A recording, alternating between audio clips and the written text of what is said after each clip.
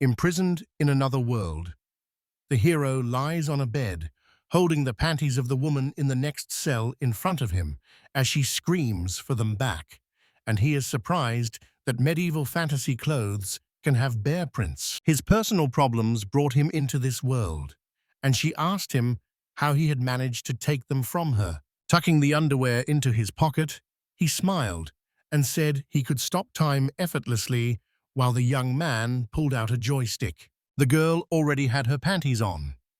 The hero twirled the keys in his hand while Nena asked if they were for the cell. The prisoner asked whether he had stolen them from the guards. The man said he had borrowed the keys briefly and had already returned them. Yesterday, the young man said that after being sent to prison, he stopped time, borrowed the keys, freed himself from the handcuffs, and went to the city. He had duplicate keys made at the gun shop, which took about 2 hours. During that time, the man looked under the saleswoman's skirt and checked her underwear. After buying food at the market, Sakai returned to the prison, left the original keys with the guards, and handed the panties back to his fellow prisoner. The hero asked if she wanted details, and the girl said she did not. Finding it odd, she asked why the young man had ended up in prison despite his remarkable ability. Kuzuno held apples and asked if she truly wanted to know, while the girl stayed curious and, seeing the fruits, looked surprised. The prisoner introduced herself as Nina, a professional thief, who asked them to ignore her appearance, and Sakai gave his name, saying he had not found his craft yet, since he had arrived in this world only yesterday. The girl asked if he was a foreigner. The young man said yes, and to pass the time, he began to tell her about himself. A photo of him posted online became a joke and got 20,000 reposts in 24 hours. The protagonist was stunned. Commenters found his school and his life was ruined. He could no longer be in his world. Ultimately, Kuzuna wanted it so badly that he ended up somewhere unfamiliar. He wandered at first until he reached this city, and its people looked like characters from fantasy games. The hero found a joystick in his hand. He realized he was in a video game, but did not know the joystick's purpose, so he pressed every button. And at first, nothing happened, and he had no money. Kuzuno pressed more buttons and watched everything around him freeze, realizing the pause button worked. It was real, and the man took advantage of the situation by looking at the girls and lifting their skirts. He ran through the city, kept misbehaving until time seemed to stop, and lifted the hem of the night girl's dress to look at her. Pranan became increasingly convinced of what was happening and checked under the clothes of every girl he met on the road. Exhausted, Kuzuno lay down in the middle of the market and savored the moment. To his knowledge, this ability was one of the most powerful. Even Dio had been seen as invincible until an enemy with a similar skill appeared. With the money he took from the bad guy, the hero could eat well and find the best hotel in town, and he left excited to look for a place to stay. Later, after getting enough sleep, Sakai noticed a timer in his rhenium field and wondered about its purpose. Eventually, he realized the timer was counting down his time. The display showed 50 hours, 24 minutes, 58 seconds. He had entered the world around lunchtime the day before, leaving 3 days before it ran out. He had to figure it all out. Sakai quickly got ready and ran back to the prison, furious at himself for wasting the whole night asleep in frozen time without fully understanding the game. At the end of the story, Ninja understood nothing and shouted that he was starting to annoy her. The hero told her to check, saying that if she discovered she had no panties, then he was telling the truth. The girl shouted that he was disgusting. Kuzuno kept thinking about what would happen when the timer hit 0 and wondered whether Mario had a single chance to win or lose, or several chances. No clues appeared, and he wasn't even sure he'd learn the truth at death. So the hero reassured himself that he had a pause button and decided his time was limitless. The boy gathered information while time stood still. Kuzuno discovered he could match the local symbols to Japanese text. He assumed he was in a newcomer's city, so there would be rules and conditions for the game. A man walked through the city streets, wondering whether a boss existed in this world and whether he should defeat him. The hero entered the weapons shop and met an attractive clerk, even glancing under her skirt. He looked over various weapons. One sword caught his eye, and he was also interested in the armor. He took a long sword and left town. Before facing the boss, Kuzuno should have trained on weaker monsters. Villages and weapon shops showed monsters existed, but he did not know where to find them. In the forest, he watched a small monster stabbing the traveler's body with a knife. The creature noticed the hero. It lifted its weapon and charged at the man who had stopped time. He pressed his sword against the opponent's neck. With a single blow, Sakai cut off the monster's head, then restored time and found himself already surrounded by the slain monster's kin. The hero used the same trick to kill the goblins quickly without breaking a sweat, so he ended his training there and was ready to kill the boss. His story ended there, but Nina still did not understand how he ended up in prison, and Sakai repeated that he had to defeat the boss of this level. He learned the city staged survival fights where prisoners had to fight monsters, and the girl said the prize for winning was freedom, but no one ever managed to leave. Kuzuno replied that this was why he had decided he could meet the boss in the arena. After bringing the traveler's body and admitting he did it, he was locked up, and the young man now waits to be sent to the arena, while Ninya says the king always attends such events with his daughter. At that moment, the Minotaur ordered the boy to stand and put his hands behind his back. The guard said it was his turn to die. Ninyanya asked if the hero would be punished despite his innocence, and he confirmed it. As he left, Sakai wished the prisoner good luck and regretted that she would not be able to watch him face the monster. She laughed and said she would decide for herself what she wanted to see. Twirling the keys, Ninanea reminded him she was a professional thief and not to judge her by her appearance. Wanting to confirm her new acquaintance was lying, Sakai was led down a corridor straight to the arena. The gate opened, the boy's handcuffs were taken off, and a bright light hit his eyes. The crowd screamed as the fighter entered the arena. The audience saw the challenger as weak and frail and expected him not to last long. The princess tried to tell her father she did not like watching that kind of entertainment, but the king cut her off, saying it was the royal family's duty because a ruler should know how people look when they are bleeding. Kuzuno spotted the princess immediately. He froze time, peered under her skirt, and climbed up to the others. Afterwards, Kuzuno jumped back into the arena. Resolved to reunite with Alicia after the battle, the hero vowed to do everything in his power to win. The host announced the demon's entry into the arena, where hundreds of prisoners had taken refuge.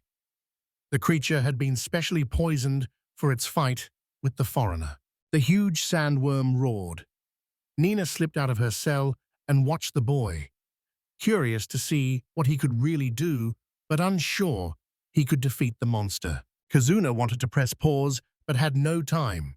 The monster spat a strange liquid at him. He dodged it, chose to stay out of it, and it went straight into the stands where the explosion occurred. People ran from the attack, someone injured their hand, and the crowd screamed as acid spread through the air. A drop landed on the hero's clothes, making his arm hurt. Drawing his sword, he prepared for the next spit. The young man stayed confident because he could stop time. Equipped with this ability, he ignored the acid and struck the worm with his sword. The blade bounced off and flew into the air, leaving the weapon's handle in his hand. His hardest stone was the monster's body. Climbing the stands, he searched for the city's best sword, and it had been 3 days since time stopped. Sakai acquired a sword called Behead after realizing from his previous attempt that he needed a blade with 200 attack to defeat the worm, and he took it from the king's knight. East struck the monster with his sword. Even this weapon could not break the monster's defenses. The problem was not the sword, but his own strength. Time stopped. Nenya stood frozen, curiosity in her eyes. The royal family remained standing, watching the arena. 275 days have passed since time stopped. During that time, the young man trained and kept count of the days. After many trials and errors, the boy had made his body stronger, and now it was time to face the monster. He cut off his long hair with a sword and put on his clothes. The hero approached the sandworm Sankichi, his longtime companion. The young man would not forget his friend. Sakai gripped his sword with both hands. He knew the monster's outer shell was the toughest, and under it lay a hard, muscular layer like tiles or scales, and no warrior could defeat it without that knowledge. After many failed attempts, the young man finally understood that the key was to strike the enemy with the tip of his sword at the right angle. Convinced that even such a creature had weak points, Kuzuna ran toward the worm. He struck the monster in many places all over his body. When the boy finished, time resumed. The worm screamed one last time and died. The audience could not understand how it happened. Ninja stood speechless. People cheered that it was amazing and admired the winner. No one realized the hero had spent over half a year on it, and the victory had not come easily. Sakai was tired, but glad to have passed the level. Ninja shouted that this man was incredible. The king asked who this prisoner was. The princess reminded him he was no longer a boy. The girl said he was the man they were looking for. Kazuno was their hero. The man said the winner could defeat the Lord of Darkness. The man noticed the countdown was still running and found it strange, with the display reading 43 hours, 39 minutes, and 3 seconds. A regular second-year high school student who could stop time had less than 2 days to live, and he couldn't understand why he was such an unlucky hero. Furious that he had spent so much time killing Sankaji and still failed to complete the level, the hero looked at the princess and asked for instructions on how to stop the timer. Time resumed. The young man knelt before the king, who rewarded him for defeating the sandworm. Kuzuno was now free. A man stepped closer to the boy and said he had information that the traveler was killed by goblins in the area. The king asked why he lied, and Sakai said he only needed to kill the boss. He said he had to defeat the area's strongest monster, and the man added that Alicia might be right, that their savior was standing right in front of them. In Vaz's name, the second Bellini, the king declared him a national hero. The man said he was addressing him. He said a monster lives in the farthest gorge that has tried to harm their citizens' safety and lives, and now cutting it down will calm him. The player realized this might be his quest. The princess stepped up to Kasuno, took his hand, and wished him luck. During the pause, he acted the same. But meeting Alicia's eyes made him feel something special. He told her to rely on him. She asked that he call her by name.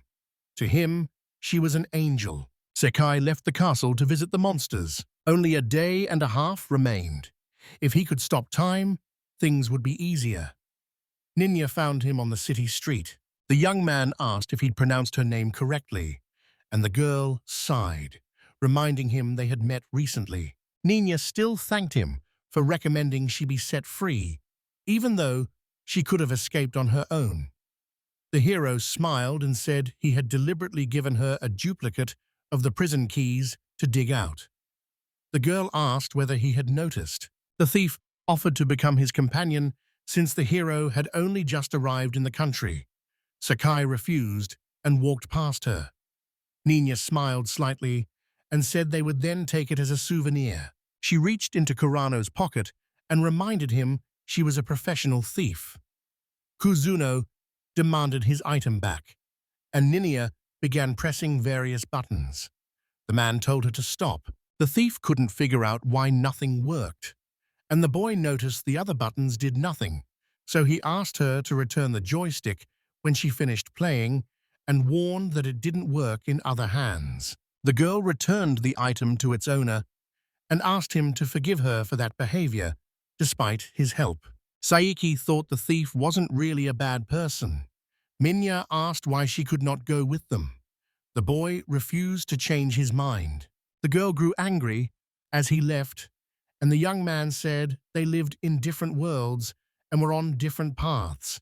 The joystick worked only in the player's hands, which surprised him and proved a very useful discovery. Kazuno arrived at the mine, and his adventure began. They entered the ravine.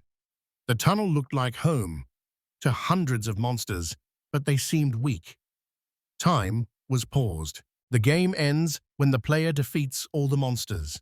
With little time left, the hero hurried and found empty chests in the gorge. Moving deeper, the young man realized he had been walking the labyrinth for a long time and began to doubt that such difficulty belonged on the first level. The monsters here were clearly powerful. Sakai realized that no matter how many lives he had, he could not defeat them all without special skills. He knew he could not explore the dungeon alone. The hero found another empty chest and grew more curious with every step. A reptile with a shield and a sword stood in front of him, looking like the dungeon boss, and Kuzuno assumed he had to kill it.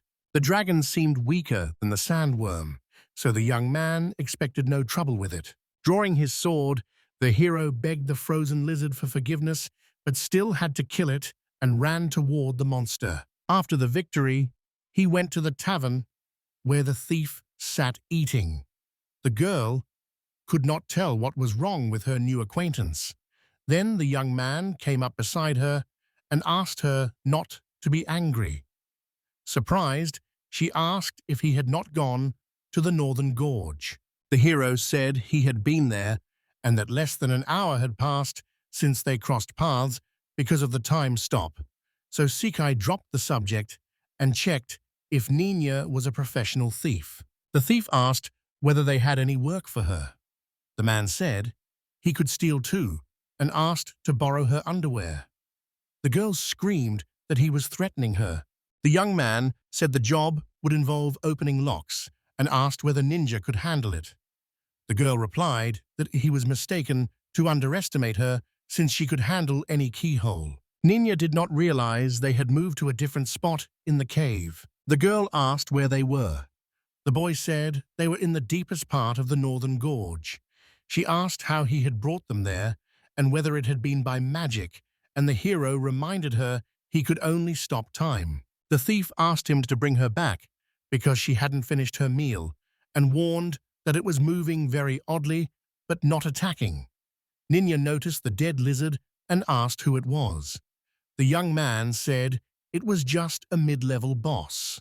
Sakai pointed at the gate and said his target might be inside, but he couldn't find the keys. The hero figured they had been in one of the chests, which were empty, and asked whether she could open the gate. The thief went to work. 2 hours passed, and Kuzuno began to doubt and regret that he had disturbed her and wasted her time.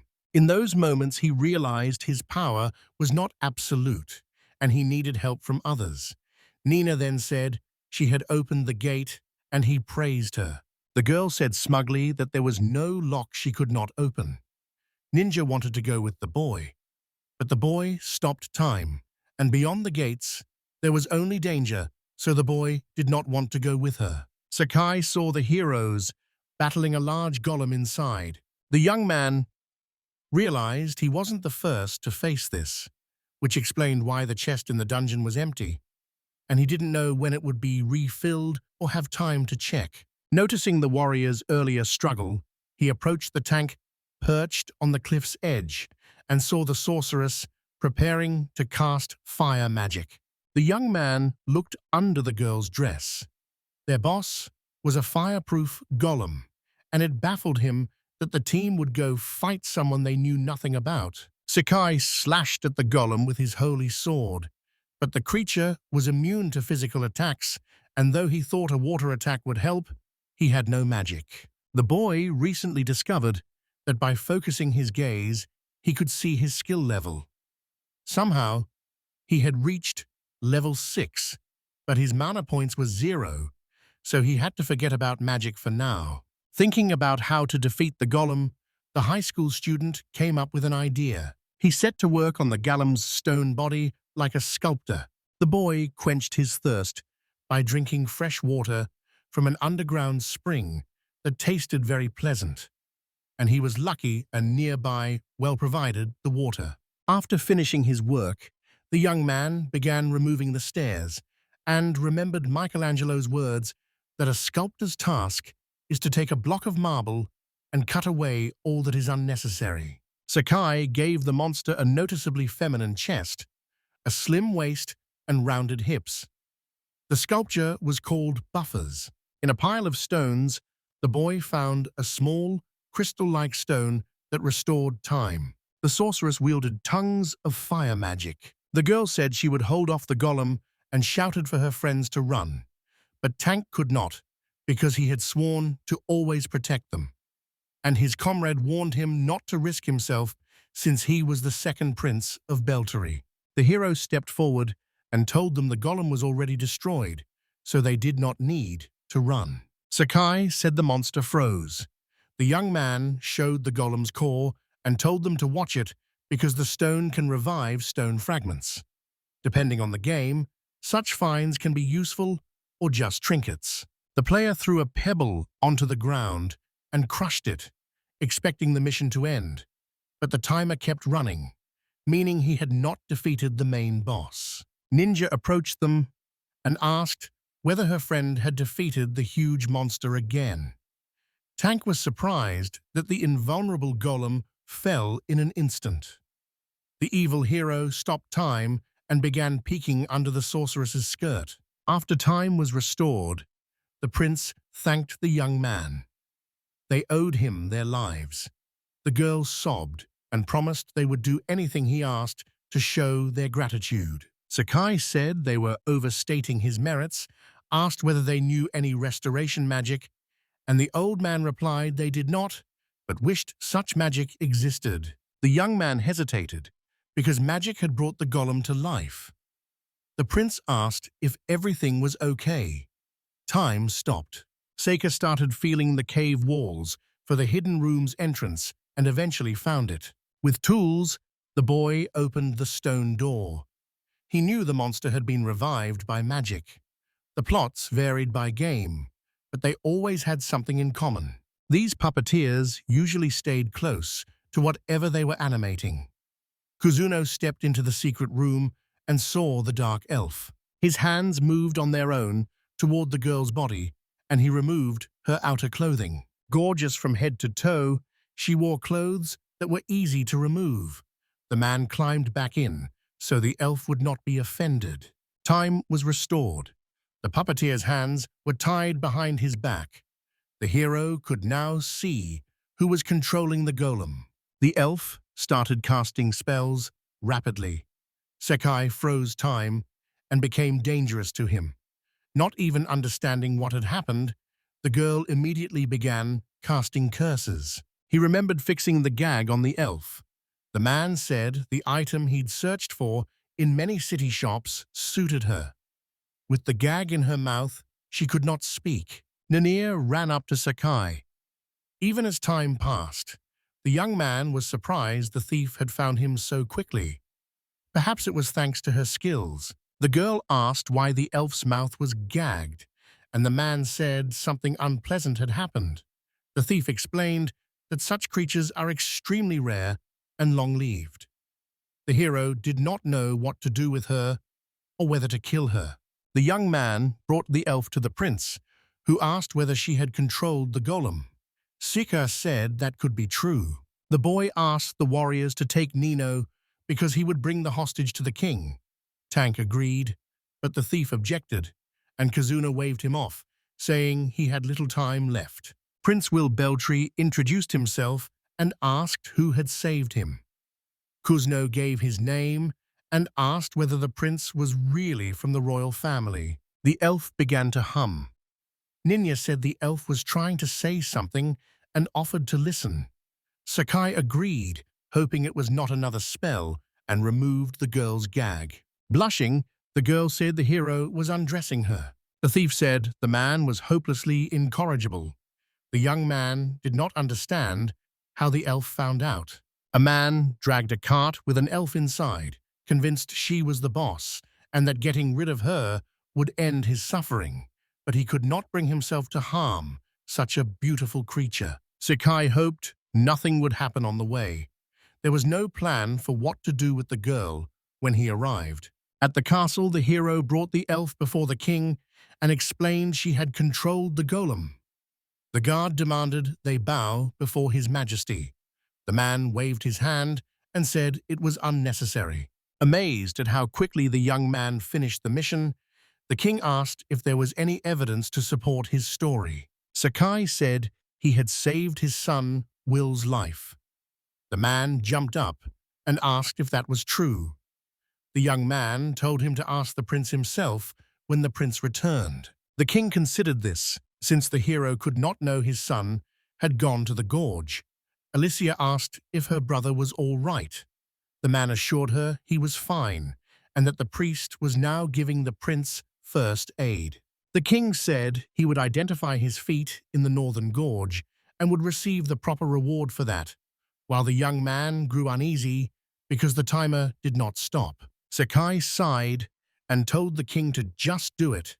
He had already saved his son from death, defeated the golem, and brought the elf to his majesty, but the hero still had not completed the level. The man did not understand what he was talking about. Kuzuno bowed politely and asked for a real task. He hoped for a challenge tougher than the monster-infested northern gorge, and the king thought a moment and said such a test existed, though the hero might find it odd, so the hero asked him to explain more. The king blessed the hero for the mission to destroy the goblins that had settled in the western ruins. The hero accepted the task. The princess approached him. Grateful, she took his hand and thanked him for saving Will, and at least she was very sweet. The hero decided to look at her again and lift her dress. He was ready to begin the countdown that had already bored him. Sakai said goodbye to the king and asked what would happen to the dark elf. The man said she would be sentenced to death. The boy asked whether she would also have to fight the monster in the arena. The king said that was the law.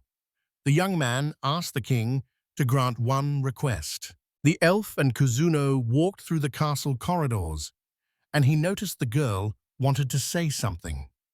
The hero asked about her promise not to cast terrible spells, and she nodded.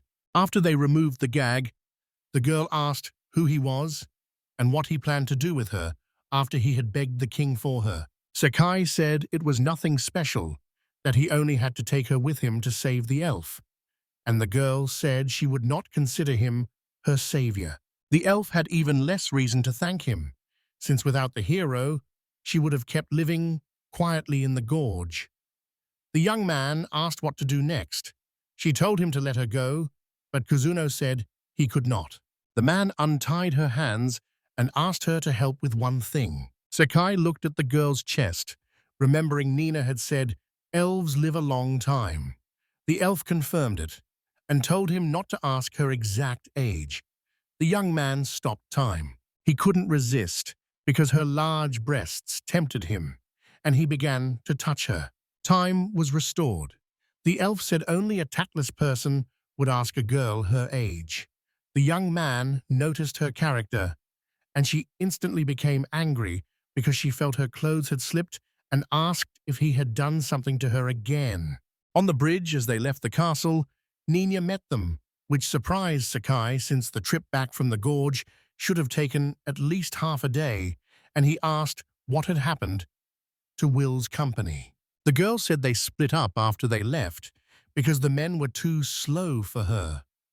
The hero thought speed was one of the thief's skills. Ninya asked what he planned to do next. Sakai said he had taken on a new quest to destroy the goblin lair. The thief was surprised the king had sent a national hero to destroy goblins. The young man said she was overestimating him and that he had his own reasons, and the girl dropped the subject and said she would show him the way. A boy pulled out a bag of coins and showed it to her. It was the reward for clearing the gorge, and he wanted to use it to pay his debts first. Ninya told him to forget it. Suddenly, someone called the hero. Warrior girls stood before him. One introduced herself as Cloud Beltree and said her brother owed him his life. Ninya warned the young man that a princess stood before him, the sister of Alicia and Will. The girl raised her sword and pointed it at Sakai. Cloud couldn't believe that while she had been fighting bandits at the border, a human had defeated a sandworm. The young man did not care and was about to leave, telling her to ask her father, while guards might shout that a boy dared address Her Majesty, which irritated Kuzuno, and the archer drew the arrow. The hero immediately noticed Cloud was a beautiful girl, but the ammunition would be difficult to remove. And though he wanted to look, he did not want to waste time or energy on it. Wanting to leave, the young man found an arrow stuck in the ground beside his foot. Tim's Cloud challenge. I felt sick and angry because even he could die from an arrow in his back. The warrior doubted the boy deserved the title Brave, so she decided to find out who he really was. The hero had no right to leave. Kazuno didn't understand what she meant. The elf told him she did not want to interfere in their squabbles, but warned that if the king's daughter drew her sword, he should not expect mercy. The young man asked if this was true and was told yes. The elf explained that Cloud had cast an attack spell on her sword called Lightning Sword. It was a very fashionable spell. The hero was surprised that the princess had prepared ahead of their meeting. It was a trick often used by night mages, she added. Sakai grew irritated and said the challenge she had thrown down was like a gun pointed at him. The boy told her to stop pointing her sword at him. Cloud asked what he would do if she did not stop. The boy said she had asked to be disarmed and had stopped time. Approaching the girl, he decided to put his sword away first. Managing the iron glove proved difficult, and he wondered whether the city had any gloves since the attack was called latining. After 20 minutes, he managed to put the dangerous sword away, but knowing Klaus's character, he thought this would not be enough to calm her. Sakai began removing the leather belt from her back, which had made dressing uncomfortable. Slowly, he removed her armor and finally reached her chest, slightly smaller than an elf's, but just as soft. Kuzuno removed the princess's clothes and restored the flow of time. She blushed and started to cover herself in shame. Smiling, the man said he had warned about disarming. Indignant, the shooter drew the bowstring and told the hero to say goodbye to life. The mage began casting, and the elf warned it was a rare spell called the Arrow of Inevitability, whose tip would likely be poisoned. The boy could die, and Sakai, angry, declared they would all be disarmed. Sorry, I can't help with content that sexualizes minors. I can rewrite this using women or people instead if you want. Cloud did not expect such an attack, and Ninya said, Sakai is terrible. The princess asked what he had done to her and where her armor and weapons were. The man said they were right in front of her. Believing the girl had not noticed her things because her armor was folded like a swan, the hero tossed her sword into the moat since it was too dangerous and let her search for it. The other girls noticed their clothes were neatly folded. The shooter saw the underwear was out of place. Sakai regretted sorting them by chest size because it caused the underwear to get tangled. Ninya called him an enemy of women. The hero defended himself, saying it was better than killing one another. The elf heard this. Cloud was very angry. Disgraced, the princess left with her people, telling him she was giving him a chance to leave this time. The girl warned that next time she would reveal the hero's true form to the king. Sakai replied that if she challenged him to another duel, he would show his skill in the middle of the city. Cloud left. From the window, Alicia watched as the young man calmed her hot-tempered sister and avoided bloodshed. He looked more like a wandering magician than a brave man. The man urged them to hurry to the western ruins and ask Nino where the elf was. The thief replied calmly that she had run off somewhere, and the hero was stunned. The girl raced through the forest. When Sakai appeared, Ratoa said she should not be underestimated. Unable to find the elf within the expected radius, the man expanded it and found her after 3 days. The girl said she did not understand what he meant. She tried to leave, but her legs were already tied. Kuzuno pointed out they had not met and introduced himself. The elf said her name was Fury. The rope around her legs came undone. The young man was pleased that she was finally behaving well. The girl said their acquaintance was pointless. The guy asked why, and Furia said she would soon be killed. Fury asked whether he had ever wondered why she was hiding in a ravine full of monsters, sheltering in a secret room, and using a helmet as a guard. Sakai hadn't noticed the girl hiding and was surprised. The elf said the girl had been captured and taken to the king, so everyone now knew where she was. Her life was in danger. Armed mercenaries could attack at any moment, so she asked the young man again if he understood and repeated that they were trying to kill her. Ninya suddenly dropped from the tree, surprising him with her abrupt appearance, and the girl asked if Sakai could teleport. The boy said he ought to be amazed that it took him 3 days to find Fury while the thief did it in 5 minutes. The girl replied that she was just good at it. Ninya greeted the elf and introduced herself, then remained silent. The thief wanted to ask the hero what was going on. The girl led the boys to a man tied to a tree, and a boy asked who the man was. On closer inspection, Sakai realized they were assassins, and Nini was turned the other way. Another hired killer hung upside down in the tree, like the previous one. Ninja revealed several more assassins linked in various ways. The thief pointed to the last man hanging from a tree, completely naked.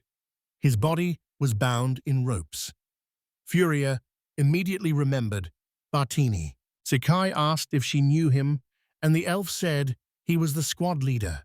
Ninja asked if the boy had set traps in the forest. He admitted it and said that when he stopped time to look for Furia, he ran into some suspicious men. Hidden in the bushes and behind the treetops, they were hard to find. When the boy found the assassins, he saw they were trying to surround Furia, so he tied them up and let the girl decide what to do. The elf promised to take care of them and began to read the spell. Placing the crystal in the ground, she summoned a golem. The monster was huge, towering over the hanging assassin. Ninya was delighted. Hearing the man's groans, Furia asked if he would beg for mercy and reminded him they had attacked her village and killed her sister. After selling the elf into slavery, the bandit said what she planned for the assassin was only a small part of what he deserved, and that the Furies would kill him. The man was crushed. The ninja said he looked like a smashed watermelon. I felt sick and vomited. All that was left of the bandit was a pool of blood. The young man's voice turned weak and full of fury. He asked whether she would join him. The man said he wasn't asking her to be his woman. Instead, he offered a mutually beneficial arrangement. Kuzuno offered the same to Nina, and the girl's eyes lit up. The elf tried to say she was against it, but the thief interrupted her. Hugging Fury, she said they agreed. After all that had happened, with only 25 hours left on the timer, the hero began to doubt he would succeed. While still a prisoner fighting a worm, Sakai froze time to find a sword that could kill the monster and ran across the city. Running to a hotel, The hero saw a beautiful swordswoman checking in and immediately wanted a closer look. He noticed the sword she had handed to reception. On the table, he saw a receipt signed by the sword's owner, Lifoy. The weapon was also nicknamed Decapitated. Sakai checked under her clothes and asked if she would lend him her sword. When the hero took the sword and promised to return it, he forgot to put the girl's clothes back on. And when time was restored, she stood upside down in front of the hotel administrator. Leif felt ashamed and embarrassed. She cried out, asking where her sword had gone, and tried to hold back her tears. Nina asked whether the hero was heading to the western ruins overrun by goblins and offered to help. Simply showing him the way would be enough, the boy replied. The girl sighed, saying it was always hard for her to explain anything. The young man stopped time. Moments later, he appeared before the girls with a map of the area and asked them to show him the route. Nini asked if he always carried the map, and Sakai said he had bought it in the city. Pointing to the ruins, the thief asked whether they would come with him. The player said he would go alone. The young man had little time to spare. The timer read 25 hours, 7 minutes, 19 seconds. Only 1 day remained until the countdown ended. The hero knew that in the worst case, he would die. The only way to avoid that was to finish the level. Kuzuno had to focus on his mission now. He wishes he had not wasted time, as when they arrived at the castle yesterday and found it closed to visitors, and the guards told him to come back the next day. Refusing to accept it, after hauling the elf in a cart the whole way, the boy demanded an audience with the king. Strahd stopped him and said the king was resting and would receive no one. Sakai was angry. In the end, they had to spend the night with Furia in the living room. That evening, she was bathing in the tub with a gag in her mouth, and the young man did not want to miss the chance to look at her and stop time. Approaching the girl, he said he was acting out of concern, and because she was a beautiful elf. The man studied her body with interest. Night came, so he had to sit idle until morning, while Fury slept in bed, and the hero hated waiting because he wanted to act. Arriving at the ruins, the young man found it empty, more like an archaeological dig than a goblin lair, and he began calling out to the monsters. It was pointless because time had stopped. Sakai started walking around, searching for monsters. After a while, he stopped and figured the goblins might have left. The hero refused to accept that he had to wait for someone to show up again. Deciding to search for the monsters himself, he was unsure if they were the ones he was after. He believed he was in a real game world, where events only happen at set times. If he was wrong, all his previous attempts to stop time would be pointless. It reminded Kuzuno of the mindset of people who are bad at games, who borrow coins to pay off other loans, and he thought about it. Walking through the forest, the young man found goblins and killed them immediately.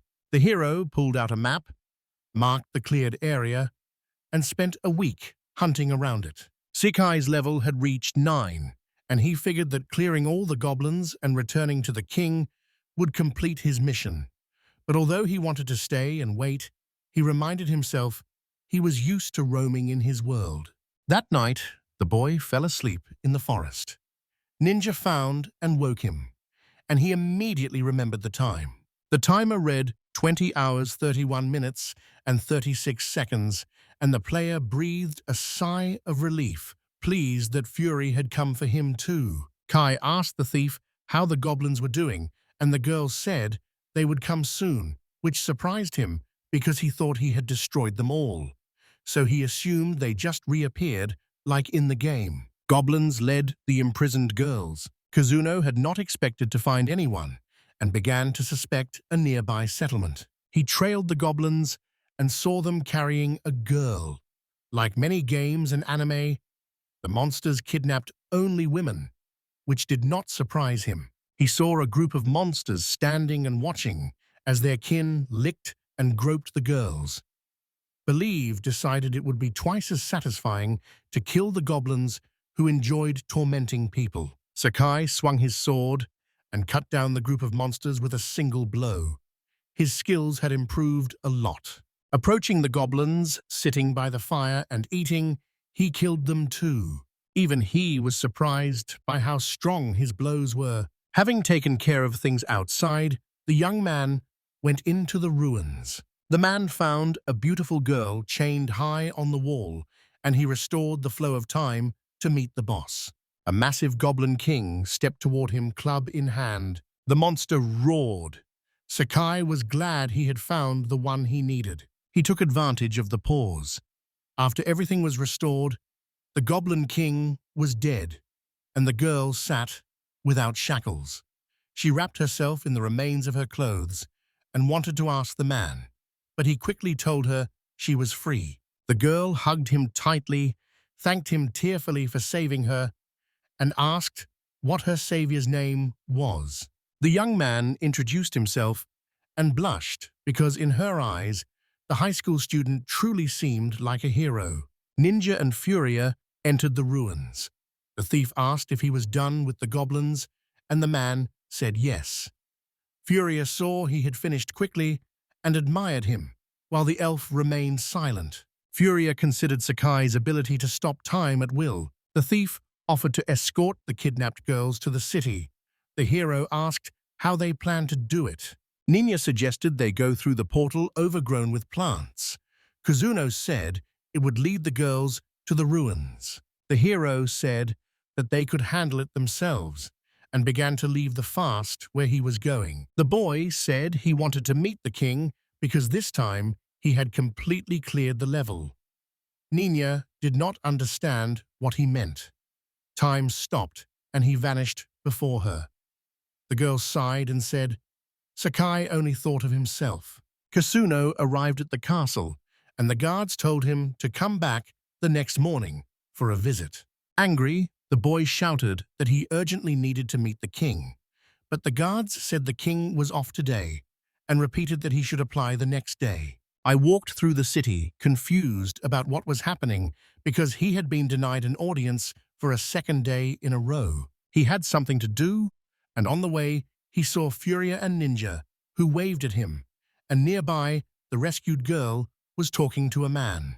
Seeing her savior, she threw herself into his arms, and the man went to the boy and asked whether he had been the one who saved her, which the daughter confirmed. Cornelius, a local merchant, introduced himself as the father. To show his gratitude, Cornelius invited Sakai to stay the night. Sakai said he had other things to do. Fiona insisted because she wanted to thank her savior somehow. Kuzuna froze time and couldn't stop himself from undressing the girl to look at her more closely. Afterwards, the young man restored the flow of time. Fury stepped forward and accepted the invitation, since the elf did not expect anyone to object to spending the night in warm, soft beds. The hero did not care. Night fell, and the elf stood in the hallway, looking out the window. Sakai called to her and asked whether she was still denying his offer to cooperate since she kept following him. The girl told him not to hope and not to delude himself. A man approached her and asked her to help him use his time more productively. When Kuzuno arrived at the castle with his company, the king praised him because they had been receiving thank you letters from the rescued girls since early morning. The man said the young man deserved a special reward. Sakai couldn't understand why the countdown was still running. He was sure he'd killed the level's top brass, and now doubted whether he'd understood the rules. When the street suddenly changed, dark clouds gathered over the kingdom, and the king rose from his throne in surprise. Kuzuno felt hopeful that this might mean he had succeeded after all. A sudden burst of fireworks lit the sky. Everyone watched. The boy noticed the sign marking the level complete. The princess said the fireworks were for the chosen one, destined to save their world. Their hero was Kuzuno Sakai. Relieved, The young man dropped to his knees. He had been right about everything after all. The joyful countdown suddenly sped up. The timer now read 71 hours, 59 minutes, and 58 seconds. He was given 3 days again. Alicia said she was impressed with Sakai. Approaching the hero she had imagined, the princess asked him to defeat the Lord of Darkness. Unable to resist, he stopped time again to look under Alicia's clothes and was surprised to learn he was destined to save the world. Nania praised the hero for saving the world. The elf asked what he planned to do next. The man didn't know the answer and wondered how to move the plot forward when someone suddenly reacted with surprise at meeting him. The warrior Sakai had saved from the golem stood there, a disgruntled girl at his side. Close snorted, promised to reveal their savior's true nature, and said he would tell her not to be rude. Kuzuno stopped him, saying it was fine, since he could not take her seriously without a sword or armor. Sorry, I can't help rewrite content that depicts sexual assault. I can rework the scene to keep the revenge angle without sexual violence. For example, he stopped time and grabbed her arm to taunt her, or he stopped time and exposed a secret to embarrass her. Tell me which option you prefer. The young man undressed her completely and examined her body. It was not the time, he told himself, because the hero still had not figured out which step to start the second level with. Kazuno restored the flow of time, and the girl scolded the hero, telling her brother she had reasons to be rude to their savior. Cloud noticed her clothes were filling out across her chest. Sakai asked Will if there were any monster-slaying missions, and Will reply that after the golem test, the government's incident register was empty. The young man did not know what that meant. The warrior said they were appeals for help to the king. Kuzuno asked whether that meant some petitions were settled by the people themselves. The warrior confirmed this. Ninya said a nearby guild pretended to be an inn where they could take on a quest. When the boys reached the place, Sakai hoped they could find a suitable task. The thief explained that adventurers come to the tavern to eat, rest, and take on another quest. The young man waved her off, saying he already knew. The boy realized this world had guilds too, and when Fury called the hero by name, he grew nervous. Kazuno froze time and made an inappropriate move toward her, and when time resumed, the perceptive elf immediately realized what had happened. The traveler stood before the trial wall. News said the capital was calm because there were almost no strong monsters, so quests were lucrative. It did not surprise her that there were few strong fighters. She knew you should not judge by appearances and could not be fooled. The adventurer was sure no one could match her skill with the sword, and the girl could read people like books. Surrounded by weaklings, she chose the toughest quest and found it easy. A drunk man approached the traveler and said that quest was so hard no one had taken it in 6 months. Pointing to another task that involved catching 10 escaped roosters, he said it would suit her. The girl said it was foolish to judge a person by his appearance and asked what about his clothes. The man was confused. Before he could ask what was wrong with his clothes, the adventurer drew her sword and began cutting the clothes he wore. The t-shirt immediately fell to the floor in small rags. The girl said she had simply wiped the smile off his face and added that if he could correctly judge the person in front of him, he would understand he faced a powerful master. The traveler walked past him and sat at the bar, knowing she had to be careful in a place where she knew no one. And then her sword suddenly vanished, and a few minutes later reappeared under her hand, which was very strange. A hero stepped into the tavern and asked Fury what she wanted to say. The elf asked where aliens like him came from. The boy said she wouldn't understand anyway. The girl found the answer stupid. The visitors were surprised to see a real dark elf. Sakai said he wanted to ask her a question too, then asked her age. That made her angry. Kuzuno noticed the elf could identify spells from far away. She said she had keen hearing and twitched her ears, and he understood why people were surprised since dark elves were very rare. The boy said Fury could handle a lightning sword and arrows of inevitability with skill. She replied that he knew nothing about her but wanted to see how elven girls use magic. Someone suddenly tripped him. He collapsed to the floor. The traveler watching the boys dismissed him as a worthless adventurer. The drunk laughed, saying the hero was having a bad day.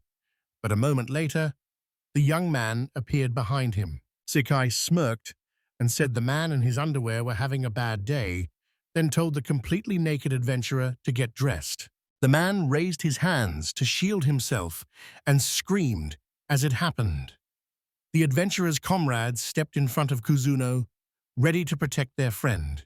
He urged the girl to put the knife away. The hero warned he would have to disarm them if they did not stand down. She refused to give in, and her friend recognized the young man as the prisoner who had defeated the sandworm with one blow. A girl ended up naked in the middle of the tavern. Nina scolded Sakai for undressing people again, but he didn't see a problem since no one was hurt.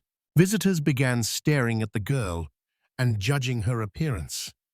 She tried to cover herself. The adventurers watching him were surprised that the man undressed the adventurers in an instant. They approached the quest wall and began to choose a challenge, but the tasks were odd and easy, such as cleaning the house, catching 10 escaped roosters, and finding the wife. Sakai began to doubt they could start clearing the second level from here. Yet an easy task could lead to something much bigger. It seemed they would have to go through everything. A traveler approached them and offered a difficult quest, saying she would take something else for herself. The girl said she would give in. They would have to explore a monster-infested tower. Ninja admired her beauty. Sakai immediately recognized the weapon as the sword he had used to defeat the worm and turned to her. She asked how the boy knew her. Kuzuno worried the swordswoman had realized he took her sword. The young man was sure he had carefully repaired the weapon before returning it, but he forgot to put it back after fixing it. Sakai told her she was a world-famous woman. The girl did not really believe him because she was from a western mountain village. From the hero's build, the swordswoman realized he had stolen her sword and stripped her. A bad feeling came over him, and he put his hand in his pocket on the joystick that tended to stop time. Time ran out for the young man. A sharp pain struck his stomach. The hero was wounded, and blood flowed from the cut. Pale with pain, Sakai fell to his knees. He only wanted time to stop and was wounded immediately. Kuzuno did not know what to say or what would happen to him. Time stood still. The swordswoman held a confident, attacking stance. The man was unprepared to fight her and could not believe she could defeat time itself. While time was stopped, Sakai walked the city streets, knowing the swordswoman had figured out how the boy defeated the adventurers, that the boy knew to strike before the enemy could react, and Sakai was afraid. Kuzuno reached the church. The religion it practiced meant nothing to him. He saw a temple attendant who could cure him. The schoolboy decided to entrust his life to her. Before reversing time, he looked up her skirt. The swordswoman swung her blade through the air, and the young man, standing before her, vanished. To her, these were miracles, and they meant victory. Knowing the blow had been heavy, she assumed the man was already dead. Ninja was taken aback when her comrades disappeared. Furia said Sakai got what he deserved and suggested searching the street for his body. Suddenly, a young man grabbed the sword-wielding woman's bare chest and asked whether she was truly confident of victory. Nina called out. The adventurer reached for her sword, but it was useless because it was not in its sheath. Sakai said he had already taken care of her equipment. The girl stood nearly naked in the middle of the tavern. Kuzuno tried to tell her not to move, but was suddenly punched in the nose. The hero called her cruel and removed her panties. Wounded, the young man went to a novice who used magic to heal him, but her power was weak, so the wound did not fully heal, and he had to stop time again and stitch it himself. After Sakai, he spent a long time toning his muscles. Recovery took a full month, even though he was healthy. A swordswoman broke his nose in a second. The young man would not forgive that. After he dressed it, the flow of time was restored. The hero knelt and asked the girl to forgive him for taking her sword without asking. And though he could do anything with it, the visitors were surprised by what was happening. The swordwoman realized her clothes and severed head were returned to her, and Sacatus's deep wound and the pus on his nose healed instantly, even though there was no time for restoration magic. She realized the guy's level would barely handle the goblins, and that rather than apologizing, he might kill her. So she became the great swordswoman she'd always dreamed of, far too soon. And the adventurer could not believe anyone was more talented than her. She draws her sword faster than the eye can react. Her strikes are feared as invisible, but she is slower than the man whose movements baffle everyone. The girl trembled at the thought that a fast, strong man stood before her. It excited her. Tillman, the sword, headed for the exit and said she forgave him. Sakai asked whether she was telling the truth, and she said she was only telling the truth. The girl gave the boys the quest. The swordswoman introduced herself as Lifa and asked for the boys' names. One of them introduced himself. Leaving the tavern, she said she would remember him. Lifa vowed that one day his blood would rust her sword. When the woman with the sword left, Sakai sighed in relief. Nina demanded to know what kind of cheap apology that was, since the man had treated Lifa so cruelly, and Kuzuno asked if she could say something better. The hero remembered being nearly killed by the swordswoman and how hard it was to escape death. The thief could not understand how a wizard like that could be afraid of anything. Fury was surprised that such a severe wound healed in an instant. The man said they should sort the quests as soon as possible, discuss the task with the roosters and with Nina, while the elf wondered whether the young man had stopped time to tend his wound, and Siki told the girl to eat while he went on business. After the thief and Fury received their orders, Ninja said the food looked delicious, said bon appetit, and began to eat. The hero then appeared before her, having finished his business. The thief demanded to know exactly what had happened. The young man said he was doing quests. The girl pointed out that only 20 minutes had passed and time had stopped. He grabbed Ninja's shirt angrily and insisted he had spent much more time on it. The man took off her panties and said not everyone could handle the job. Even with time frozen, the search was difficult. Time resumed, and he said after lunch they would go complete the task left by the swordswoman. Fury and Ninja suddenly found themselves in a different place. The thief asked where they were, and the elf said they were at the Eastern Tower. The hero praised her broad outlook and said the quest would take place here. Fury asked if he'd stopped time and brought them here himself 3 days ago. The man noticed the elf's insight, since he hadn't told her directly about his power. The girl asked if he'd touched her again. The young man said he had to carry them somehow. If they'd walked, the trip would have taken 3 days, and they would have missed the mission. Fury asked why the hero was in such a hurry. Sakai said that even if he had to stop time for 1,000 days, not a single second would pass in this world, and the task had to be finished within 3 days by their time. So the man urged them to hurry and capture the fortress. The travelers entered the tower, lined with statues. Ninian noted it was empty, with no one there except tasteless sculptures. They found no sign anyone had been in the building. No food remains, no sign of a fire, not even dust disturbed by footsteps. Everything looked as if no one had lived here for years. Meanwhile, Furia thought about the celestial beings she had only heard of in legends, noting that these places had once flourished and were even considered resorts, but now showed no sign of life. They began to examine the location. They found an unexpected hot spring.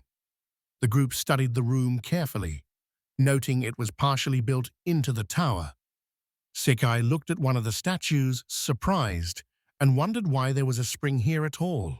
The boy accidentally touched a statue and felt it was warm, which surprised him because he hadn't expected the stone to feel that way.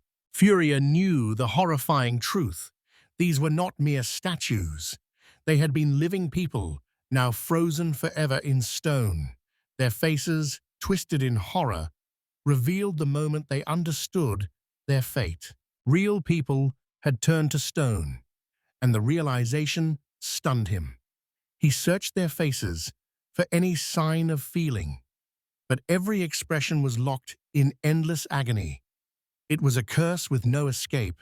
Sakai continued investigating, and the boy said with alarm that the figures looked unnervingly real, as if they were frozen people. The girl realized the Eastern Tower was off limits, and she suspected a curse was the reason. Examining the figures, the young man realized he had never seen such a terrible phenomenon before, and Nina hurried to tell him there was a male side of the source ahead, which left him unimpressed. Fury pointed to the stairs leading up, warning there might be monsters, wondering whether the boy could handle it if he really could stop time, while he hoped his abilities would help.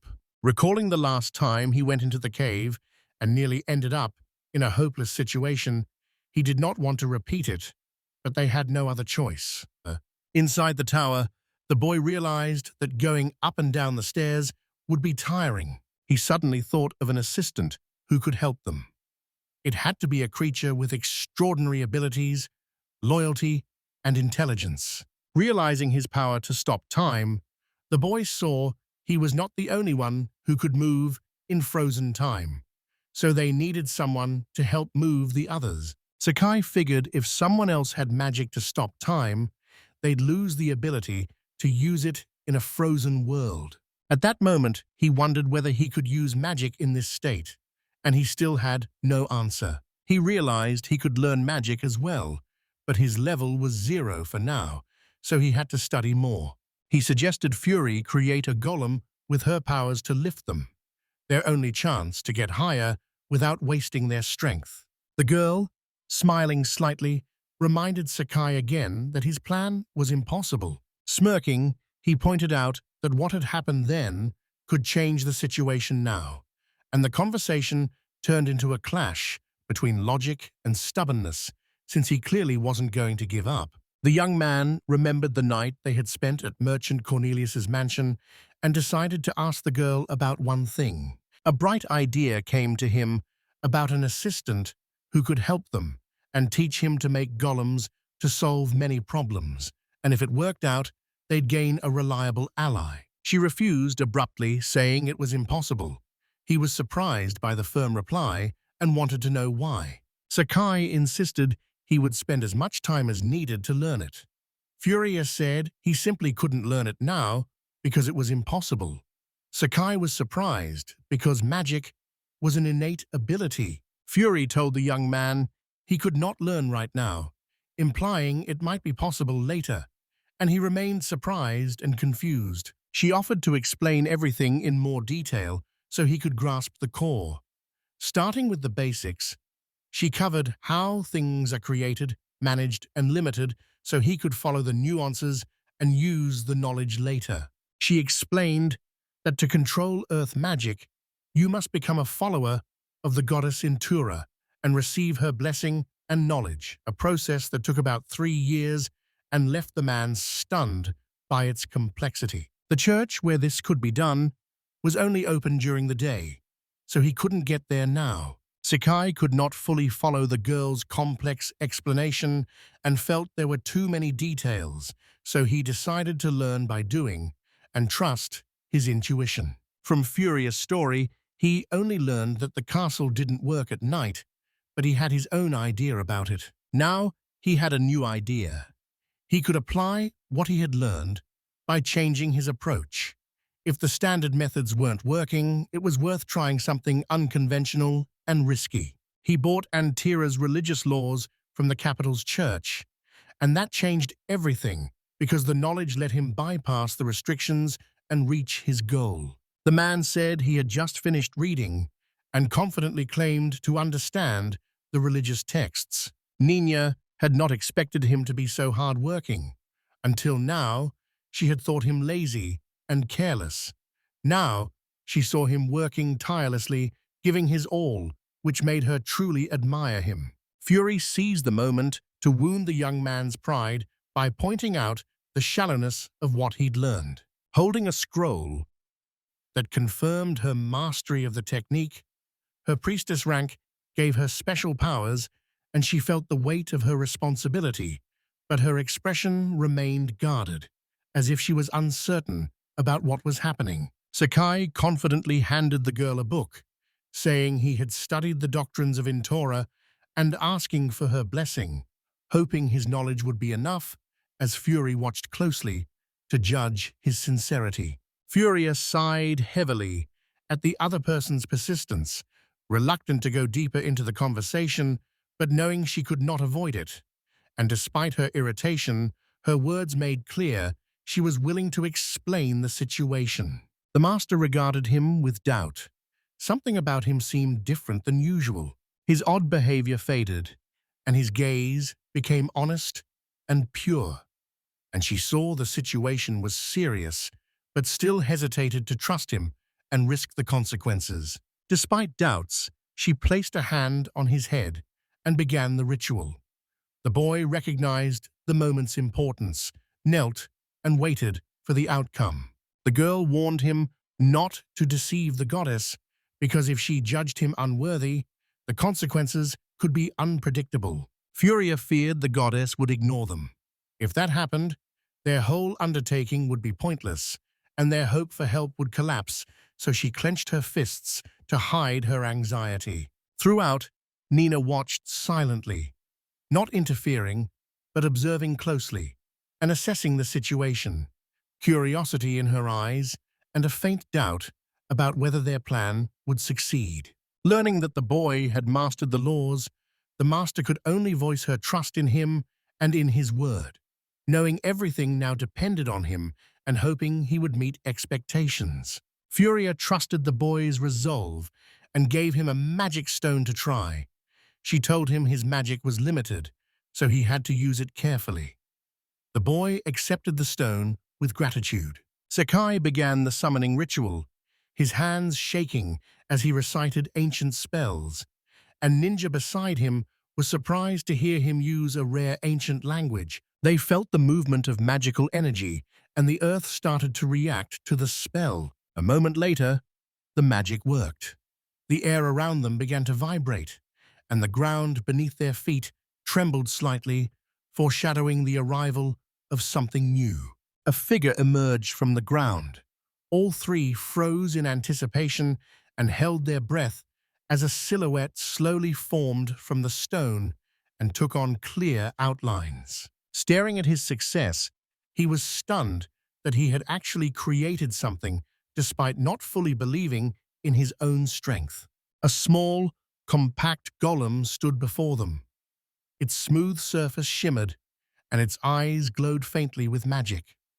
Still inexperienced, it was already ready to carry out orders. Sakai and Furia inspected it critically, noting its magic was weak, so the result was modest, but it was still a real golem. The excited young man tried to make contact with his creation, introducing himself as its creator. He watched it with pride, hoping it would recognize him right away and obey. The golem jerked away from him, not even looking at the young man, seeming not to hear him, and went the other way. Mistaking Fury for his master, he ran up to her. The golem stopped before her, waiting for commands. The girl stared at him, confused, and realized something had gone wrong. The newly created golem suddenly fell apart into a pile of stones, and the girl asked doubtfully, whether he was dead. He believed his mana was gone, but as long as the magic stone stayed intact, he could keep training. The master acknowledged his skills were not yet fully developed, but over time, he would be able to create more durable creatures. The boy realized everything depended on him alone. As his strength returned, he refused to give up and kept training. Determined, he vowed to practice until he won, knowing he had to work harder. He began the ritual again, summoning a new golem before the majestic tower as magical energy condensed around him and the earth trembled, forming a new stone figure. When the magic took effect, he was delighted to see that it had worked. With fury absent this time, he took the chance to refine his spell alone. Only he could now give instructions without outside distractions, letting him concentrate fully on the process and see how well he had learned to make golems. Training became a key step that pushed him forward, and each success sharpened his skills and built his confidence. His joy was short-lived when the new golem suddenly collapsed in front of him, and Sakai reacted in shock as it fell apart again. This time, the result was better, and unlike the first golem, it held out for at least a moment. The young man couldn't stop watching his creation, proud to see the golem move confidently and follow every order without error. Sakai proudly said the specimen was much better than the previous ones and promised to make an even stronger one next time, showing he understood the importance of constant training. After 5 days of intense training, he finally succeeded. Each session brought him closer to perfection, and his creation was no longer a static being, but a full-fledged assistant. The new golem was noticeably stronger and moved freely. Its stone body was firmer, and its movements were smoother. It now looked truly powerful and stable.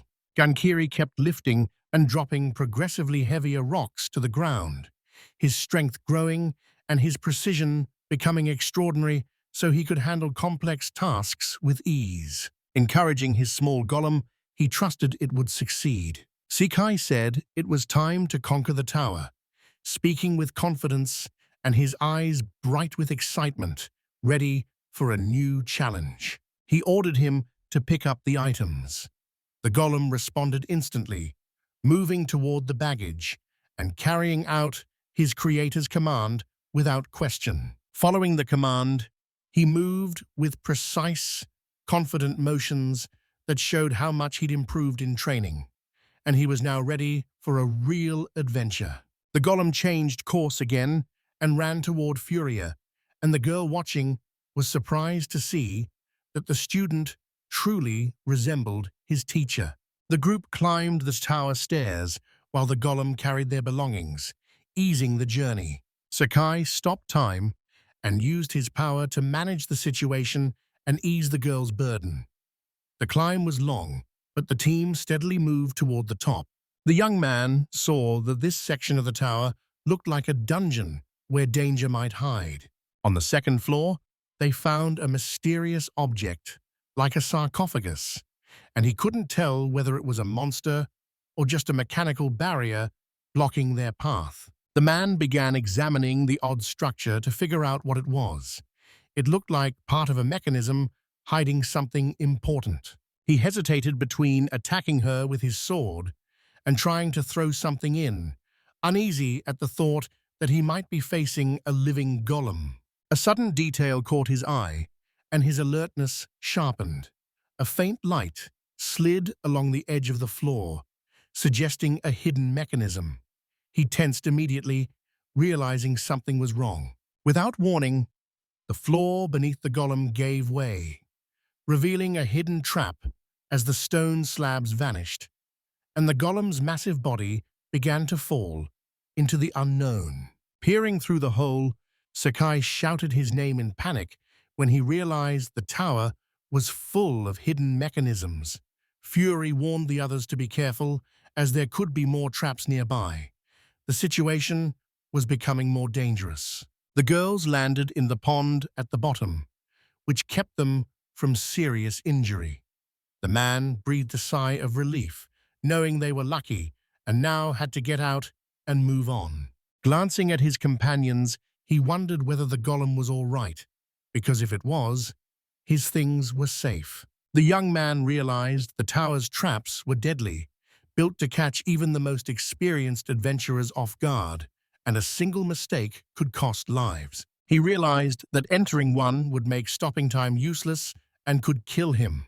Bringing everyone back to the same floor, he sent the golem ahead to scout, since it could handle most traps. To secure the path, he advanced cautiously, measuring each step and scanning the area for new threats. On each floor, he sent the Galamount ahead to survey the area. Genkidi moved forward, checking the floor for traps, while Sakai watched his movements closely, ready to intervene at any moment. The golem carried the two companions, sparing them the effort of moving and allowing them to explore the tower without risking another trap, while Sakai personally monitored the operation to keep the situation under control. The heroes kept climbing the tower, but the path bristled with deadly traps. Sharp spikes jutted out everywhere, and the walls were littered with the remains of those who had failed the tests. Sakai realized every part of the tower was a trap, and this path, while very difficult, was the only safe option. Led by the young man, the golem found itself near destruction on every floor. The traps grew more complex, and each step could be its last. Sakai kept moving forward, trusting the strength of his creation. After a long journey, the team finally reached the top of the tower. The girls let out a long breath as they looked around. The place felt empty and ominous. Ninya asked where they were, and the young man calmly replied that they stood at the very top.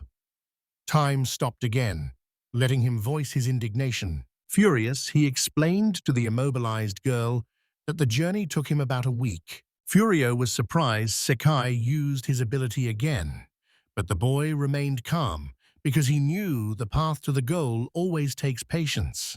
A huge statue stood before them, and at first seemed ordinary, but Furio realized it was not a stone figure, but a gargoyle. Sakai thought someone had struck the statue and knocked it from its place. The damage on the floor showed a strong force had hit it. That suggested someone else might be in the tower with them. The girl was surprised because such creatures were usually not frozen and instead acted as guards. The man said the gargoyles were extremely durable and hard to destroy, and that he had to fight one for a whole day before he defeated it. Fury was impressed by his persistence and called him abnormal, and he simply grinned. They reached a gate with no handles or locks. The young man said they had to defeat the gargoyle to open it. The gate remained closed, and a toppled statue nearby made them suspect they had not yet faced a stronger enemy. Before long, Ninja noticed something unusual. It was baffling how someone had removed the statue so cleanly and why the gates remained closed afterward.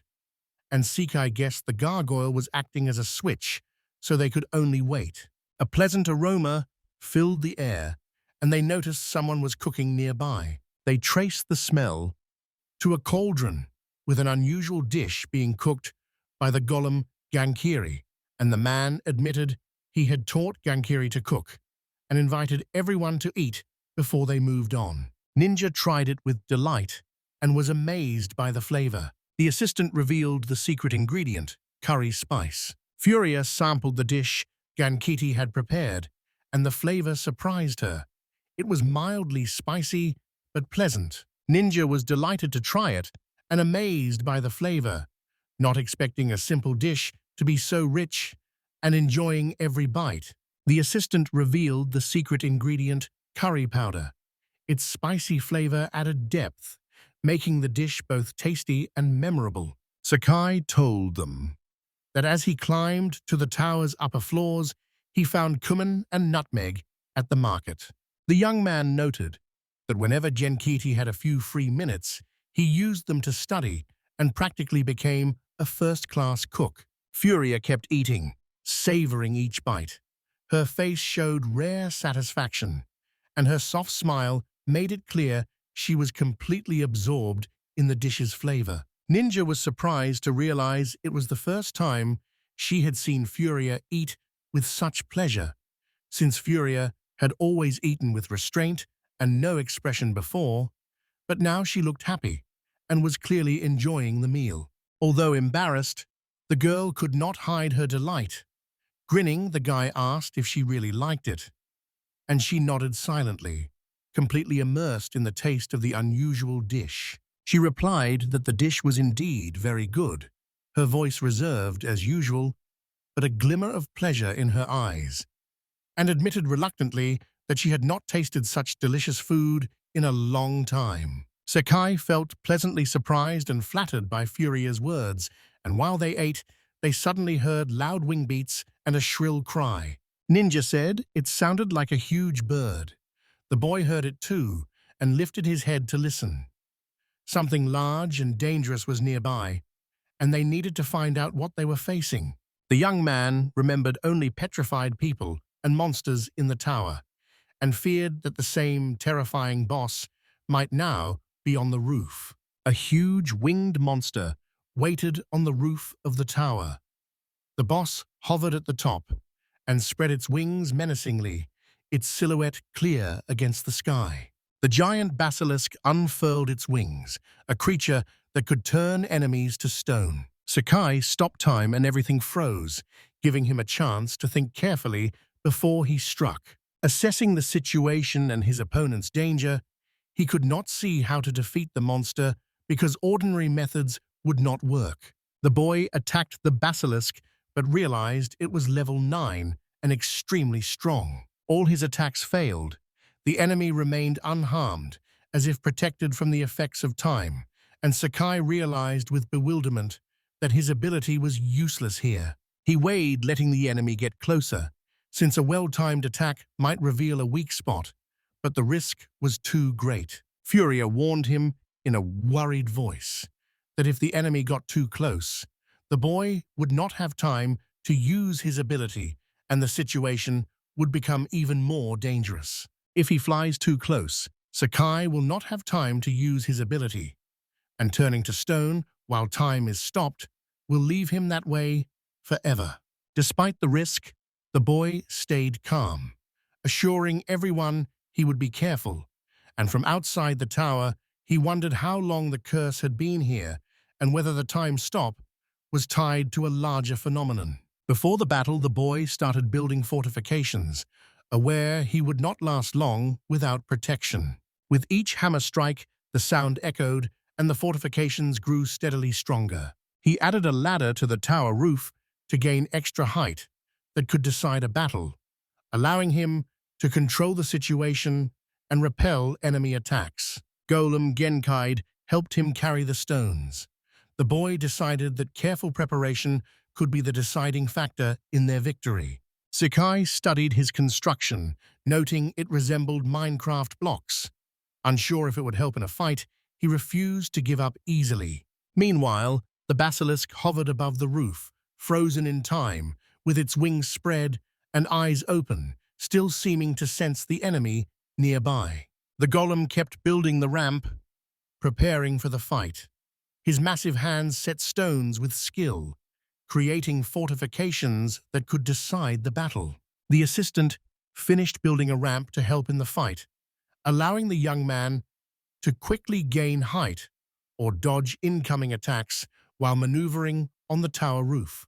Using them as support, he could get closer to the creature. Every step was measured because a single mistake could cost him his life. This was his best chance to attack. The basilisk hovered above, ready to attack.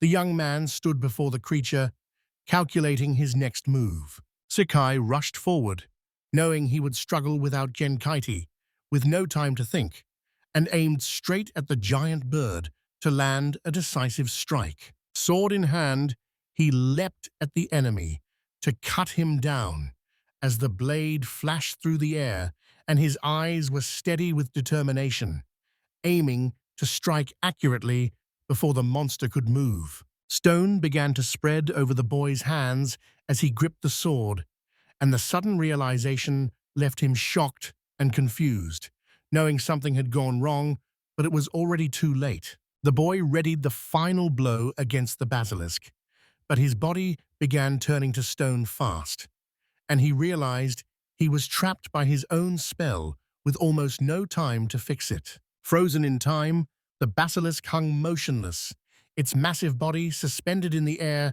with wings outstretched. Sakai wondered whether a mage who could stop time could still cast spells while the world was frozen, and the idea confused him.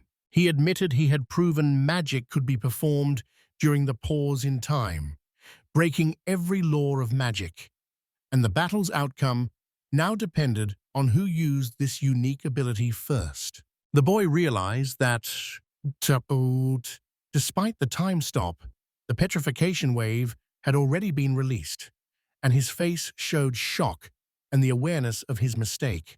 While attacking the enemy, the young man found himself caught in a stone trap, his body starting to turn to stone, and he knew he had made a serious mistake. Standing there with raised sword, he felt his heart begin to freeze as a crust of stone spread over his body, and he knew he had ruined everything.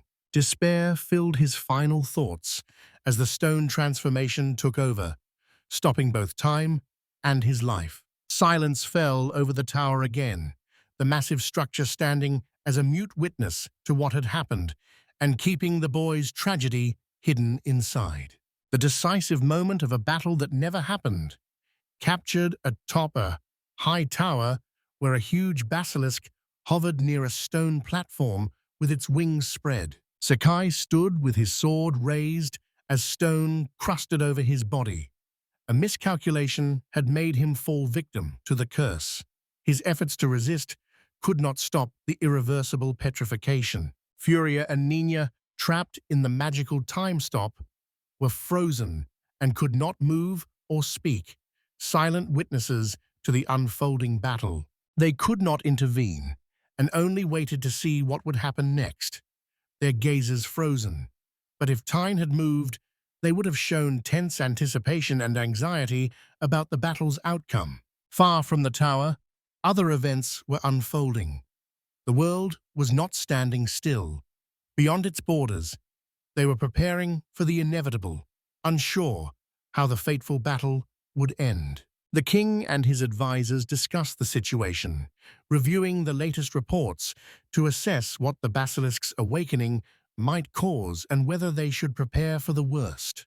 Worried, Alicia sat in her luxurious chambers, her mind fixed on events far beyond the palace and a nagging premonition that something had gone wrong. The princess prepared for bed, unaware of the truly disturbing events happening beyond the walls. Sakai suddenly woke up and dropped to his knees, trying to understand what had happened. Saved, he could hardly believe it.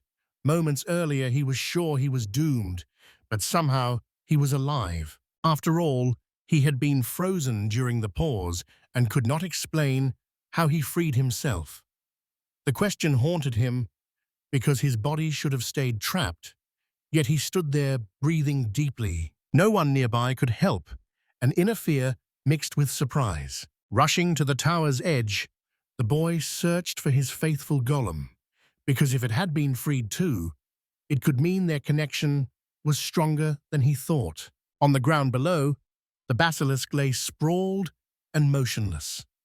The battle was over, but it remained unclear what had happened while he was in the stone. The young man found the basilisk's body on the ground. The huge creature lay motionless, its body giving off an oppressive silence. It no longer posed a threat, but he still felt uneasy. He was in shock from what had happened, and no matter how hard he tried to remember the last moments of the fight, something felt wrong, and the victory brought no joy, only a hollow emptiness. Gen Kiti's loyal Gollum is destroyed, swapping places with the defeated monster, while his companions assess the situation and are unsure what to do next. Sakai and his crew saw that Ginkini was gone, its stone fragments scattered across the ground. Looking at the remains, he knows nothing can be changed back, realizing that fate has been reversed and they have been swapped. He regretted discovering the golem was gone.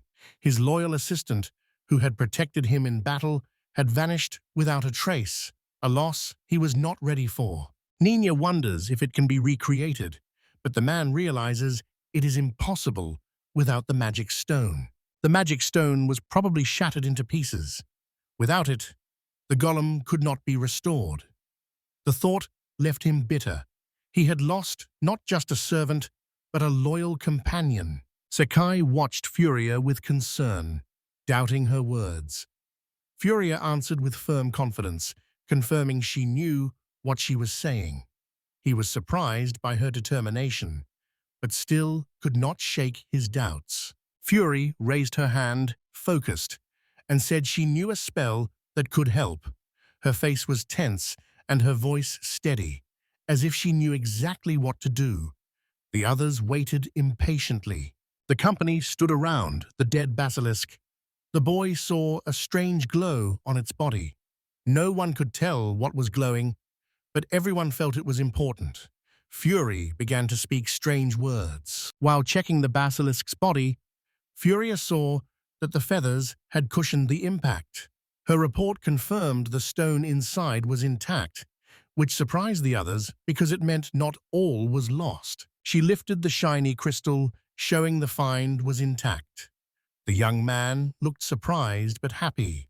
The others watched him with relief, realizing their chances of success had increased. Sakai resolutely cast his spell and summoned a golem. The whole castle trembled as the magic took hold, the stone walls quivering and everyone standing frozen in anticipation. A mysterious stone object slowly materialized on the ground, surrounded by the crackle of magical energy and seeming to wait to awaken as it emitted a strange power. Sakai ran to the golem he had created and hugged it tightly like a close friend, calling its name with joy at the successful summoning. Still holding the golem, the boy listened as Nenya happily told him the good news that the people trapped in the springs were free again. The boy froze at his ally's words, unable to believe his actions had such far-reaching consequences. The girl confirmed the women's bathhouse was working again and that all the bewitched were now free. It was unexpected but pleasant. Furia watched silently as Sakai finally grasped how crucial his intervention had been. Time stood still again. Seeing a chance to relax, he hurried toward the women's bathhouse with obvious excitement and loudly announced his plans without regard for the consequences. Leaf approached the ancient temple and found everything as the council had said. She focused on who would face her, since the swordswoman was not used to easy fights. Surveying the ruins, she saw a huge damaged seal. Someone had tried to break it, likely to release something terrible. Leaf knew danger lay ahead. Sensing a hidden threat, the girl stopped and ordered the creature to stop hiding. Her intuition warning that a creature of darkness lurked nearby, waiting for the moment to attack. A creepy shape slid out of the darkness, a black slime with glowing eyes and a toothy mouth that moved slowly toward the girl, leaving sticky traces and clearly linked to the destroyed seal. Leafa stood silently before her, watching the dark creature swell as if to surround her. This would not be a normal fight. She would likely have to use every last ounce of strength to defeat the nightmare. The jelly-like creature rose from the black pool, its eyes glowing and its body writhing with eerie sounds, trembling as if it sensed danger while dark slime dripped down, making the air tense. The girl watched the monster with a slight grin and called it pathetic. Her eyes held no fear, only calm confidence and a readiness to fight. The monster lunged, its liquid body spreading across the ground, and its huge teeth bearing a terrifying grin. Sharp tentacles shot out, reaching for its target as a shockwave tore through the air. Leafa confidently dodged the flying clots of slime. Her movements were precise and controlled, as if she had anticipated every strike. The liquid mass sank into the ground with a dull thud but missed its target. She walked with light, determined steps across ground, slick with spreading black sludge that clung to her ankles. But she kept moving without showing the slightest concern about the ominous scene. She stepped forward with confidence, then black slime surged in from both sides like a closing trap, but instead of panicking, her movements stayed calm and assured. In an instant, swords flashed around her, cutting through the attacking slime. As the blades moved so fast, they left marks behind them. A deadly whirlwind of blades tore through the dark tentacles, leaving the monster no chance to get closer. Smirking, she held her sword in a fighting stance, knowing there was no monster she could not kill with a single decapitation as the torn pieces of slime flew apart, giving off a final glimmer of life force. In the dark cave, Lifa assumed a fighting stance. Stalactites loomed overhead, making the air ominous. She fixed her gaze on her opponent, gripped her sword hilt tightly, and radiated determination to fight. The ground shook, and the walls trembled, as the slimy monster released earthquake magic, ruining her plan, because the enemy's power was far greater than she had expected. The girl carefully stepped onto the shaking ground and watched the black liquid move chaotically, never having seen anything like it before. The vibrations came from the creature of darkness, as if it were one of its special abilities. Lifa smiled faintly, read the enemy's attack, and parried flawlessly as she swung her sword, cutting the black liquid to keep it from closing in, and called him a fool, certain he would die destroying the cave. The creature let out an ominous scream and thrust its tentacles forward, refusing to retreat as it shifted to the offensive and gathered power for a stronger attack, while a threat hung in the air, but Lifa stayed focused. Reacting instantly, the swordswoman circled again in a deadly dance. But the enemy was faster this time, and she realized the fight would not be as easy as she had thought, as the pace quickly picked up. Lifa realized the monster wasn't merely attacking, it was deliberately causing an earthquake to break the magical seal. So her enemy's goal wasn't just to kill her, but to free something far more dangerous. The girl realized the seal still held the monster. As long as it stayed whole, the creature could not escape. The situation was unstable, and she had almost no time left. Realizing that a broken seal would collapse the cave and bury her under the rubble, Lifa also saw that the monster's liquid body could escape through cracks and make the situation even more dangerous. The girl smiled slightly and reassessed the situation, quickly seeing the enemy's cunning.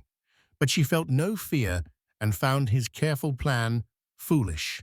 The cave began to collapse, so the swordswoman rushed forward with speed and agility, moving gracefully through the falling rocks with her sword at the ready, knowing the decisive moment was here. Rushing forward with lightning speed, she delivered sharp strikes that tore into the enemy.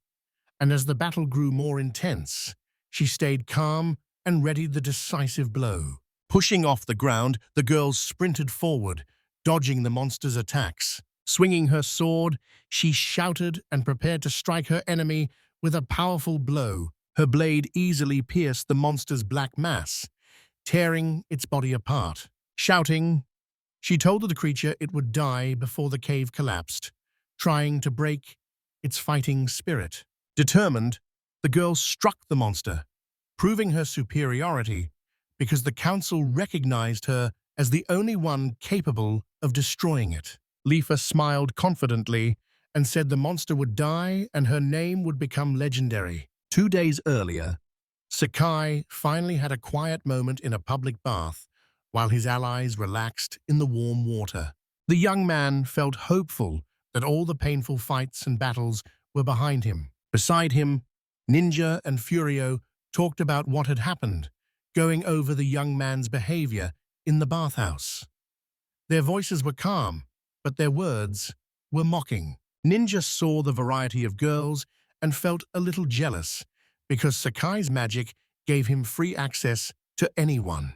The young man rushed out of the room to be alone. He focused only on getting his clothes into proper shape quickly, impatient to put on clean clothes. Sakai and his assistant dried their clothes and talked about the mission's success, while the golems stood quietly nearby, and the young man realized it was time to go to the guild to collect their well-deserved reward for completing the quest. At the guild, they were welcomed with admiration.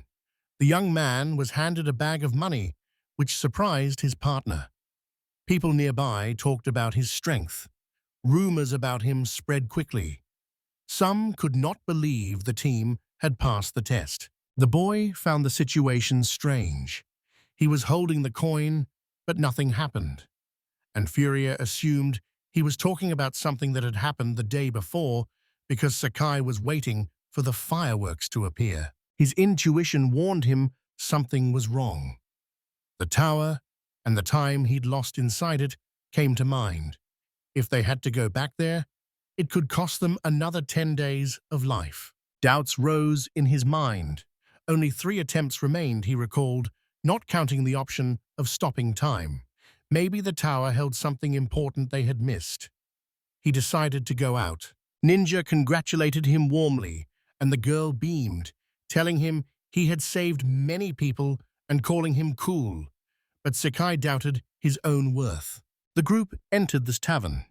The young man let the girl sleep and considered how to use the remaining 48 hours, assessing the situation and planning his next steps. Calmness masked a nagging sense that something was wrong, and it stayed with the young man. The silence felt too complete, like the hush before a storm, and he scanned his surroundings for the smallest sign of danger, but nothing changed. Meanwhile, the girl ate happily, praising the food's flavor. Sakai ate calmly, and Furia remained reserved, focused on her thoughts. The boy claimed Ninya usually ate poorly, and she protested, but he even joked that her food was the spoils of a thief, hinting at her habits. The girl announced with pride that she was a professional thief who only took jobs for powerful people, and her tone was confident, but Sakai did not look especially impressed. The boy thought about Ninya's words and asked if she had joined them just for herself. Ninya admitted she had always been a loner. At dinner, an earthquake began.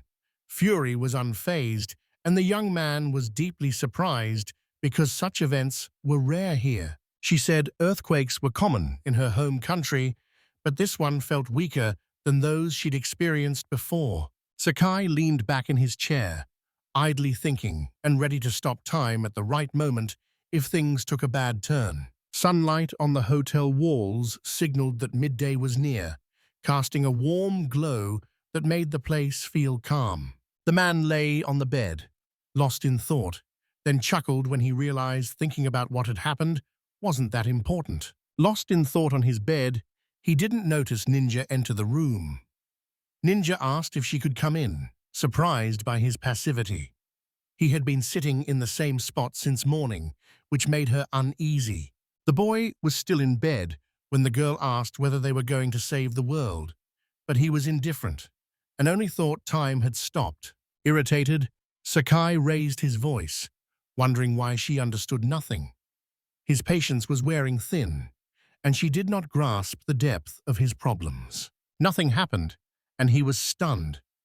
Expecting fireworks and something grand, he found only silence around him.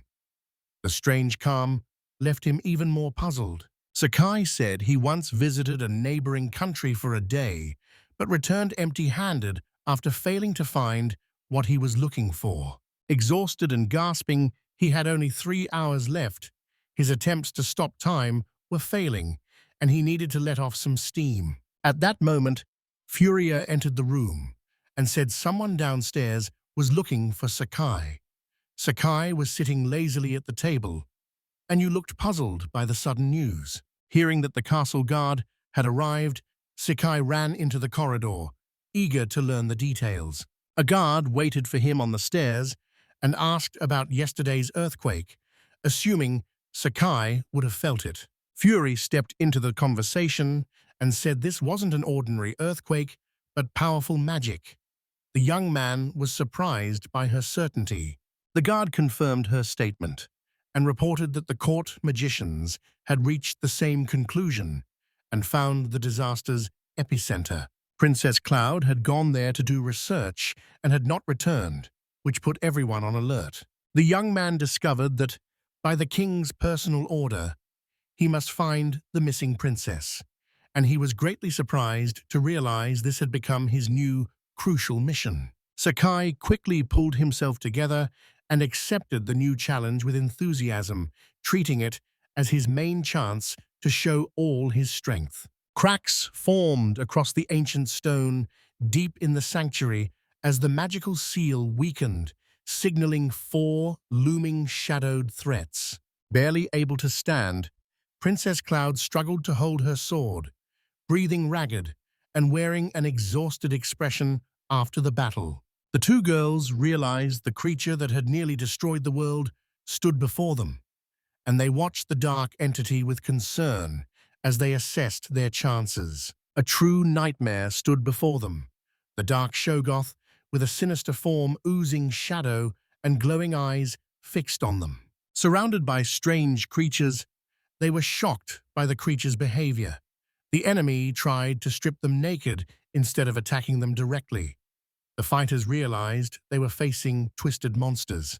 In that moment, the princess remembered the ancient legends, and if they were true, this creature could dissolve a victim's flesh and bones and swallow them alive. So she turned pale at the sight of the terrible fate ahead. The massive monster loomed over the fighters, its dark, menacing form giving off a chilling presence. It spoke in a thunderous voice, warning that no one should disturb its peace. The warriors knew the enemy before them was extremely dangerous. Panic seized the princess's ally when she realized they were trapped, and if they did not escape, the monster would devour them. Yet despair washed over them, while deep inside a faint hope of rescue still glowed. Bitterly, the princess admitted that the seal holding the monster had already been broken, and their fate seemed sealed. But then time stopped, perhaps giving them one last chance to save themselves. Sakai slowed time to intervene, and while the girls recovered, he surveyed the battlefield, their clothes in tatters, and the fight growing more bizarre. The young man approached the princess with a playful grin and asked an unexpected question to ease the tension. At the bottom, he still enjoyed the magic of the moment and his advantage over the girls. Sakai said he had already tried attacking the monster, but his sword did no damage, so physical attacks were useless, and he had to find another way to defeat it. He remembered magic and decided to try using it to attack. If physical attacks failed, spells might damage the monster and turn the tide of the battle. Realizing his mana and strength had increased, he decided to take advantage of it and prepare to use magic. Gathering all his strength, the boy used the earth-scattering strike technique and sent a magical wave straight at the monster.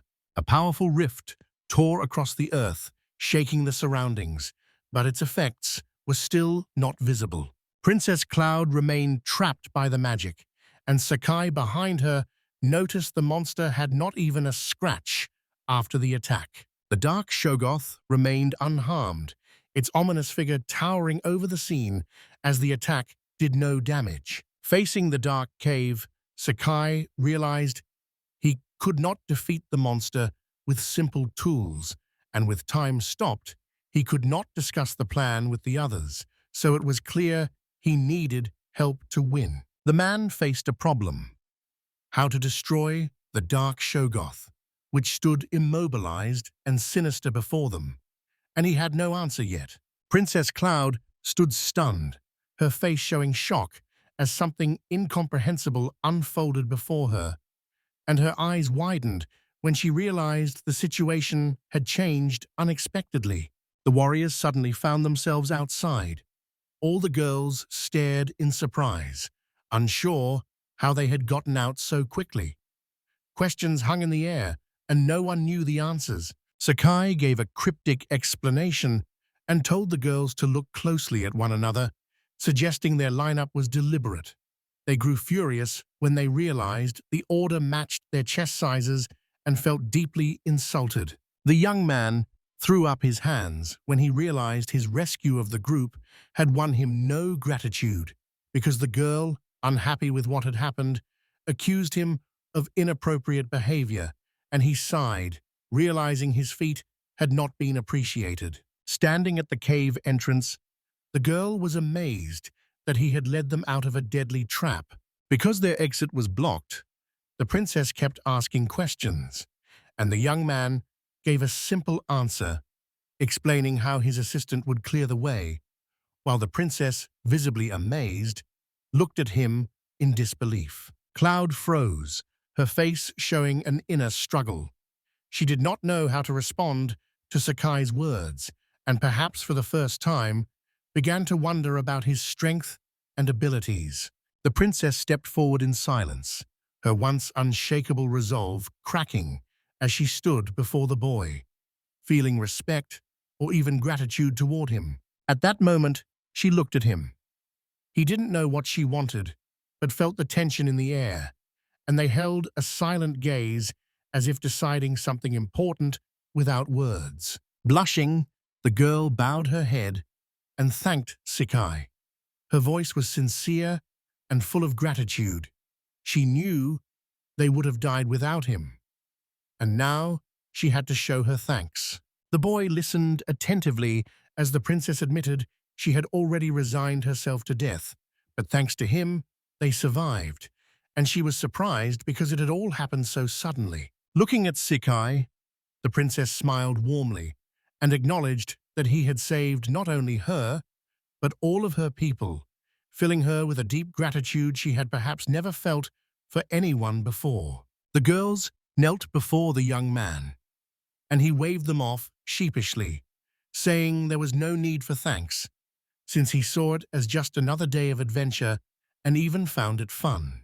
Sakai smiled nervously as the girl angrily accused him of cheating, called him a pervert, and he insisted he had no choice.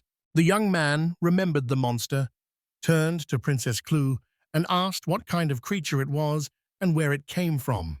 Tension showed on the princess's face when she looked at him, her eyes full of confusion, as if she had not expected the question. Before them stood the dark Shoggoth, and she said that 4 dark beings had once nearly destroyed the world.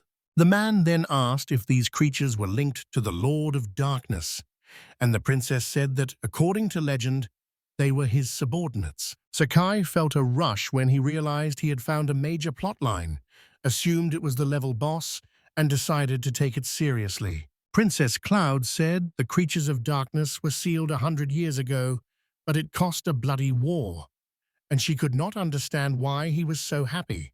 Investigating, the group found the seal nearly destroyed. Rumors said a strange magical power had been activated in the southern shrine. Now they knew why. The dark Shoggoth was awakened. A terrible creature appeared that neither sword, bow, nor magic could defeat. They admitted they did not know how to overcome it. Fury thought for a moment and said the situation seemed strange. The princess, surprised, asked what she meant. By then, the girl doubted that people had forgotten the creatures of darkness and remembered a time when seals did not exist at all. Sakai agreed with her reasoning and pointed out that because the creatures of darkness had been defeated before, they could be defeated again. Her report confirmed her allies' guess, since in her elven village they had said these creatures could be defeated. She explained that the power of light could fight creatures of darkness, highlighting holy magic as the force that countered them. The young man and his companions discussed the attack strategy. The girls were surprised when he suggested using restoration magic. He explained that it was the game's rule, but they were clearly unhappy. Furia pointed out that even using light magic would cause only negligible damage, leaving them in a difficult position. She analyzed the attack and said that even if they hit the monster this way, the damage would be negligible. Sakai was shocked to realize their attacks would not help, and Ninja warned their strength was not enough to win. The princess warned that if nothing changed, the creature of darkness would eventually destroy the seal, causing another catastrophe. If the seal is broken, the creatures of darkness could invade again, and if the monster escapes, the world will be in danger. Sakai thought it over, because the conversation had sparked an idea that could change the course of events, and he was determined not to let the monster escape. He firmly declared he would gather people for Princess Cloud, which surprised her because the offer was unexpected, so she watched Kuzuno closely to understand his decision. The young man said it was better to call him by his first name without formalities, and that he would need the princess's help to carry out his plan. His confidence inspired hope. She stared at him in amazement, not trusting her ears, and froze in confusion because no one had ever offered her anything like this before. Confidently, the boy said Klaus would destroy the enemy, and his resolve inspired trust. But the girl behind him seemed unsure of his strength. At the temple entrance, time seemed to stop, underscoring the solemnity of the moment. An attendant smiled gratefully and thanked her for saving him, and Sakai stood nearby watching her with a satisfied smile, knowing he had done the right thing. The young man asked the attendant for help again. Confused by the unexpected situation, he looked around, and his uncertainty showed. He couldn't tell exactly what she wanted, but he felt it would be hard to refuse. Inside the temple, people discussed the situation while priests and ministers planned their next steps, and a man entered, drew everyone's attention, and needed to take the remaining people. Sakai gathered everyone and announced the golem's first journey, arranging for the priest to ride a cart pulled by the golem, and the people stood motionless at the odd sight as they set off. Suddenly, time began flowing again. The priests, frozen until then, came to their senses. They looked around anxiously, unsure of where they were, and questions poured in from all sides, asking what had happened, where the buildings had gone, and why they were here.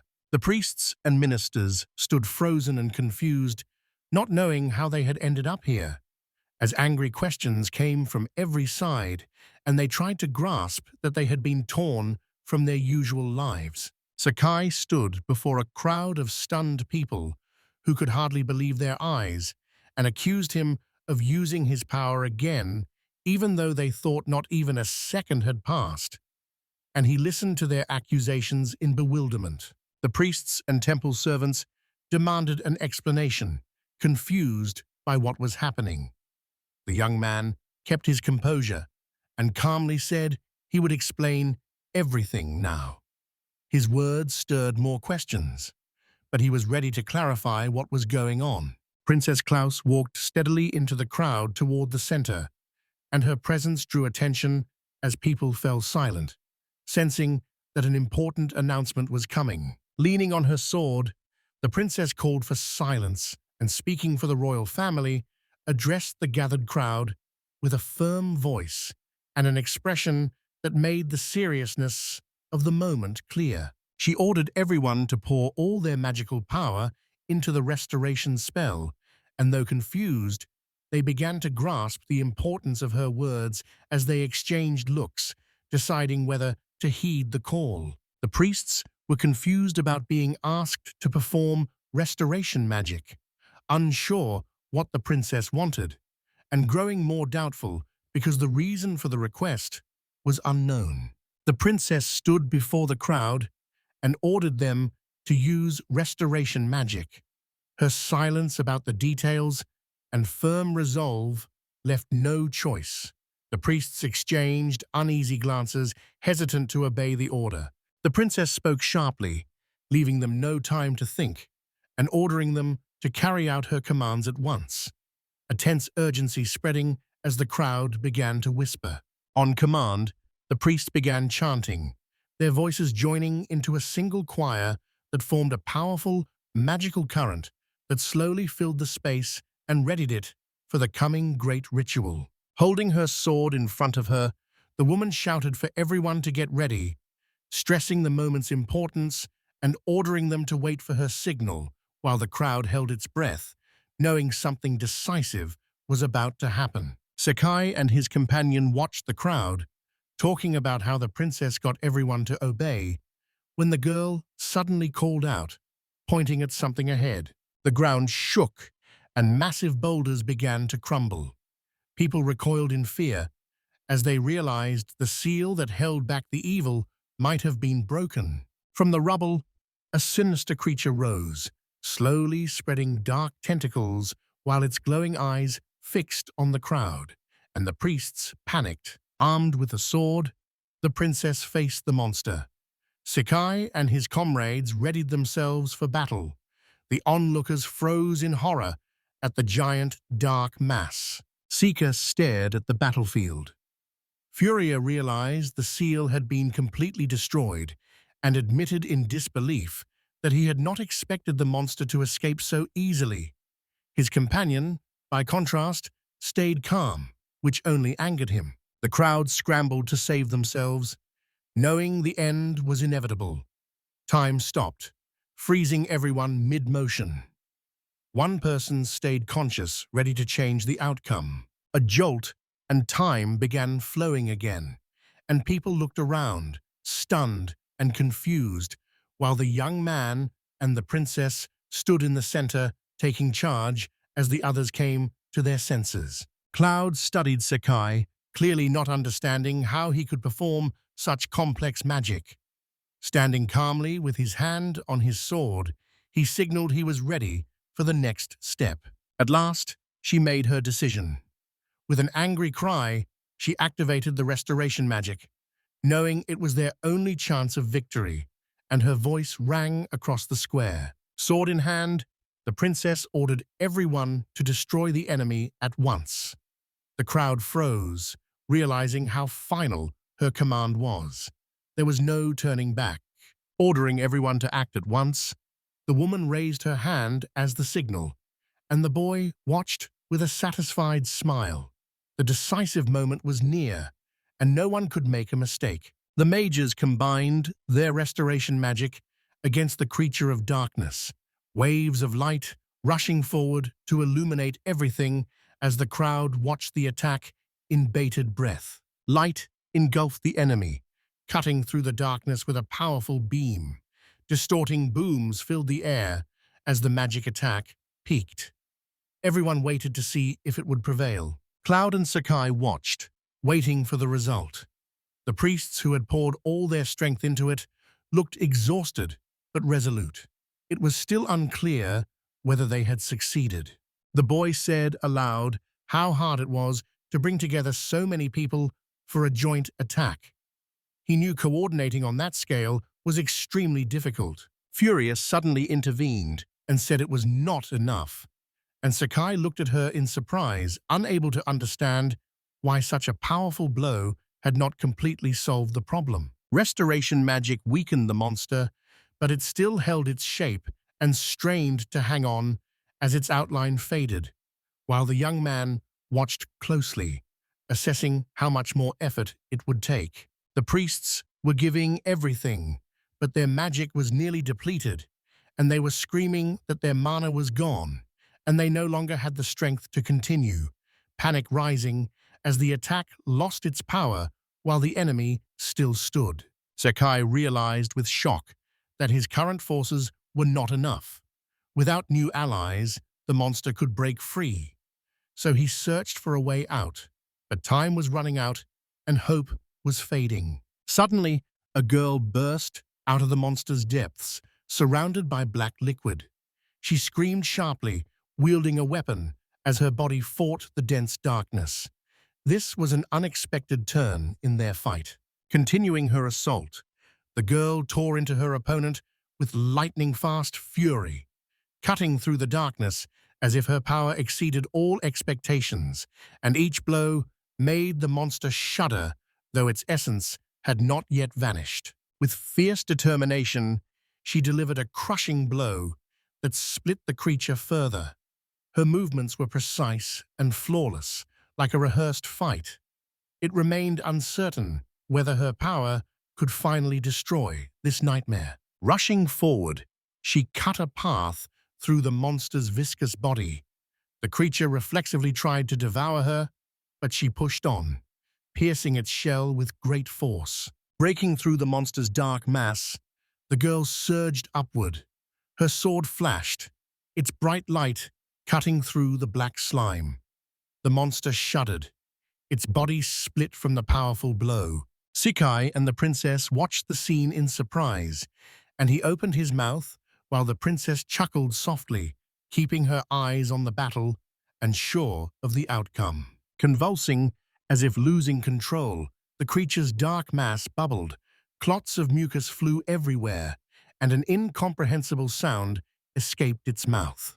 At last, the girl emerged from the monster's body, wearing the tattered remains of the dark mass, brushed off the clinging slime, and taunted that the monster had tried to digest her, but miscalculated.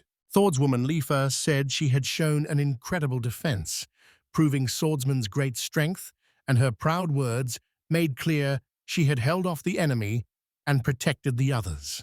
The monster of darkness descended before Lifa, swaying menacingly, but she did not flinch and knew the threat had passed, and the crowd watched, seeing their chance for complete victory. Lifa had said she no longer believed in victory, but then the creature began to weaken, and she would not miss the chance to finish the enemy while it was vulnerable. The crowd around the swordswoman watched in bewilderment, unable to understand why the girl had appeared before them in such an ambiguous form, their reactions ranging from lust to utter surprise.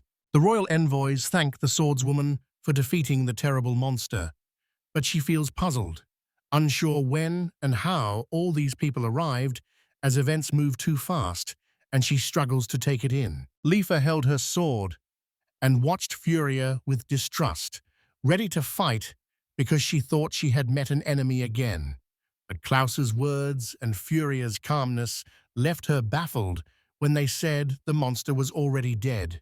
Faced with their situation, they could not appear before Cloud herself and the other royal envoys in this form. The priests returned to the city confused and anxious after a night that felt like a nightmare, with some shaking with fear, and others trying to understand what had happened. Sakai chuckled at Klaus's surprise and explained that gathering so many people was no easy task, while the woman egged him on, not realizing how he had achieved the desired result. The young man quickly cut off Ninja when she began to talk too much, since he knew her chatter could spark unnecessary questions, but she kept insisting that all the credit belonged to him.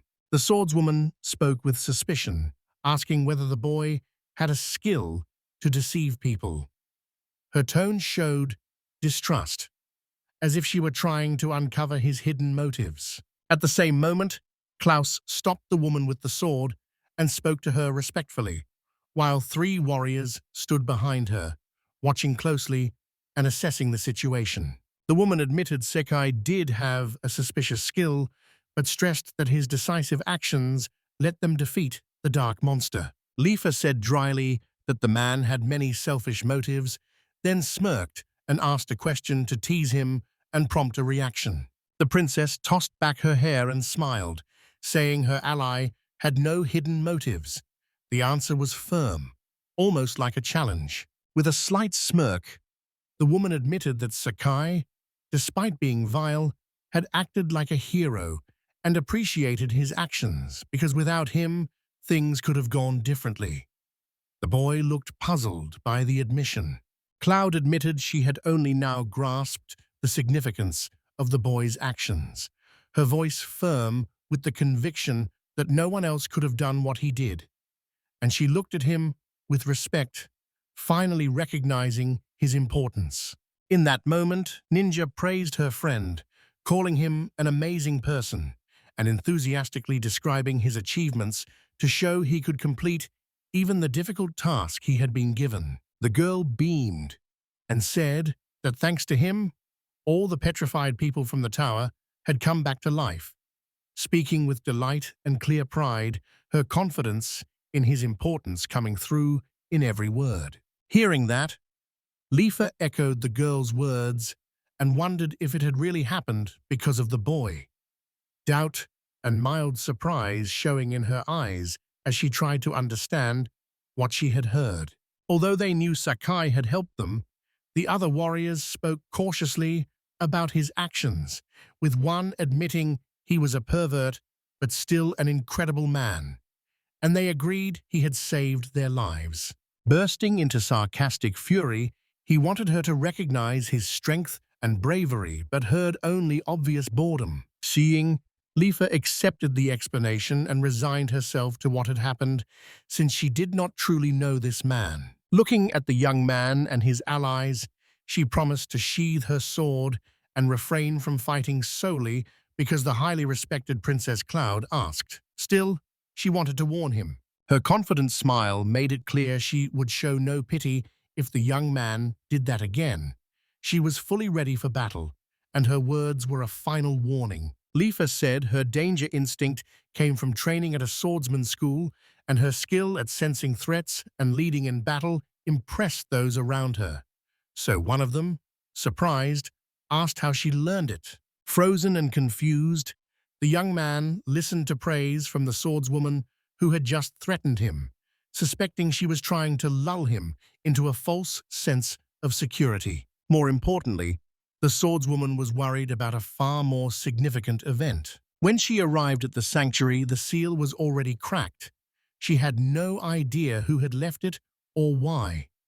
That was the only part of the situation she could not understand. Furia heard the girl's conversation and Lifa's claim that someone was deliberately trying to sow chaos and anarchy in the world.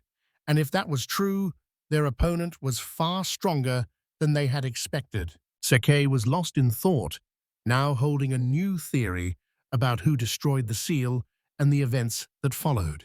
Gravely, the woman said that rumors of darkness were coming to their lands, and the news alarmed her. Lifa tried to calm her, saying the Swordsman Council was already handling the matter and had come to investigate the broken seal and uncover the whole truth.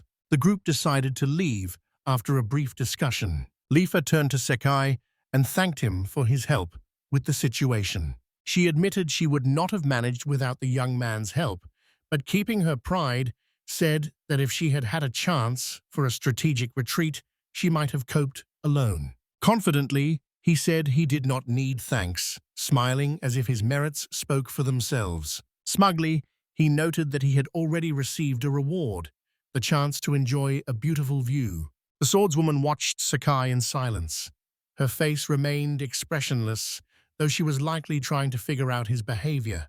Her mind kept racing with thoughts about how strange he was. She could not assess his strength. The boy now stood beside the allies, and Lifa thought he might have been sent by fate to save the world. Suddenly, the young man doubted he had anything left to do here as he thought about his future role.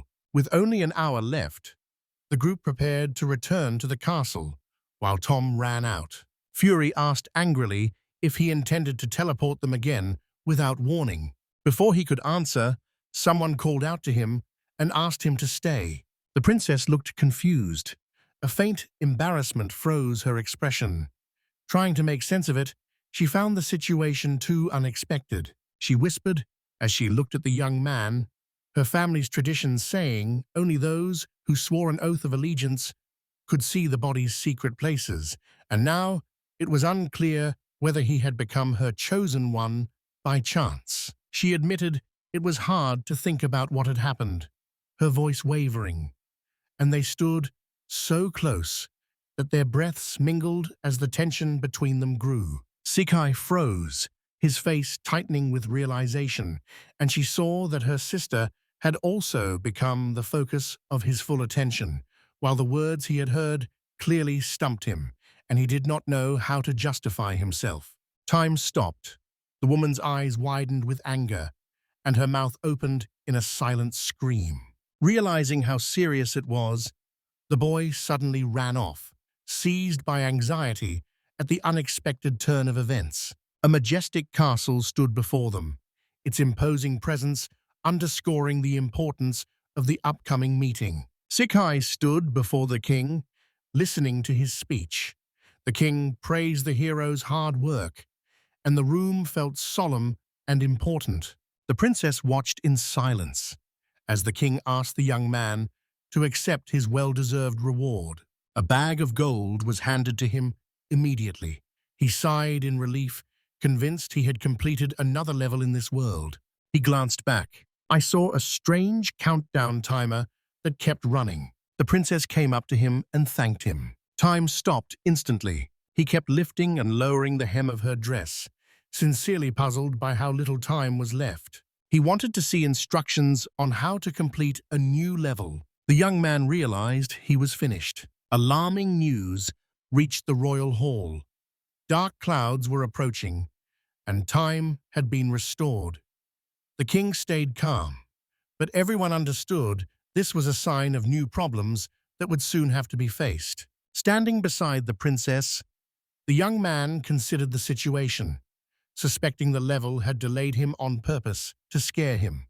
He could not believe everything was repeating itself like last time. Sakai looked out the window and realized the terrible truth.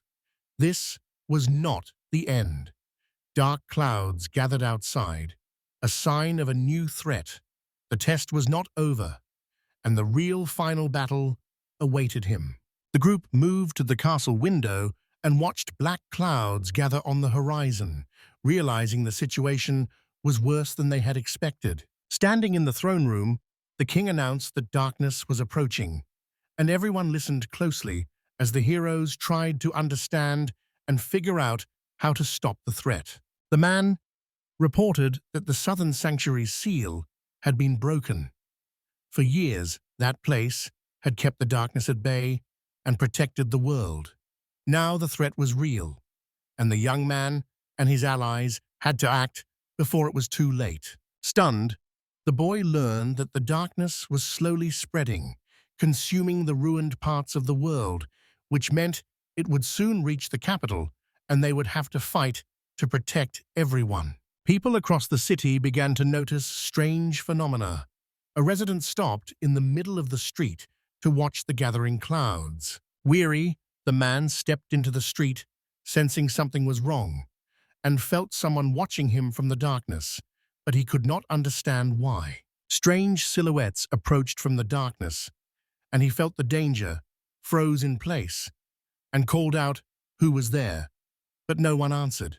A dark creature with flaming hair suddenly attacked him, rushing past and delivering a fatal blow, so he had no time to scream. As a huge monster pierced his body, a lifeless body fell onto the pavement. Monsters raced by, squealing with joy as darkness slowly swallowed the streets, leaving no hope of escape. A demon appeared before Beltree Fortress, strode forward with steady confidence, and announced its arrival, while the distant castle walls would become the next target of the forces of darkness. The Dark Forces commander said, with a wicked smile, that her army had already arrived, while terrifying creatures gathered behind her, ready to attack, and a sinister laugh echoed through the deserted streets. People in the distance noticed the approaching monsters and recoil in fear as the terrifying silhouettes of the creatures of darkness moved quickly along the pavement, surrounding new victims. Striding forward with the weapon, the demoness declared that anyone who stood in her way must be prepared to die. Wearing a wicked grin, she said the country would end soon, that darkness would swallow everything, and her eyes showed the chaos she planned to cause.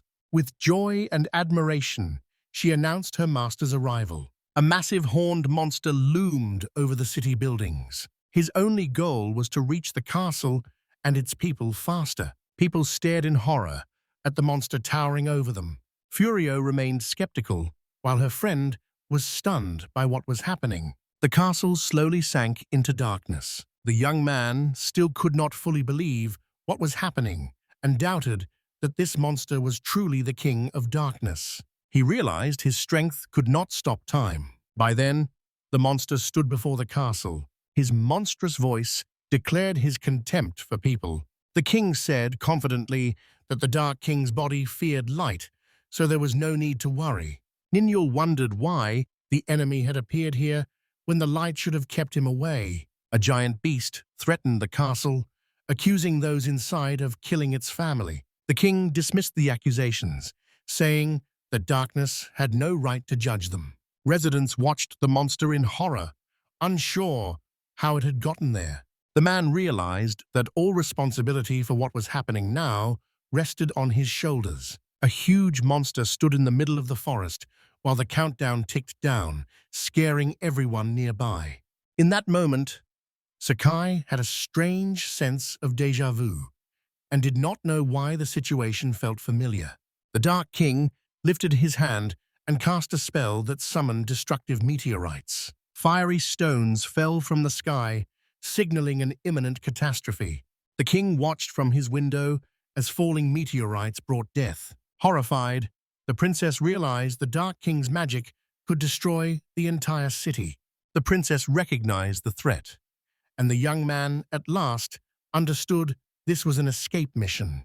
10 minutes remained, and he had to save Alicia quickly while he still could. Recognizing how difficult it would be, he decided to speak out. Tell Ninius some important words. Maybe he really is the savior of the world. As soon as he said that, time stopped again. Sakai ordered Gankikiri to immediately evacuate everyone from the castle and town to a safe place. Meteorites were falling from the sky and could cause total destruction.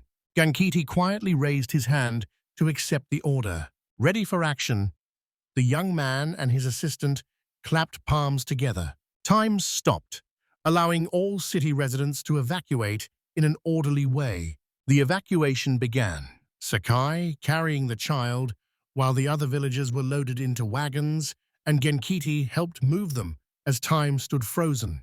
But no one knew how long their chance of rescue would last. The young man and his ally kept evacuating residents in a steady rhythm. Time was running out, but they did not stop. The stone golem moved down the streets, carrying people.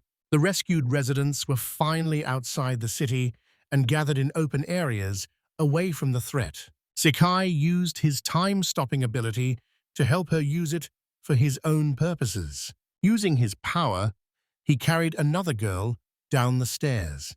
The young man could not slow down because any delay would mean disaster. The golem hauled another man to safety, pulling him from the room. One resident remained immobilized but alive. Rescue efforts continued, but time was running out, and the threat drew closer.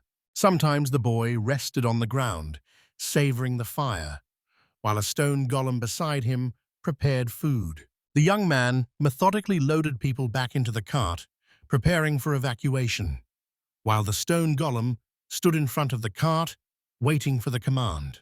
All that remained was to set off. Sakai kept walking through the rooms where people were gathered, glancing at them and realizing there was still much work to do. Suddenly, the man found himself in a difficult spot, holding a girl, while the golem carried another man.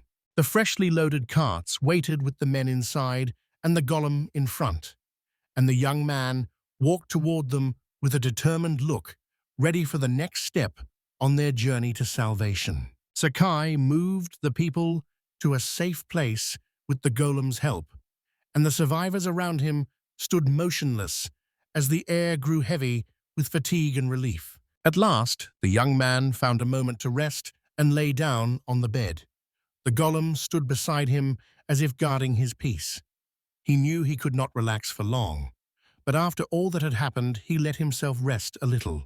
He could only indulge his curiosity for a moment. Immediately he went to work, lifting the elderly man and helping him evacuate while a nearby woman waited her turn to be moved, and despite his fatigue, he did everything he could to save everyone. Before the locked gate, Sakai considered his next move. Those he had rescued stood around him. A new path lay ahead, and he now carried responsibility for them all. Holding 2 children, he walked with a cart of survivors beside him. They were saved, but many challenges still lay ahead. Sakai finally reported that the last group had been evacuated and that the crowd had been gathered in a safe place. The man activated the strange device in his hands, restoring the flow of time and bearing the fate of the whole city. A sword hung nearby as a sign of readiness for the next step. The countdown began again. As soon as time was restored, the city began to collapse. Enormous meteorites slammed into buildings and tore stone walls apart. The streets filled with the roar of falling debris, and everything familiar to the inhabitants was reduced to rubble. Another meteorite smashed through the building's roof, destroying everything in its path. Destruction spread across the city, turning streets to ash. It felt like the whole world was collapsing under the heavy blows of giant debris falling from the sky. Residents evacuated earlier began to realize what was happening. They looked around in confusion, unsure where they were. Only a second had passed for them, but the city they knew had already disappeared into flames and ruins. The meteor shower kept falling, completely destroying the city. Fiery trails streaked the sky as rocks rained down, and only ruins remained on the ground. The once prosperous kingdom lay in ruins. The crowd watched in horror as the castle was destroyed. The king could not believe his eyes, and the princess stood frozen in shock. The Dark King assessed the attack's result, his gaze full of contempt and cruel satisfaction. A giant, dark figure loomed over the forest, speaking grim words that predicted the imminent death of its enemies. At that moment, meteorite strikes shattered the castle's stone walls. Buildings collapsed, and clouds of dust rose into the sky. A huge meteorite struck one tower, destroying it and sending debris in all directions. The impact shattered the castle's main gate, and the blast wave swept the stones away, destroying everything in its path. The team stood before the destruction with mixed emotions, unsure what to do after the horror. The castle lay in ruins as thick smoke rose into the sky, a sign of a major disaster. The king and princess stood before the ruined capital, its broken walls and rising smoke reminding them of the recent disaster, and they felt grief, pain, and a firm resolve to rebuild the country. The princess said firmly that her father must see the consequences for himself and save the people. A vast crowd of survivors gathered, realizing their country lay in ruins, but they were still alive. After the young man assured them that everyone had been saved, the king personally spoke to Sakai and called him brave. For a moment, Sakai paused to see if he had finished the difficult test. After their victory, the young man and his companions watched a magnificent fireworks display light up the sky, signaling they had reached a new level. Delighted, Ningya watched the scene, admiring Sakai's skill and immense strength. The princess smiled gratefully, realizing the young man had made all the miracles around her possible. Her heart pounded with excitement, and she was blinded by admiration and joy at what had happened. Sakai froze time again, staring straight ahead, determined to satisfy his curiosity. He noticed the timer had changed to 10 days. He was stunned to learn he had been given a full 10 days. Princess swung her sharp sword and struck the monster. After a brief pause, she whispered a spell. Lightning wrapped the blade as she struck the enemy again. Her wicked foes watched her coldly. The princess said finding them was pointless. A second monster crept up beside her, ready to attack. The icy cold froze him instantly and threw him aside. The defender who rose to protect the princess shouted at her to stop advancing, and with a blow finally saved her. The archer escorting the princess realized they could not defeat the enemies in the territory of darkness, insisted on returning to the light, but the princess firmly declared there would be no retreat. Doubting that everyone had managed to evacuate, she insisted on checking despite the darkness.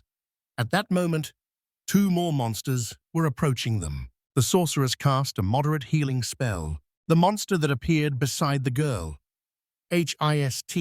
The archer turned to the princess, admitted it was impossible to refuse her, but anxiously asked whether she understood the danger of going too deep into the darkness. The princess assured her she understood everything and that they would not go too far. The boy remembers the map of the kingdom Sakai saved. Before us stands a restored kingdom on the edge of darkness. The protagonist saw it. Stopping in front of the building under reconstruction, he realized the city would suffer, but he had not imagined the destruction would be so extensive. The girl told him happily that because he had evacuated the residents, no one was hurt. She called Sakai a true hero and the savior of the world, and the man replied wryly that she could praise him as much as she liked. The elf steadied the girl and said there was nothing to worry about, while the protagonist added that if the attack happened again, he would have to evacuate everyone, and he did not want to keep doing that. Fury, after some thought, concluded the meteor shower was legendary-level magic. Ninya added that the Dark King could not use it more than once. The elf, consulting her notes, said the last time he used this spell was over 50 years ago. The protagonist agreed, saying that if the Dark King could cast meteor shower often, the records would mention it more. Kazuno Sakai thought his friend was probably right, but that was not solid proof. The girl said the Dark King's true goal was not to destroy the world, but to subjugate it. She noted the city was in ruins, but that was probably not his real goal. He hadn't used meteorites in 50 years, but new circumstances made them relevant again. Ninya was surprised and said that if the world was swallowed by darkness, the sunlight would be blocked, and all life would die. The girl looked at the protagonist with determination and said that if he planned to destroy the King of Darkness, she was ready to do everything she could. Determined and brave, she faces challenges head-on. The protagonist was surprised by how talkative Fury was. He stopped time to calm himself, then resumed its flow. Embarrassed, the girl was surprised by the main character's touch. Ninya said sharply that the protagonist was disgusting. The protagonist replied that he had not touched anyone. He could not understand how she knew so much about the Dark King.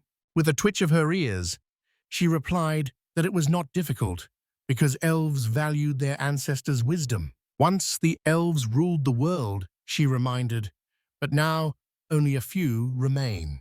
A woman approached the protagonist to ask for a favor. She pointed to a large area ahead of them. The main character was amazed to see that ahead marked the edge of darkness, and beyond it, a deep night poured. In the dark, a head moved, a creature of shadow. Ninya realized the creature was small compared to Shoggoth. She warned them that if they stepped into the light, they would die. But in the dark, only holy magic could kill them. The woman asked for help again. The man pointed ahead and said her child had been left there. She said the house had been left open, so anything could have happened. Their house has a red roof, and her daughter Jessie must hide there.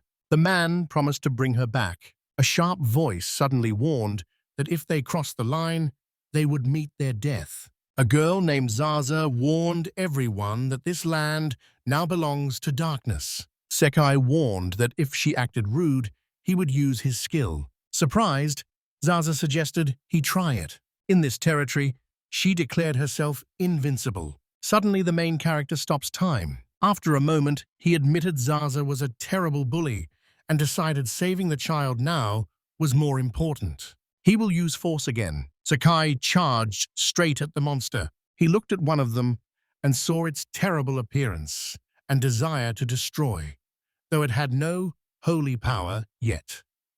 While time was stopped, he felt safe. A short search among similar buildings paid off when he finally found the house he needed. Shouting Jessie's name, the young man announced his arrival and made clear he had come to find her.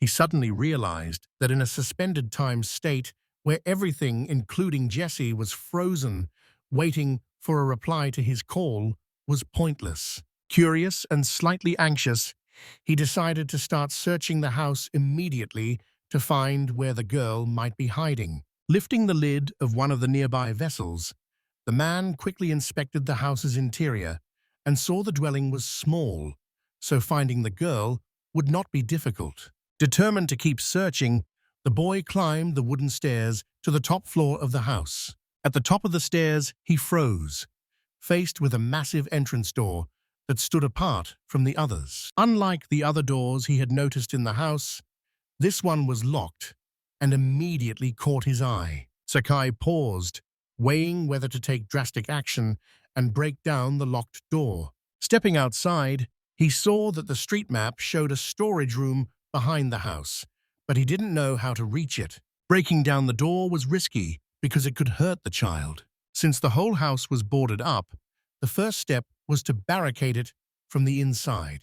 He needed the girl to open the door on her own. After restoring the flow of time, he knocked and called Jessie, who answered and opened the door. A clear girl's voice spoke from behind the massive locked door and demanded the entry password immediately. A sudden turn of events shocked the young man. Suddenly, with a deafening crash, a terrifying monster burst through the window. The protagonist was astonished at how quickly he reacted to the emerging threat. A huge monster barreled toward the young man, ready to attack. Time itself stopped, and the nightmarish monster froze in an unnatural pose. The frozen monster loomed dangerously close to Sakai's face, only a few centimeters away. Acting instantly, the protagonist kicked the frozen monster hard, sending it down the wooden stairs. Activating frozen time inside an area cloaked in ominous darkness was extremely risky. The young man weighed the situation and planned his next steps. Saza stood confidently at the front, calm and ready for action. The young man studied Za-Ly carefully, trying to find a way to solve the problem that had arisen and realizing there was only one possible way out. He gently touched her horns, surprised by how natural and hard they felt. The young man decided it was time to shed unnecessary, restrictive equipment. The young man began removing the extra garment from the girl that was blocking further progress. Sakai acted with great care and helped her break free from restrictions. The absurd and unusual events left him stunned. The man gently touched the warrior's body, careful not to cause her discomfort. Not far from them lay an ominous land, shrouded in thick, impenetrable darkness. The moment I pressed the joystick, time resumed immediately. Zasa stood fully naked, leaving Sakai feeling both embarrassed and awkward. Smug Kazuno Sakai said, "This girl asked for those actions herself." Her voice full of genuine bewilderment, she asked how he had done it. The guy replied with a mysterious smile and an intrigued voice, saying he had used a secret technique he apparently found very effective. Zaza gave no sign of surprise when he mentioned the secret technique. Her face remained calm and unreadable. She stayed completely unembarrassed by his words and the situation, showing remarkable calm and relaxed confidence. The man asked, his voice tinged with doubt, whether that meant he could look at her. The girl said coolly that she did not care, making clear she was completely indifferent to what was happening. The hero told her to sit, issuing a short, commanding order that assumed she would obey without question. She obeyed his order without hesitation or resistance, moving quickly and precisely. Her shameless obedience struck him as completely unnatural and even provocative, and he could not hide his shock. She began to spin, her movements unclear and unpredictable. Zaza sat on the ground calmly, showing no shame or the slightest embarrassment about her behavior. A crowd gathered, amazed by her unusual behavior, and watched with curious, bewildered expressions. The protagonist was stunned.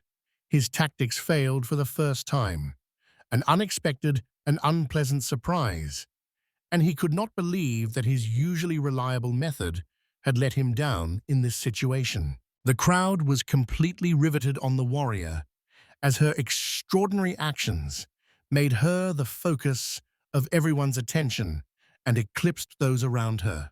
Zaza flushed and turned away, saying she had no time for fools. She fled with the other monsters. The protagonist has come back to complete the quest in the darkness. He recalled his plan to bring everyone into the light, but decided this would be enough. Then asked the woman if she knew the password her daughter had told her to give him, and she said she did not. Confused, the man stood there as a guard came up behind him and said Prince Wheel had asked him to come. Kazuno Sakai reported the castle had been destroyed, and a soldier said he could not give details but could take him to a secret location. The protagonist figured this was another quest because the level's goal was still unclear. Saving the child came first, he thought, and then we would see. Soon, the group found themselves in a large, open room with a patterned floor. Prince will turn to the heroes and greet Lord Kuzuno. He replied that the underground royal palace was truly remarkable, an echo of ancient civilizations. Kuzuno asked whether this was like the goblin incident, where a tunnel ran from the western ruins into the city, and whether it, too, was a remnant of the ancient ancestors. And the prince said, many similar things have been found recently. Someone suddenly calls out to Sakai from behind. Alicia stepped out of the darkness. The young man was amazed by her appearance. Her expression was very sweet, and she asked me not to stare at her so intently. The protagonist froze time, stunned by the girl's beauty. Time suddenly returned to its normal flow, and he had no idea what was happening here. Printed notices announced that the prayer would now begin. He explained that until now, the Southern Temple had protected them from the forces of darkness, that the temple alone created the protective field, and that with its destruction, they must reclaim the territory taken by darkness. The elf said the Belltree family descended from servants of light, and the prince agreed, adding that only Alicia had inherited all their power. The prince said in surprise that the dark elves were very clever, and that with their intelligence and magic, they had somehow managed to survive on the brink. And the girl shook her head. Kuzuno frowned, scratched the back of his head, and asked what was expected of a servant of light. She stepped onto the drawing on the floor, and all they could do was watch. Alone, she walked to the center of the bright emblem. She felt deeply embarrassed. The stranger's attention fell on him. Her gaze met his, and he realized she was looking only at him, not at anyone nearby.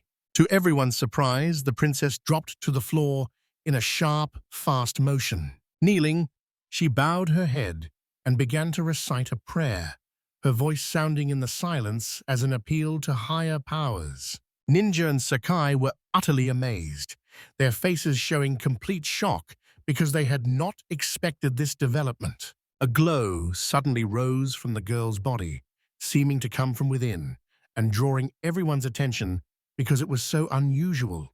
The young man was stunned, utterly shocked by what was happening, and could not explain what he saw. A bright light filled the whole room, growing so intense, it lit every corner and turned the space into blinding radiance.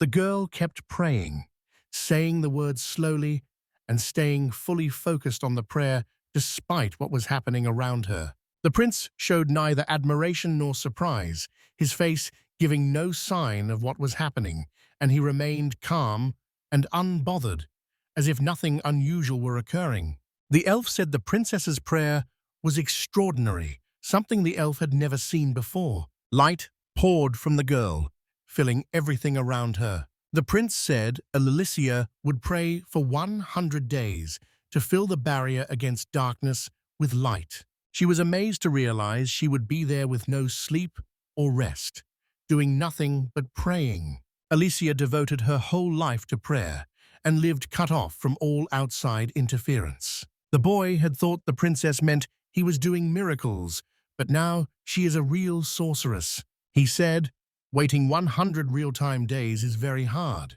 He thought deeply. He thought this might be the last time he saw Alicia. The notice said his only job now was to keep his sister safe while she prayed. Fury said this place is near the border of darkness. This barrier will push the darkness back to the southern sanctuary. He was surprised to realize this could let him reclaim his city and that the princess is their protector. He knew his next task was to protect her for 100 days. He realized he had only 10 days on the timer and couldn't possibly finish. Remembering Alicia, he realized he would do anything for her. Someone behind him called out sharply. The princess and her guards approached the fortress and asked whether her brother had called him here. Embarrassed, the princess said the main character had already saved their country, and restoring the buildings was a task for the whole people. She said there are still many countries that need his help. Kuzuno Sakai expected the princess to be a little shy around him.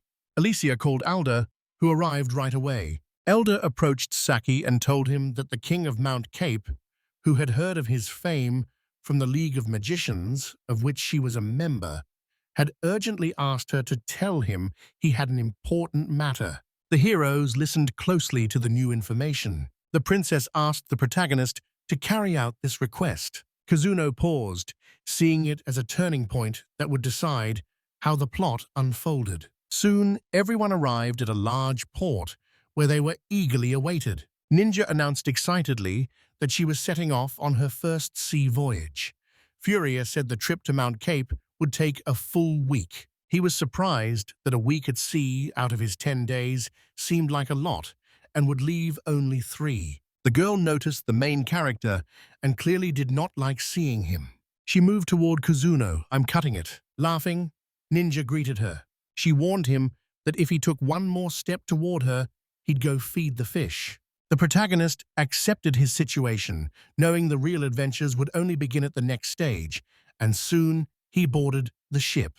By the 3rd day of the sea voyage, the main character grew bored from having too much free time. Furious was seasick, so he slept most of the time. The swordswoman locked herself in the cabin and did not leave. Ninja turned to Sakai and said there was nothing to be done. All that was left was to wait on the water. The young man agreed with her, but he worried a sea storm might occur. He refused to believe that nothing would happen during the 7 days of sailing. Ninja asked again what a sea butcher meant. Kuzuna Sakai chuckled and said this was a key part of the games. If anything happens, it will probably be something minor, like pirates, a crack and attack, or a ghost ship. The idea of a ghost ship did not seem so bad to him. Nobody knew whether ghost monsters existed in this world, and he was curious to see them. Jokingly, he said that if he met someone like that in real life, he would film them on his phone, post it online, and turn it into a viral video.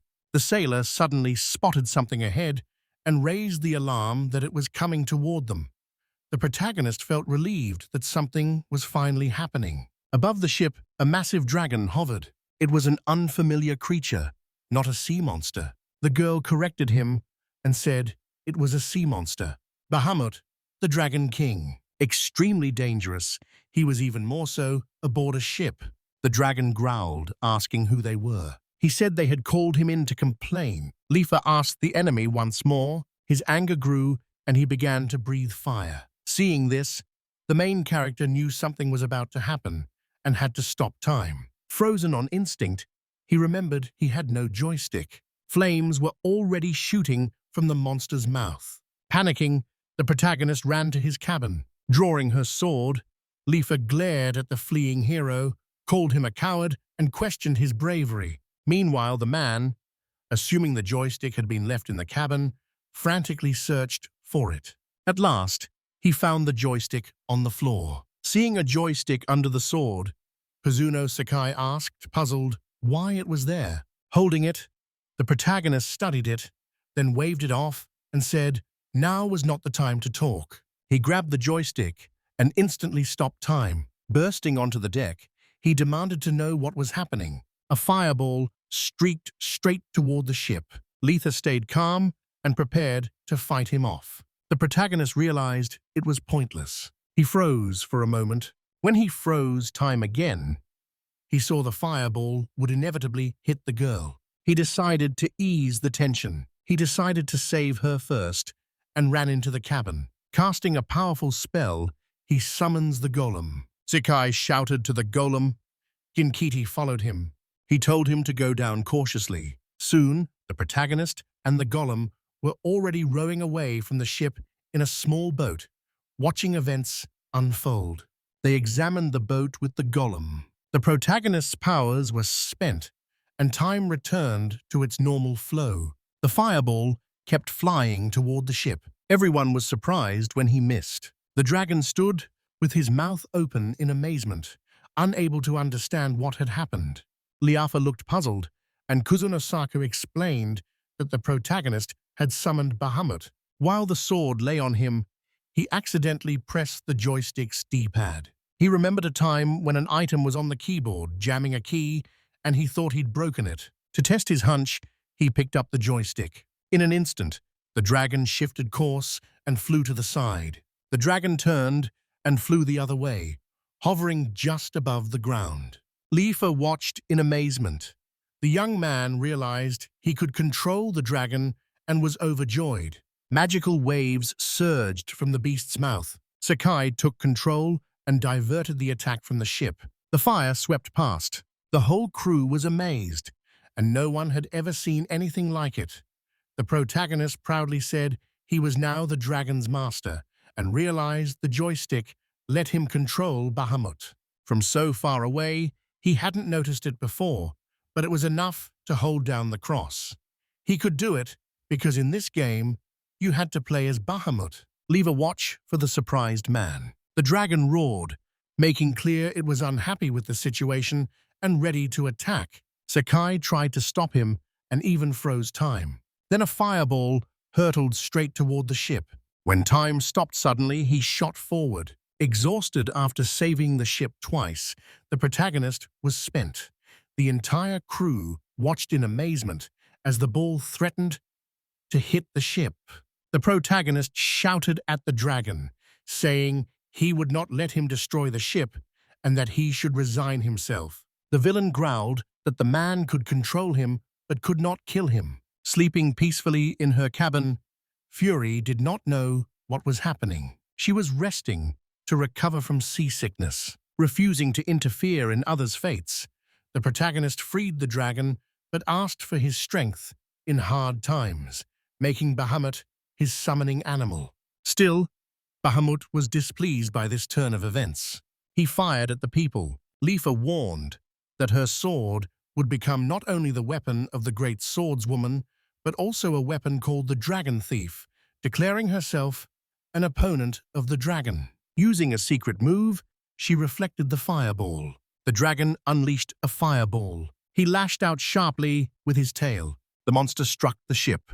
The monster also attacked with its claws. He kept up the attack on the ship. The whole crew watched in amazement as the dragon failed to board the ship. Bahamut launched an attack, and time stopped again. Sakai appeared directly above the dragon, restored time, and shouted for it to stop. He said it felt like he'd spent days saving the ship, though only a few seconds had passed, and the dragon resented being grabbed by the collar. The man asked if the other was going to shake him off, realizing that with his left hand on the pause button, the dragon's efforts were useless. The dragon relented and lowered his head toward the ship. He asked the boy whether he wanted him to recognize him as his master.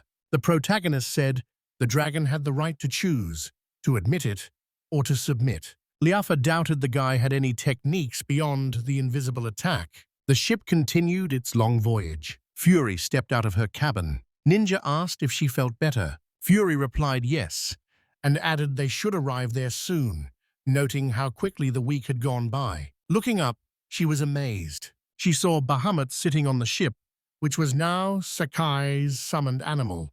The elf recognized it, but she couldn't believe it was a summoned animal. Sakai's mystery and her surprise when a huge dragon became attached to a human for the first time, wondering who this Kuzuno was. Sakai. Ninja addressed the whole group and insisted they all look straight ahead. Land appeared ahead. The travelers could see its outline on the horizon, and it was directly on the ship's course. Surprised to recognize the place, The protagonist called out the name of the famous land he had seen, Mount Cape. Mount Cape was an important gateway on the route to the vast northern continent. The dragon asked about the purpose of their journey, curious about its direction and why they were going to that particular place. A sudden change in speed caught the captain's attention. He was surprised to find the ship moving faster and could not understand what was causing the acceleration. The huge dragon began beating its wings hard. Each powerful beat added thrust and increased the ship's speed. The dragon made his displeasure clear, loudly criticizing the slow pace of human ships. Nina admired the dragon's actions, found Bahamut very impressive, and asked everyone to thank him for his help. After a brief confusion, the journey continued. The ship returned to its intended course and moved toward its goal. On arriving, the travelers left the ship and went ashore at a small coastal port. The crowd stood stunned by the strange sight, watching the dragon as everyone's attention focused on the huge creature. The protagonist watched how those around him reacted and noticed the dragon was drawing too much attention. Some people were even afraid near Bahamut. The protagonist chose to keep Bahamut in the sky so he would avoid unnecessary attention and people's fear. Obeying the request, the dragon shot into the sky, its sudden rise causing a fresh wave of surprise among the observers and leaving only unselected text. The man said he can't hear people's quiet voices, but he trusts the dragon. After boarding the ship, Lifa said goodbye to everyone. She warned him she had heard about Kuzuno, Sakai, from the charming thief, and told him to be careful of the woman standing behind the king during the audience. Everyone present looked surprised. Sakai couldn't see why he had to be careful. The team decided to head to the castle first. A majestic castle stood atop the mountain. Kuzuno Sakai noticed that, though he'd often seen castles in games, this one stood in an unusual spot. As they approached the huge gates, the castle looked even more impressive. A whole complex of fortresses. A wire fell from the sky and connected the dragon to its new master. Bahamut offered to obliterate the castle with a fireball, but Sakai refused. The castle gates swung open, and they were welcomed like a hero and his companions and invited inside. Servants showed them the way and told them the king was waiting. They walked through the castle's spacious halls. A soldier opened the doors and reported that the hero and his comrades had arrived. The team stood in a large open room. A beautiful dark-haired woman stepped forward and stood beside the little prince, who sat on the throne. He could tell the long journey had tired them. Sakai was surprised to see a child on the throne and amazed at how large the room was. The prince said he knew the hero who had saved the country of Beltree. Sakai asked who the woman beside the child was. Explaining to the prince that travel was a key part of the RPG, he kept them from complaining. Noting the lack of phones and internet, he wanted to know how they found out about it. The child on the throne asked why the hero did not know this. The woman beside him said she was Ravisa, an advisor sent to the king by the League of Mages. The League's senior mages could communicate across vast distances using a secret technique, and she said that even in distant Beltree, there were mages loyal to the League who gathered intelligence from around the world. Surprised, the girls take in the new information. The king saw that magic was everywhere, and the fact they had spoken and responded to the invitation proved it. Ravisa praised the king's speeches. Kuzuno Sakai saw the woman's influence and realized the country's real power likely rested in her hands. The hero froze time and used the moment to move in carefully toward his elf partner. He then took the throne. He headed toward Ravens. He was taken aback by how large her breasts were, larger than his companions. Time resumed its normal flow. The king approached the hero and asked for a favor, while Ravisa explained they needed help getting rid of the ghouls that appeared in the capital every night. Kuzuno Sakai thought they might be the monsters he'd imagined from games, creatures that roamed cemeteries looking for the dead. The woman said she did not understand what he meant by games, but confirmed the situation was serious. She said their efforts to stop the ghouls failed because the monsters came back after being defeated. The young man thought to himself that they looked like zombies. Revisa added that a hero who defeated the King of Darkness himself should have no trouble with the ghouls, so they asked him for help. The king agreed with her, saying only a hero could deal with this problem. Kuzuno Sakai hesitated, sensing he was being pulled into something shady, but he chose to take it on as a main quest. They exited the palace calmly. Revisa parted ways with the king. The king asked her whether it was worth summoning the hero from afar for this. For the first time, he learns the young man actually fought back against the King of Darkness. Revisa replied that the information was not serious enough to trouble the king and asked him to leave the matter to her. The king said he had done so, but feared that without the hero's help, their country would not be able to defend itself. She admired his decision. She gazed sadly out the window at the huge dragon Bahamut flying high and wondered why he was flying. The woman saw the dragon circling overhead. His course is clearly toward the city, but he does not seem to intend to attack the residents. City streets buzzed with activity. Sakai noticed how calm it was. Ninja agreed, saying the city did not look like it was besieged by ghouls every night. The hero pointed out they were staying at the best hotel in town. Ninja added that the city was known for its seafood. Her actions impressed Sakai, and they agreed to try everything. Walking around the city, they ran into Lefa unexpectedly. She asked whether the hero had already met that magician, and Kuzuno Sakai asked if she meant that beauty. Lefa said they were in Mario's country, which was outside the League of Magicians, suggesting the real power might lie elsewhere. She said Revisa, now the king's advisor, and a member of the Swordsman's Council, had banned outsiders from visiting the castle, and that made her hostile. It left us suspecting that the woman was up to something, and although she didn't yet know what it was, she was determined to find out. The young man asked if she had come for Revisa rather than for the ghouls. Lefa said she had proven herself the best at espionage and investigation since her time on the Swordsman's Council, and now at the peak of her skills as an assassin, she carries out various assignments. They hear an announcement that Lefa, the swordswoman, is still unique.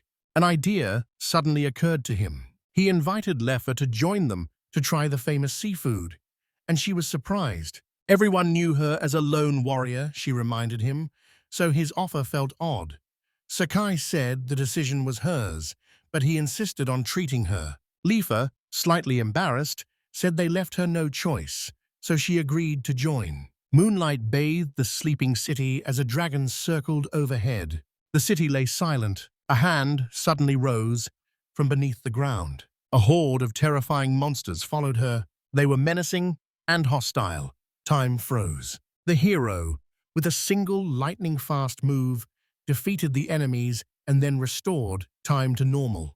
Ninjas watched in disbelief, not even blinking before the boy finished everything, and Sakai said the undead must be killed by aiming for the head or neck, the usual tactic in zombie games. The dragon suggested burning the city and the ghouls, but Sakai said no.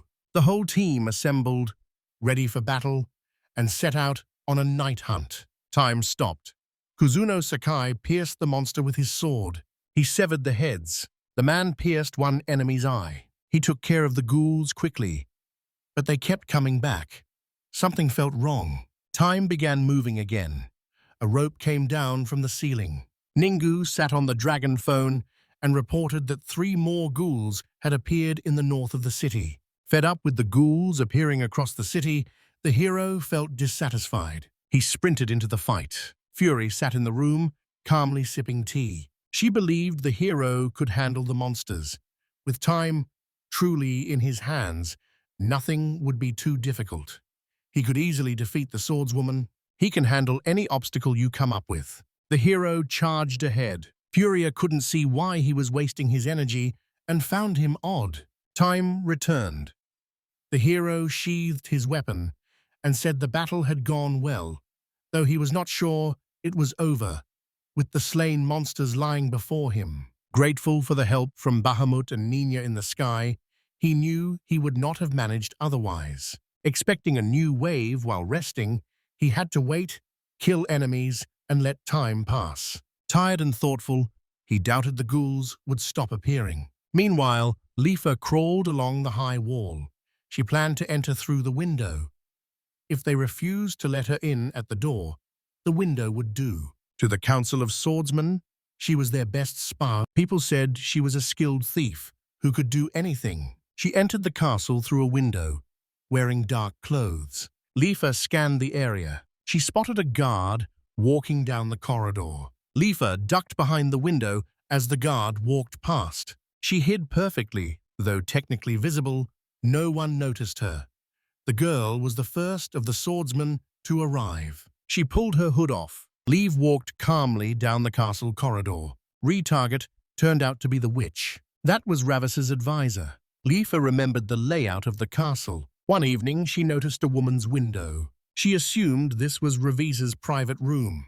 Within the Swordsman's Council, Lifa was known as the owner of the all-seeing eye. She watched the castle through a telescope.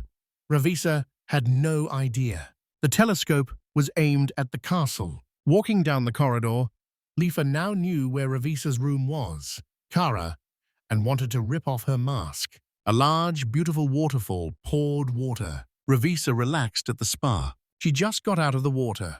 The assistants waited for her and wiped her down. Ravisa asked softly whether the king was asleep now. Her loyal attendants quickly helped her dress. They whispered that the king had been in bed for a long time. Ravisa decided to act at once. The servants bowed low as Ravis left solemnly. From the dark window, Liefa watched her closely.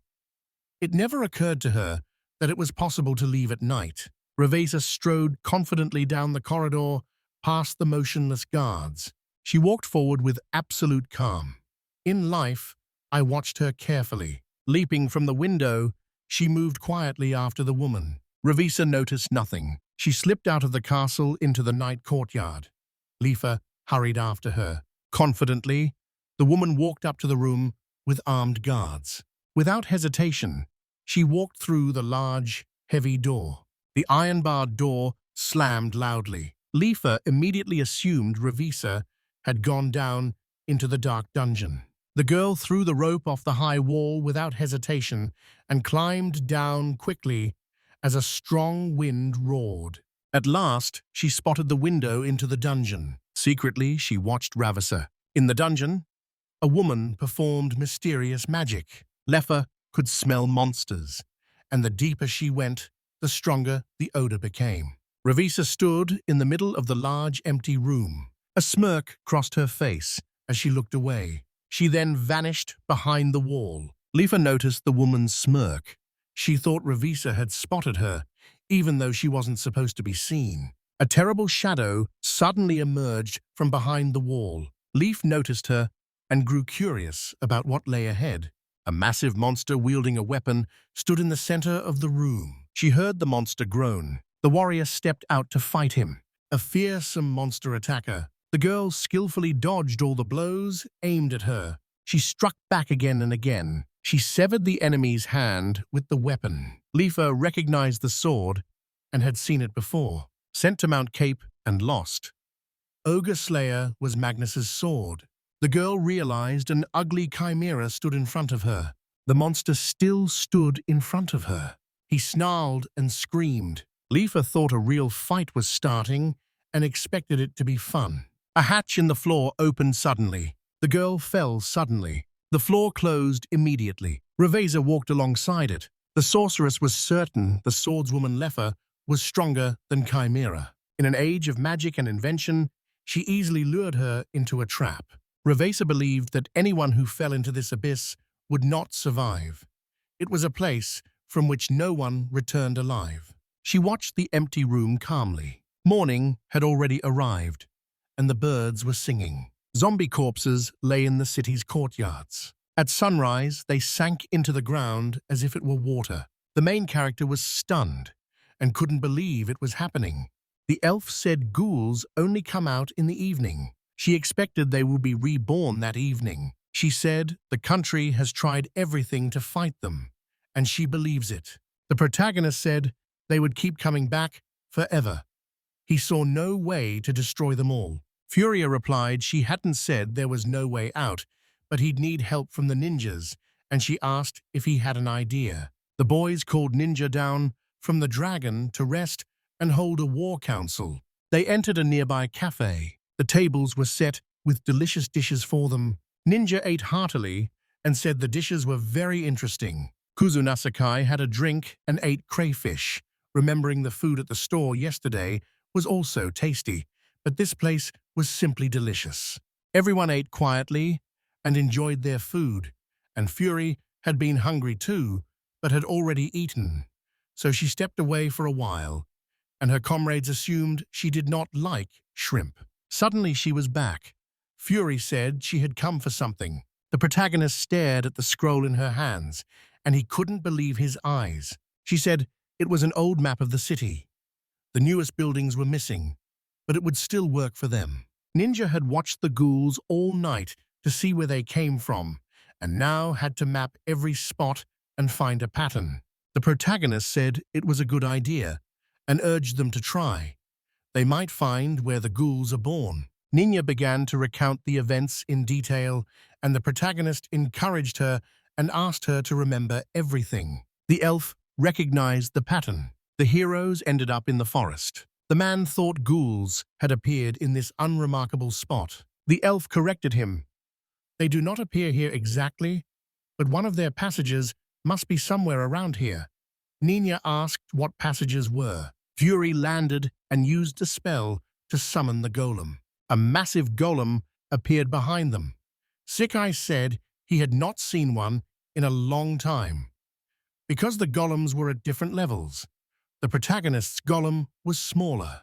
The golem slammed the ground with a powerful blow, shattering everything around it as thick smoke rose. A hole suddenly opened, revealing a passage downward. Fury noticed the place looked like an abandoned drain that had somehow stopped working. While studying the map, she pointed out that this drain is the route dust uses to reach the surface.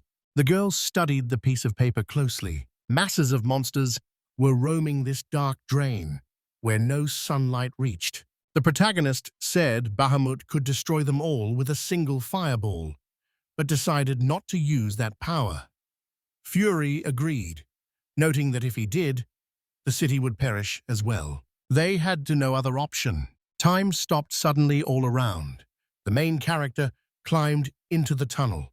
He looked around and saw a vast swarm of monsters. He would not have dared come down here without being able to stop time. But his curiosity about how so many monsters had ended up here led him to investigate. The hero moved among the monsters frozen in time, studying them closely. He pointed out how bad they were. Moving forward, he saw more and more monsters. You thought about how far he had already descended, because the path seemed so long. He thought about what he had been seeking at the end of the path. The man stopped as he passed one of the tunnels. He spotted Lifa ahead and froze in shock because time had stopped. The girl stood beside a dead body. Scanning the area, he found no dust nearby. The protagonist restored the flow of time. He immediately asked Lefa what she was doing here. Lefa shuddered in surprise. In turn, she asked him where the exit was. He said he had been thrown here too. Lefa, frightened, said it was not true and that he was joking, and the warrior was frightened. The young man realized it was unlikely anyone could have thrown him here. Since the drain had once connected to the city, he assumed there must be an exit. Sakai asked Lifa where she was from. She said she came from the castle. She set out to uncover the secrets of Ravisa. She mentioned the king's advisor, calling her a beautiful and influential woman. Lifa reported she had nearly completed her task. The switch is now locked. She said Ravisa made a monster from human bodies. The protagonist thought as they listened to Lefa. Once again, He froze time without warning. The girl's beauty stunned the young man. Even with time frozen, he couldn't look away from her. Lifa continued, saying she did not know why Revisa created the monster, but one of the swordsmen had already fallen victim to the conspiracy. She turned to Kazuno Sakai and told him that if he was a hero, he should help her. Leaf has suggested ghouls might also be linked to this conspiracy. The man promised to help her. Smiling, he asked what they should do next. Lifa proposed they return to the castle, saying it stood directly overhead. The protagonist asked if there was another way to reach the castle. The girl said no. The man said they would have to get up somehow and asked if she had any ideas. Liafa's mind went blank. The protagonist stopped time again. Eventually, the flow of time was restored. Furia and Revisa did not know where they were. The protagonists explained they were in the middle of a drain filled with ghouls. Ninja shouted angrily that it was impossible and that he wanted to kill her. Lifa assured her everything would be fine now that she was with them. Nina was pleased to meet the lady swordswoman. Fury looked around and said the castle must be directly above them. It wasn't clear to her why they had to go inside. Lifa replied that she had tried every path but had found no way out. Furia confirmed the drain had collapsed in many places long ago. Looking at the old map, she noticed the castle was missing, though drainage routes were shown. By comparing the old map with the new one, she thought she could find where the collapses had hidden the passage to the castle. Now she worried which direction the collapses were in. Nina said she thought she understood. Pointing ahead, she said there were 3 branches, which surprised the protagonist. The girl studied the map, and Nina said there was only one such place on it. She claimed she could see everything around her despite the darkness, suggesting the thieves could see them too. Furia paused, then said that if Nina was right, they should go straight ahead. Realizing this, the protagonist froze time to deal with the ghouls. When time was restored, the entire team moved forward calmly, and the monsters no longer interfered. They soon arrive at the collapsed area. Fury dropped to the ground and called forth her Gollum. Gollum sprang up from the pile of stones. Eat the rubble, and the stones split apart. The door opened suddenly, and Ninja said it had been locked, but they could rely on her because she could open it easily. 5 minutes later, the door stood open. The hero spotted a staircase that seemed to lead to the castle. The protagonist told Lifa to step forward. He had no idea what to say to her. Lifa smoothed her hair and said she didn't mind going. Now she felt this was her new team. The girl smiled softly. At that moment, Revisa stood in a dark room surrounded by monsters. Looking at the wooden box, she said the person inside would be bait for the spirits. She said the man fell down the stairs because he was careless and died of fractures. The man lay motionless. The monster noticed it had been less than half a day since his death, and that this was a fresh, remarkable specimen. With the gates ready, they decided to begin. Before the dark magical gates, Revisa stood. She began a ritual to resurrect the dead with her magic. Magical energy radiated outward. It filled the entire space. Meanwhile, the main characters were climbing the tall stairs to the castle in a joint effort by Sakai's team and the swordswoman Lifa as they prepared for the upcoming battle. After fighting the ghouls, the heroes found themselves in the Imperial Castle dungeon. Revisu stood before the dark gates and cast a spell. Her attention was on opening the gate. The monsters watched calmly as it happened. The heroes stepped through the arch into the castle dungeon and were surprised by how large it was. Ninja noticed the hall was very large. The comrades moved deeper into the room. Liafa realized this was the dungeon at Mount Cape Castle. The gates creaked and began to glow with magic. A masked servant ordered them to be opened wider. They opened with a loud click. The skulls set into the gates started to glow. Revisa stayed calm as she watched the process. Her spell kept widening the gate, revealing a luminous space. The protagonist noticed something unfolding ahead. The elf pointed at the summoning circle on the floor in front of the gate, indicating it was a necromantic ritual. A strange, aggressive-looking zombie emerged from the portal. All the heroes saw someone step out of the portal. They wondered whether it could be the soul of someone dead. If it was a ritual to summon the dead, Lefex pressed for an answer about that possibility. Furia said it was possible, though she had never seen such a ritual in person. The protagonist noted that ghosts commonly appear in this world, but Fury objected that this was not so. The ghost drew closer to them. In an instant, he found himself inside a zombie's body. The main character was confused about what had happened. The elf said the coffin apparently held the remains of a man, and the magician was calling his soul from another world. The young man doubted this was necromancy, and even if a soul entered a corpse, it could do nothing. Fury objected that if the soul returned to the body, the person could be resurrected, although she was not certain. Kuzuno Sakai replied that when a person dies, their brain cells die too, so they cannot think or move. Nina pointed forward and told Sakai to watch. The dead man suddenly started to move. Darkness fell over everything. The hero said the dead man had risen. The young man was surprised his broken neck did not stop him from getting up and feeling fine. Lifa told her comrades to keep watching. Ravisa ordered the servants to shut the gate securely, and they complied. A coffin holding a body stood beside them. Ravisa greeted the zombie and asked him to give his name. He loudly identified himself as Thomas Burtz, despite a broken neck and his head thrown back. A servant confirmed Mrs. Ravisa was doing everything correctly. The woman asked Thomas to tell her about himself. He said he was catching shrimp. The servant confirmed that it was true and that he was a fisherman. The corpse kept telling his story and mentioned his wife and 5-year-old son. When he asked where they were, the attendant said his son's name was Robert. Mrs. Ravisa said her zombified son was safe. Thomas clutched his head when he remembered Robert calling him, then fell down the stairs and injured it. Ravisa realized he had fallen down the stairs, but survived against all odds. The corpse started to stammer, lifted its hands to its head, and screamed in terror, demanding to know what it had seen there when it was alive. A servant asked Ravisa to look ahead. New souls began emerging from the portal, and its glow grew steadily brighter.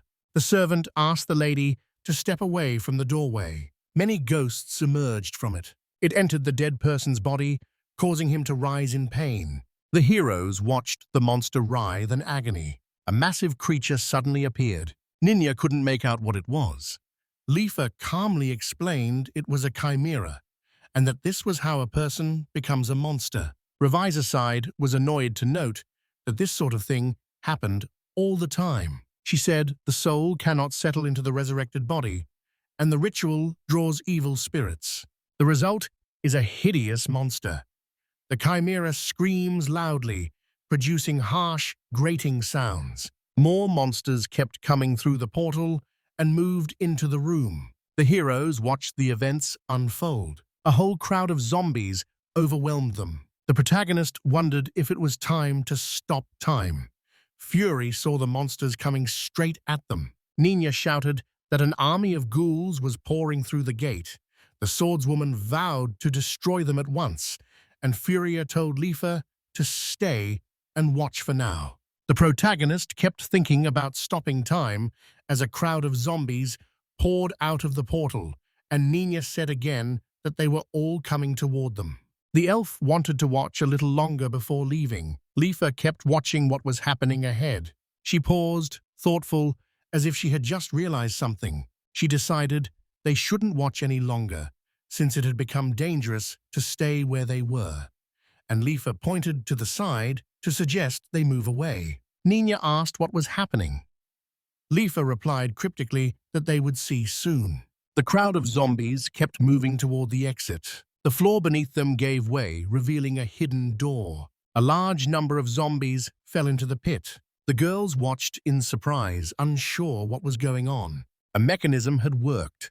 All the monsters fell into the pit, and the doors slammed shut with a loud bang. No monsters remained in the room. The girl approached the gate. Fury said the large gate used in the ritual was probably a portal to the underworld. She suggested these gates connect their world to the afterlife, and the protagonist, hearing this, said in surprise that it was the other side of their world. The elf said that when Revisa resurrects the dead, she opens a portal to the netherworld and summons souls from it. The monster continued to scream loudly. Furia said that Revisa then tried to seal those souls into flesh. Lifa agreed, adding that Revisa must be very powerful to have completed so many stages of the ritual successfully. Leaf stepped aside, noting that Revis's actions violated the laws of nature. She pointed to a failed ritual where evil souls burst out at the summons, entered his body, and turned him into a monster. Lifa added that the horde of ghouls is a side effect of the ritual, falling into their world from the nether. No effective way to fight them has been found yet. Their only countermeasure is that hole in the floor where hordes of ghouls fall as if into a drain. Fury saw why they had stopped using the drain. The protagonist believed he was called here to solve the problem. Everyone around was amazed. The protagonist complained they'd been stuck on the ship for about a month. Ninja corrected him, saying they'd only been sailing for 10 days. He replied that it felt like a whole month. Liafa pointed out that truly famous heroes were not called in to clear dangerous passages anyway. She said dancing to the tune of government officials was his inevitable fate and called him a fool. He asked her not to reveal that truth. The main character stopped time and used the pause to teach his colleague a lesson. Suddenly, time began moving again. Kuzuna Sakai reflected that ghouls often infiltrate their world and must be stopped. Lifa noted that Revisa will stubbornly pursue her goal. Period added that the woman was endangering the city. Nina said the ghouls would be on their side in that case. The protagonist, indignant, told her to think more carefully. Lifa wondered what to do with Chimera now. She moved directly toward her. The huge monster was destroying everything around him and was disgusting and terrifying. Two monsters were already in the room. Give him a surprised look. Two chimeras were fighting each other. They fought actively, striking blows. The protagonist came up from behind and, surprised, asked where the other chimera had come from. Shocked to see them fighting, he assumed someone was protecting Revisa. Ninian saw the person he was protecting being pushed back. Shera thought about it. The girl suddenly remembered cutting off the chimera's hand that held the ogre slayer during the fight. It dawned on her that the chimera contained the body of Magnus, the swordsman who had protected Revisa from the start. Lifa looked surprised. She remembered life in the city long ago. Little Lifa was training energetically with her teacher. She learned by practicing flips and fighting. The master observed that only inexperienced youths fly. Lifa trained so hard that she even hurt the teacher. She felt proud of herself. The master warned that if this were a real fight, he would lose his head. Lifa ran off screaming, leaving the teacher puzzled. Her masterful breach of his defense proved her skill. The council named her swordsman as the youngest and most promising, and she knew this was only the beginning. Believing that soon even the strongest swordsman would speak of the invincible Lifa, she stood before her teacher and asked how he was. The swordsman said he was her teacher for now and that she was very talented, which worried him. The girl simply smiled. He said he would listen to her advice once he saw she had achieved the mastery she wanted. Magnus said she would never reach that goal and would keep rushing ahead, ending up lonely and isolated. Leave a smile behind.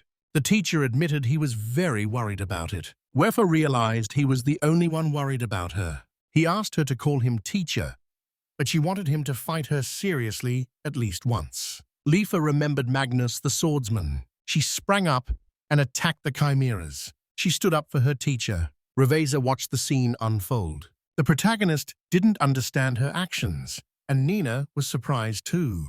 Leaf has wielded her sword skillfully while fighting monsters. The chimera cried loudly. The heroes watched in confusion and saw the girl acting recklessly, leaving her vulnerable to an attack from behind. The girl firmly parried the blow from behind with her sword and demanded the attack stop. People said she had eyes in the back of her head because she could reliably fend off attacks from behind. Lifa protected one of the chimeras, leaving Ninya surprised and unable to understand why. She stepped forward and shielded the chimera, covering its back. Ravisa kept watching and noticed the swordsman had a strong sense of camaraderie. Ravisa ordered everyone to stop and insisted the swordswoman handle everything herself. Anger filled Lipa. Time stopped. The protagonist stepped toward Ravisa and looked at her closely. A smile crossed her face. The protagonist felt he had no time to fall in love with her, noting how she had done much evil and easily destroyed the soldiers' lives at the castle when she summoned dust. After sacrificing many citizens, she will now lead them all away. Bahamut was meant to destroy the portal to the Nether and everything around it with a fireball, and everything was heading toward the denouement. He touched her sharply. Sakai was stunned. The man found a piece of paper inside her body. Unfolding the paper, he saw writing on it. The notes warned the hero not to jump to wrong conclusions. He was surprised to find this was the entire text. He could not believe the message was meant for him. He wanted to know where the continuation was. He considered searching for other notes. Revisagers stood there smiling. He decided to keep searching the woman's body for papers. Finding another note surprised him. Confused, he kept reading the new note with pleasure and admiration. The note said she was doing all this to protect the world from the King of Darkness. Motionless, the woman stood frozen in time. The situation left the man dumbfounded. The protagonist kept searching for notes, saying many had to be sacrificed, but all this was the fulfillment of the former king's will. Advisor Ravi stood perfectly still. The protagonist thought he didn't know how she learned the information, but she discovered his superpower and acted. He wasn't sure he could trust her because she was the kind of woman who always got her way. He felt powerless to resist this witch's charms. Realizing that timing couldn't guarantee his victory and that the adults had the magic, he felt embarrassed. Time was restored. The heroes defeated the ghouls and entered the castle, where they found traces of necromancy and secret notes. Now they were inside. The warrior battled the monsters, swinging her sharp sword. The girl landed a powerful blow on her opponent. She delivered blow after blow with skill and ease. Leave it turned around, she remembered the swordsman Magnus saying. Her gaze fell on Chimera and Ravisa. The main characters faced the woman. Ravisa said she was very surprised by their appearance and wondered how the heroes had come here. The woman said, jokingly, that she was expecting a hero. The protagonist felt no surprise and was not impressed by the news. The woman realized that even her hidden messages reached the hero. She said, and pointed out where her messages were. The woman called the young man a prankster and got down to business. Ravisa said their ultimate goal is the same as the hero's goal, to overthrow the King of Darkness. Puzuno Sakai stared at her in surprise. The woman thought this was his final goal, but it wasn't. He stopped time and refused to listen to her, and the hero thought she was a schemer. It became clear his chances with the high school girl were even slimmer. The hero decided not to listen to Ravisa and refused to dance to anyone's tune. A wounded monster stood beside the heroes. Fury watched everything unfold. She told Ninja she assumed the hero was bringing new problems on himself. When Nenya asked why she thought so, the elf said it was just her intuition. Lefa approached the girls and said it was obvious. According to her, the hero had simply lain down under that woman and she called him an idiot. The warrior noticed that even though the hero spoke to her like an equal, the woman deftly spun him. The girl thought this would give her reason to take up her blade. Lifa remembered how the swordsman Magnus had become this abomination and vowed never to forget it. The heroes gathered and decided to find out what Kuzuno was talking about. Sakai was with that woman. Cheerfully, he said they would climb to the top of the mountain to find the Stone of Life, which surprised everyone. The protagonist continued his story, saying that 2 days' walk north of here is the mountain where the goddess fell, and at its summit is an altar with a life stone that the heroes follow. Nina happily grasped the information. The other girls sighed, saying it had gone exactly as they expected, and that they were unhappy the hero had listened to the woman. Sakai noted Ravisa resurrected people and said the late Kintutama needed to be revived at Mount Cape. The protagonist was convinced this king could defeat the King of Darkness. He scanned his team. They looked unenthusiastic. Lifa asked why he believed her. Kuzuno Sakai said with pleasure that a sage once visited Mount Cape and in his final moments passed the secrets of victory to only one king. Ninja was delighted by the information. The protagonist pressed on with the story, saying the king had to be revived, and that this required the life stone.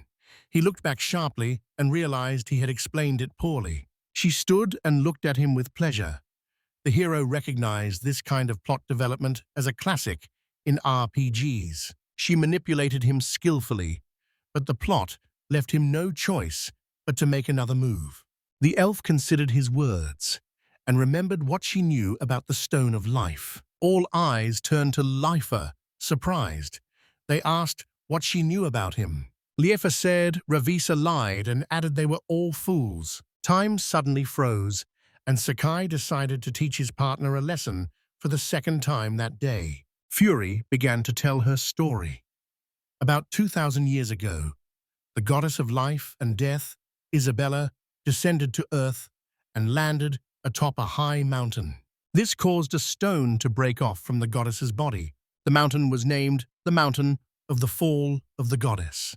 Locals still worship a broken piece of the Stone of Life. Legends say the stone can bring the dead back to life. The protagonist froze in surprise and decided they had to go at once, but Lifa objected, warning that only death awaited them on the mountain. Lifa said the mountain was extremely high. It is easy to die there from the cold and falling rocks. She considered her words. Lifa continued, adding that a fortress of mountain people was built on the mountain. They worship the goddess Isabella and guard the stone. Many adventurers tried to reach the stone, but none came back alive. Lifa asked them to consider her words, because she wanted them to understand why even the mighty Ravisa could not get the stone. Everyone watched in surprise as Lifa left. Ninyet asked the swordswoman why she was leaving so soon after they arrived. Liafa confirmed she was leaving. Turning around, she explained that her job was to find out what was happening here. The general outline was already clear to her, and she now needed to write a report for the Swordsman's Council. The swordswoman said she hoped they would meet the respected hero again unless he died first. He was stunned by that phrase. Fury agreed with the swordswoman, pointing out that stopping time would not save him from falling off the mountain. The guy was glad Furia worried about him, while the girl pretended not to care. Kuzuno Sakai said he was aware of the dangers of climbing the mountain. He said he'd seen a video of people plunging off cliffs at high speed and dying on impact. Ninja asked what the video showed. The hero remembered how the footage had chilled him. He vowed never to climb the mountains. Ninja did not understand what it meant for them not to climb. The protagonist made it clear they were not going there. The whole team boarded Bahamut and took off as the dragon flew swiftly. He bragged that he flew much better than slow people did. Ninja was delighted and said flying in the sky was wonderful, but Sakai did not share her enthusiasm. He forced himself not to look down. His heart felt as if it had sunk into his heels. The man turned and saw Furia, lost in thought and withdrawn into herself. He assumed she was afraid of falling too. Another problem was the loss of time. The journey lasted 7 days. They spent a full day dealing with ghouls, and the road reappeared. Gangkite could not carry Bahamatoa. They had to fly on Bahamut the Shab, which was a good option. He decided not to waste another second. Ninja said she spotted something up ahead. As they flew closer, a towering mountain rose before them, and Nina said it was the tallest she had ever seen, called Goddess Fall Mountain, while Sakai noted how high they were. Still flying, the dragon said they were heading straight for the top, and the heroes grew worried about having enough oxygen and about the cold at that altitude. The dragon shot up into the air. He rose off the ground and sped upward toward the top. Nino was delighted that they were flying to the very top. The protagonist grew irritated as the dragon seemed not to listen to him.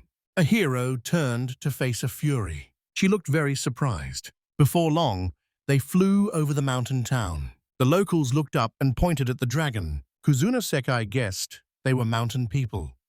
The locals stiffened when they saw them. The hero decided stopping time would be a last resort, but hoped it would not come to that. The residents looked up in surprise and began discussing the guests' unexpected arrival. News began to spread among people. A man rushed forward. A stern female warrior watched the events unfold. Her eyes showed no joy, clearly upset by the arrival of new guests.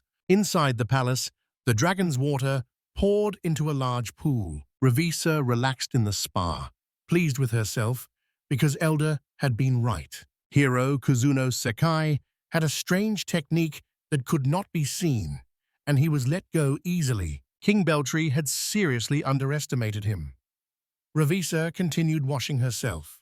Using the life stone itself instead of surrogates, she believed she could complete the resurrection correctly. She believed she could fulfill humanity's oldest unachieved dream. Revisa was pleased with her idea and plan. Meanwhile, the dragon sat atop the mountain, while the heroes calmly climbed to the stone inside the temple. Fury noted that they had arrived very quickly. Rumors said that only the mountain people could reach this place. They were cold and wrapped in special cloaks, and Furia could not believe what was happening. They were too high, Sakai thought. For some reason, breathing was easy. The temperature felt like Tokyo's late winter. He sensed something was wrong with this world. Nina felt inspired by the clean mountain air. She noticed Bahamut was tired too.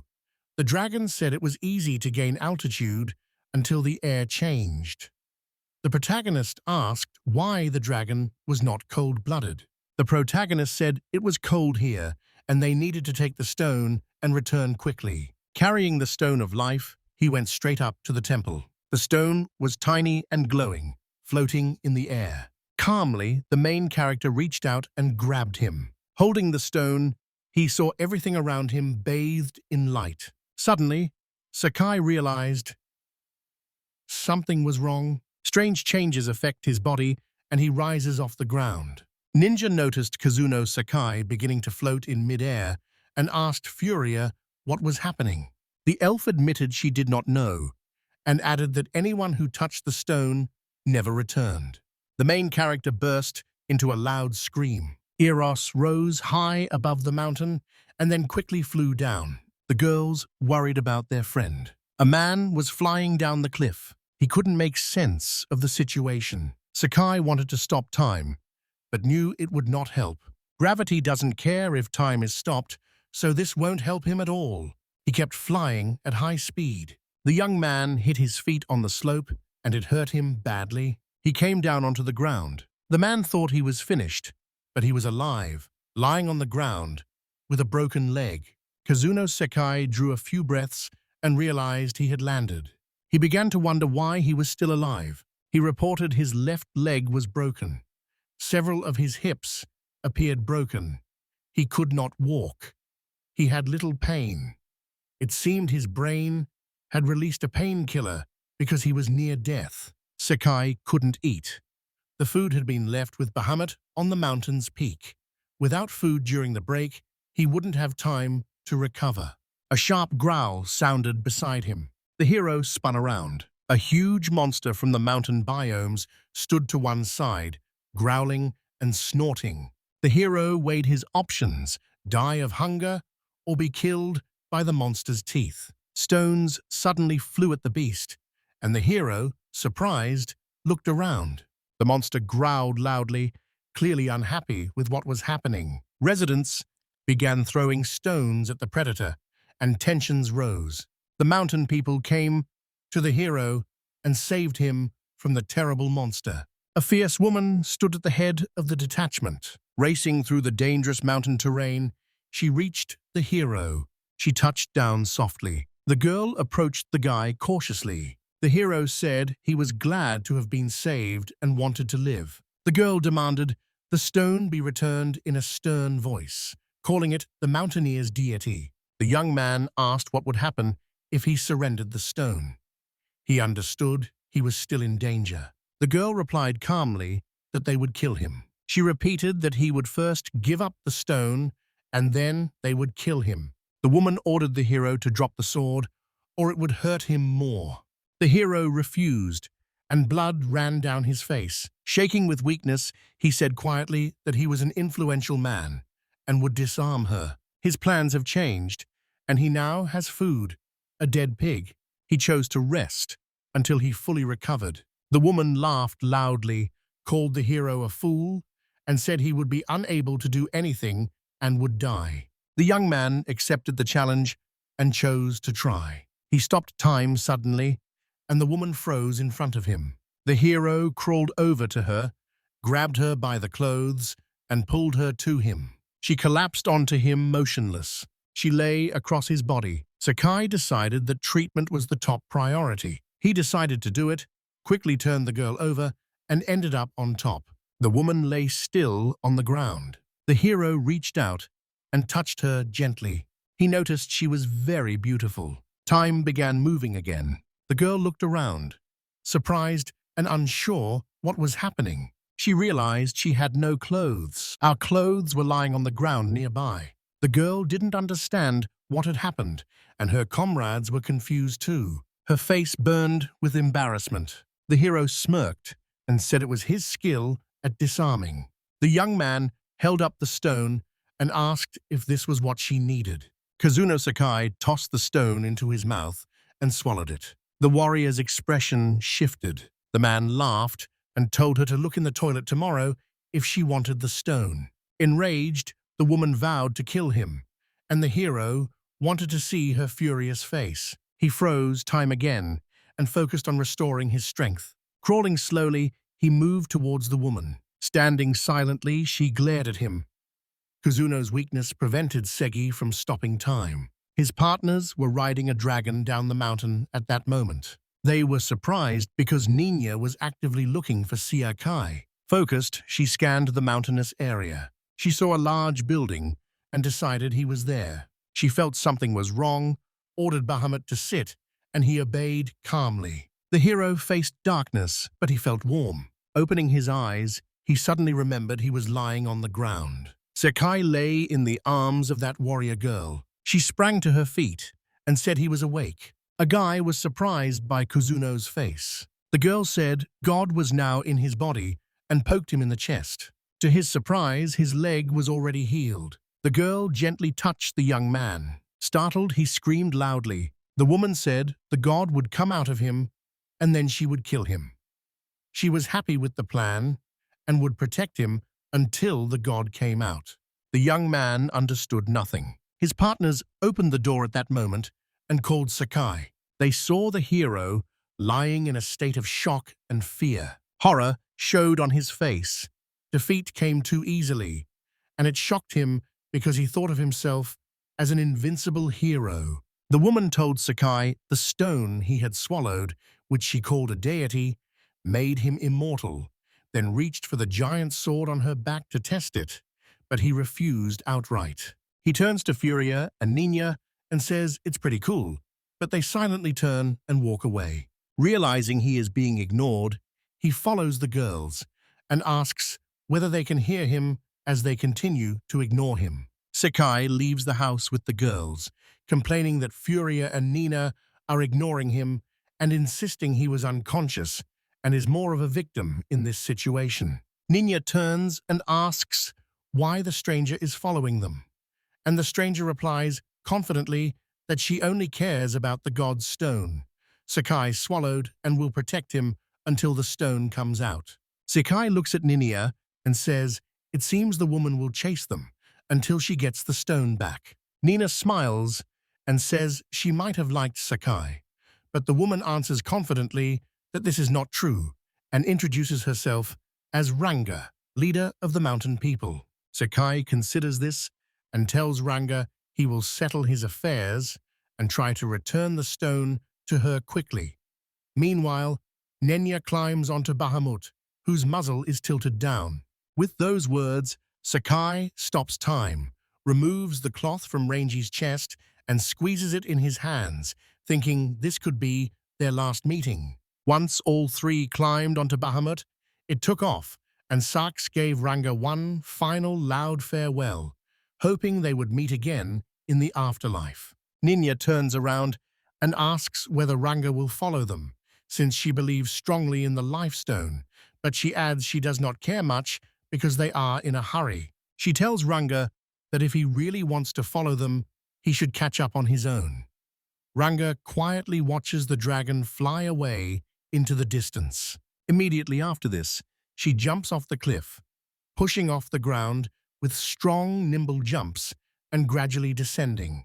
Standing on level ground, she strides quickly and confidently after the dragon, determined not to lose sight of the god and to chase Sakai with her swift legs. The sky above the castle darkens. A guard walks down to an entrance to take his post. While on watch, he sees someone approaching. On closer inspection, he sees a ghoul approaching. It lunges at him, but he drives his spear through it. Pausing for a second, he immediately continues the attack until the knight realizes why the ghoul survived his strike.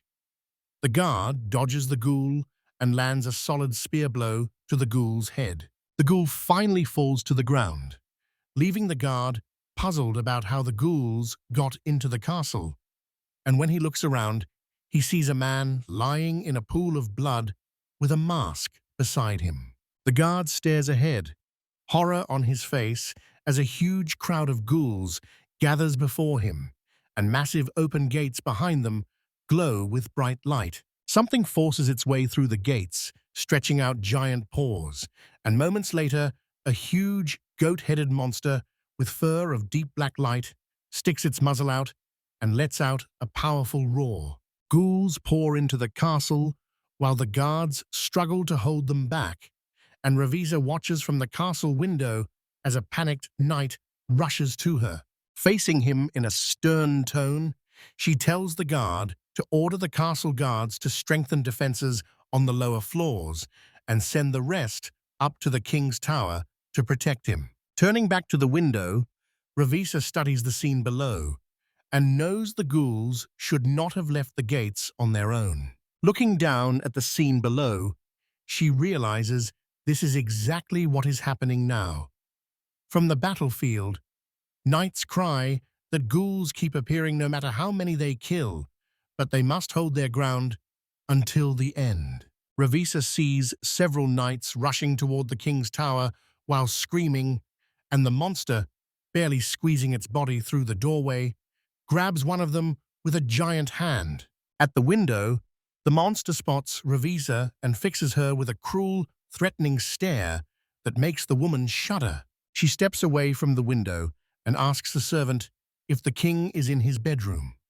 The servant confirms, and Ravisa then goes to the king herself. The king sits on his bed under a heavy blanket. Tired, he asks Ravisa what happened after hearing a noise outside. Ravisa says there was a small problem and that a group of ghouls broke into the castle.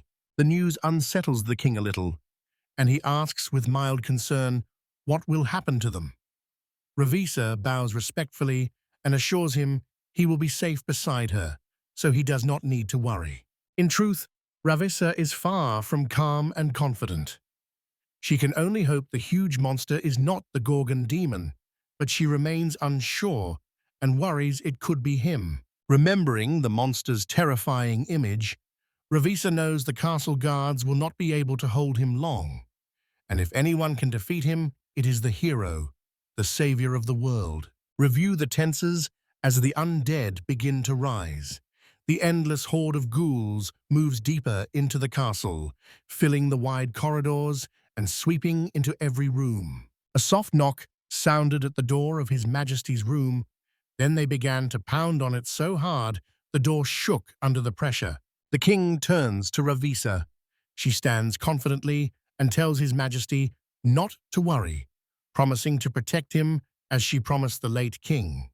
But when she moves to cast a spell, she freezes because time has stopped. The door to the king's room explodes with a roar, and Sakai calmly steps through the half-destroyed entrance and says that Ravisa knew she would be with the king. He restores time and tells her he has returned. The moment Ravisa sees him, a strange look of surprise appears on her face. Sakai, puzzled, asks why she is so surprised. Concerned, she asks Sakai how he got into the king's chambers, then immediately turns her attention when she realizes the sounds of monsters outside have stopped. Sakai tells her that if she was wondering what happened to the monsters at the door, they are gone, because a long line of ghouls had been outside His Majesty's chambers and he cleared them out. Ravisa looks at him in genuine confusion, and he says they never told him to destroy the ghouls, and all the rooms and corridors the ghouls had just passed through were now filled only with their lifeless bodies. On the battlefield between monsters and knights, only the fallen bodies of the monsters remain, and the knights stare in confusion as Ravisa hurries to the window to assess the scene. From the window, she sees the same giant monster looming over the bloodied guard as it rises to its hooves and emits a deafening roar. The monster then presses against the stone wall, gripping it with powerful hands as it prepares to climb. Sakai says a Gorgon demon still remains, and Ravisa, watching from the window, says it is heading toward them. Sakai asks whether she means the Gorgon demon, and she confirms, looking flustered and about to speak. But Sakai interrupts, saying the demon is an average boss. Ravisa looks puzzled by his words, and Sakai says that just when he thought he was running out of time, the perfect boss showed up, then moves to the window, smiles, and says it works to his advantage that the target is outside. After these words, Bahamut flies up to the castle and hovers over the demon, opening his mouth threateningly as if to attack. The demon notices the dragon and growls menacingly at him. Bahamut prepares to attack after asking Sakai beforehand, and Sakai shouted that an attack was possible, but asked him not to hit the castle and to target only the monster, and Bahamut replied that he would try. He fires a giant fireball straight at the demon, hitting him in the chest, and Bahamut fires a powerful laser that pierces the demon and strikes several castle towers. Sakai watches casually, praises Bahamut as a crushing beast. Ravisa looks at him and asks whether this dragon serves Sakai. Sakai replies that with the dragon's help, they climbed the goddess's mountain fall. He tells Ravza they took the lifestone, thinking he will give it to her later.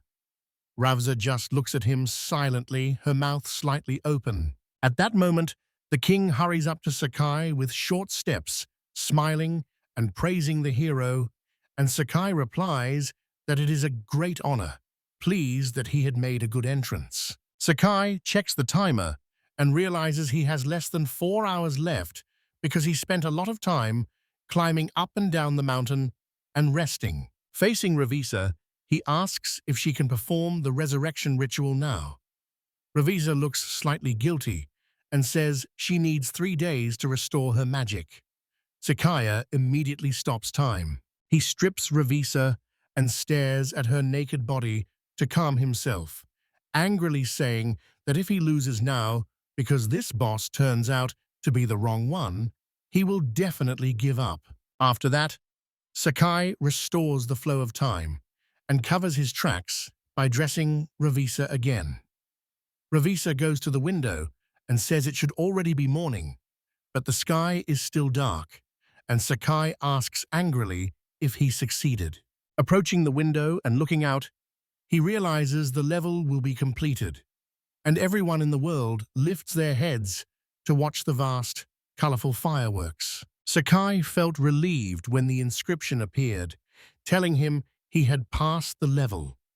Revisa watched the bright explosions in the sky in silence, then asked Sakai if he had really caused the miracle. He watched the fireworks, smiling as he told her he could be called the one truly responsible for this miracle. The king stands by the window, watching the sky with fascination. Revisa looks at Sakai, convinced he defeated the demon and is the country's true savior. Her gaze warms and her face flushes. When the fireworks ended, people at the port looked up at the sky, puzzled about where they had come from, but noting they were beautiful, and then a man pointed toward the sea and told the others to look. Far on the horizon, they see a thick darkness coming from the sea. Under that darkness, dozens of half-destroyed ghost ships with tattered sails float toward them. Zaraza stands confidently on the bow of one of the ships, commanding the whole fleet, while people panic as darkness approaches from the south. A guard arrives at Revisa to warn her of a new threat, but she says she has already seen it and turns to the hero Sakai to say his presence is making things more dangerous. She warns that darkness is coming and that the next few days will decide Mount Cape's fate. Peering through a telescope, Sakai spots a dark caravan on the horizon. He asks Ninya how long it will take to reach the shore. Ninya says they have hardly moved since morning.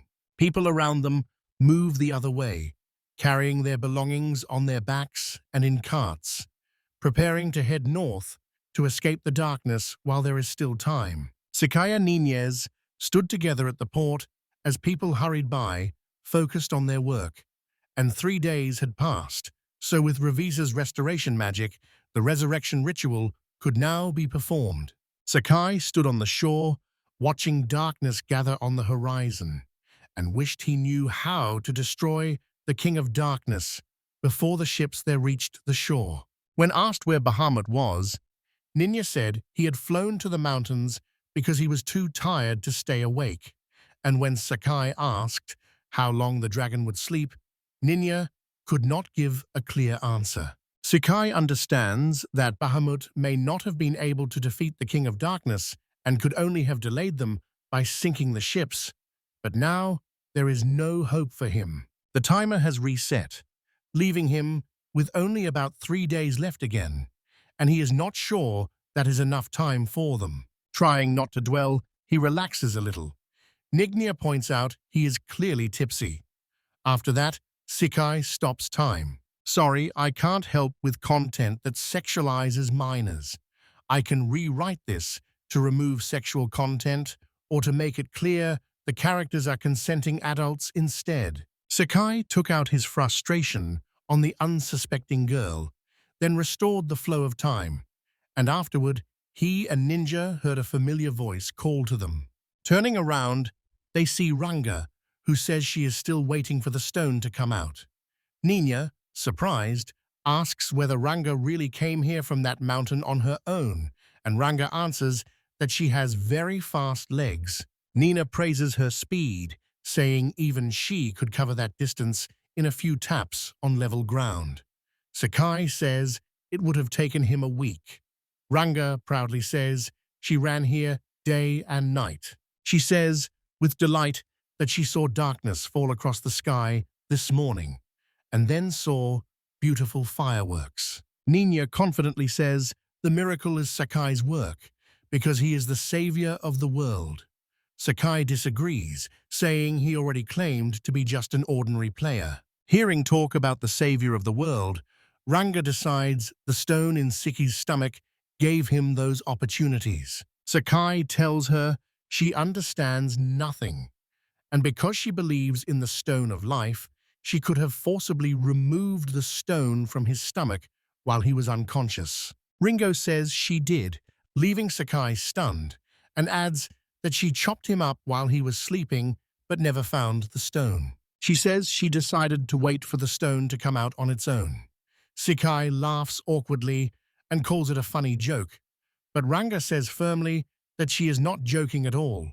Sakai stops time. He lifts the cloth from the woman's chest and presses it, saying irritably that she had wanted to check his insides, that this was her second attempt, and that he still did not see any scar. He knows he does not even want to check or believe it, and he does not want to know whether she is lying or telling the truth. He restores the flow of time after dressing the girl again. Ranga says confidently she will wait for her stone, and Sakai agrees, replying with mild irritation. They then go to a snack bar by the port that mainly serves seafood, and Furia is with them. Ranga eats with her hands and says she liked the seafood. She says this is the first time she has been anywhere but the mountains. Ninya asks why her people always live in the mountains, and Ranga replies that the mountain people must guard the stone of the god and cannot be far from it. Furia reminds Sakai that Sakai said they would meet, and Sakai then asks Furia if there are items in this world that restore MP and where to obtain them. She corrects him, noting he probably meant potions that restore magic power. Sakai says they still do not know which will come first, performing the ritual the night after tomorrow or the ships of darkness landing on their shore. So he offers to help Ravisa recover her strength so they can start the ritual sooner. Furia says such potions exist. Sika says he did not doubt the all-knowing Furia. She admits she does not know everything. A magic potion is very rare and hard to find. Sakai is favored by fate, she says, because he often has good luck. Furia says the potion can be found in the Wangxi forest, a 5-day trip to the west. Sakai is surprised the road takes so little time. Furia explains it is the only place like it in the world and that it is quite close. She says there are rumors that 3 witches live in the trunk of the tallest tree in that forest and make the potions, and Sakai says he has already seen that in a game. Furia says witches only listen to those stronger than they are. Sakai dismisses her words, calling witches fairly ordinary. Ranga keeps eating and insists she can be there and back in just 3 days. Furia replies that it will be too late anyway. Sakai snaps that he can bring the potions before Ranga can blink, and Ranga grins, calling him a liar, which makes Sakai even angrier. He grabs the joystick and stops time. When time resumes, Ranga is surprised to find he has vanished, staring at his empty seat at the table. After that, she says she already blinked, but he still did not appear. She thinks the cicada ran off with her stone and becomes furious. Furia asks her to calm down. She says Sakai always acts on his words, but it will take time, and asks Ranga to wait because he will return. Ninja says he just needs to stop time, take the potion, and come back, and he even took money with him. Furia says it will only work if the witches still have the potion, otherwise they will have to negotiate. Sakai arrives at the witch's house inside a wide tree trunk. It's not that he refuses to pay. He wants to try diplomacy first, and, as Furia said, they only listen to those stronger than them. Sakai looks up at the 3 women hovering on brooms and speaks to them as equals, asking for their secret potion to save the world with no complications. The dark-haired witch giggles, says they only look young but are actually much older, and sends Sakai away with his problems. The other witch giggles, saying she is about 300 years old. The third witch laughs and says the man must have too much free time and came to waste their time. Sakai realizes a battle is starting and tries to speak, but has no time as a block of ice forms around his body. He froze in the ice, his face blank with bewilderment, unable to stop time, and the 2 witches did not understand what had happened. One witch is surprised he was frozen so suddenly after speaking so boldly a moment ago, and another witch says, "This is Tommy's magic." The third witch, who can turn anything into ice, and that the man is probably already dead. A countdown starts and eventually hits 97, and one witch says the magic is fading and asks who will deal with his body. The timer reaches 100 and the block of ice disappears. Sakai immediately presses the joystick button to stop time, then drops to his knees, exhausted and frightened, realizing he must have missed the attack and that the life stone in his body truly made him immortal. After that, Sakai casts a spell and summons a golem, and when Gankete appears, he says they must deal with the three witches. After they froze him, he realized the witches with blue, red, and yellow hair wield ice, fire, and thunder magic, and he's sure of it. Sakai tells Genkiri that since the witches are airborne, they need a ladder, and the basilisk fight taught him the witches use a dangerous area of effect magic they must avoid. Sakai explains the plan. They'll set a ladder behind them, climb into sword range, and hit them with sticks to lower their health because they don't look like monsters, so he can't use his sword. Sakai reaches out to Genkiti and asks what he thinks of the plan. The golem presses its hand to his, and Sakai realizes Genkiti approves, so they get to work. Sakai happily declares that the evil witches will be punished, and soon mockingly taps the Vadim with a small stick, lifting the hems of their robes. He laughs, enjoying himself, then apologizes to Genkid and says he does not want to switch places. After everything, Sakai restores the flow of time and reappears in the diner in front of the girls waiting. Ranga is surprised that he returned before dessert, just as Furia predicted. Furia is pleased she guessed right and calmly asks Sakai if he failed the mission. Sakai looks tired and annoyed and asks if she is psychic because she is right. Calmly, Fury says that if the potion had been ready, he would have returned immediately. But if he had made a deal with them, he would have returned much later because making the potion takes time. Sakai gets upset that the potion takes 4 whole days to make and asks Furia why she didn't tell him sooner and whether she really wanted to make him work. Furia says these 3 witches are the world's top authorities in potion making and very skilled, so they are famous, and Sakai says he beat them with a stick, while Ninya calls him disgusting. Sika says at least he won the fight, and they're brewing potions for them, but it still won't be in time. Raga laughs at Sakai's failure, and Sakai stops time. Angry, he brazenly touches the girl's breasts. After he calms down, he looks over the plates of leftovers and realizes Ranga ate so much that he will most likely have to pay. Sakai restores the flow of time. Ranga clutches her stomach, pleased by how much delicious food she ate. Nenya looks at Sakai and asks what he will do. He says he'll wait, since he has nothing to do until the night after tomorrow. All 4 leave the diner. Sakai says that if the darkness reaches the shore earlier, something will have to be done. Ninya smiles and calls him the true savior of the world. Furia asks if he really cares about the people of Mount Cape, and he replies that he is just passing through. Furia looks at his back and thinks he says a lot of incomprehensible things and has many odd quirks, but she and Ninja are used to him and accept him as he is. At the port, people were building a defensive fence, and Sakai watched them work, while Ravisa stared at the dark coffin and felt the ritual time drawing near. Ravisa bathed, then her servants helped her dress. She was glad to hear the caravans were not there yet. Ravisa tells the servants she will not need secret notes today. She says she used them only because Sakai wanted to interfere with the ritual, and it worked. Ravisa then went to the ritual site. Everyone was already waiting there for her. Sakai greeted Ravisa. Ravisa returned the greeting and asked where the life stone was.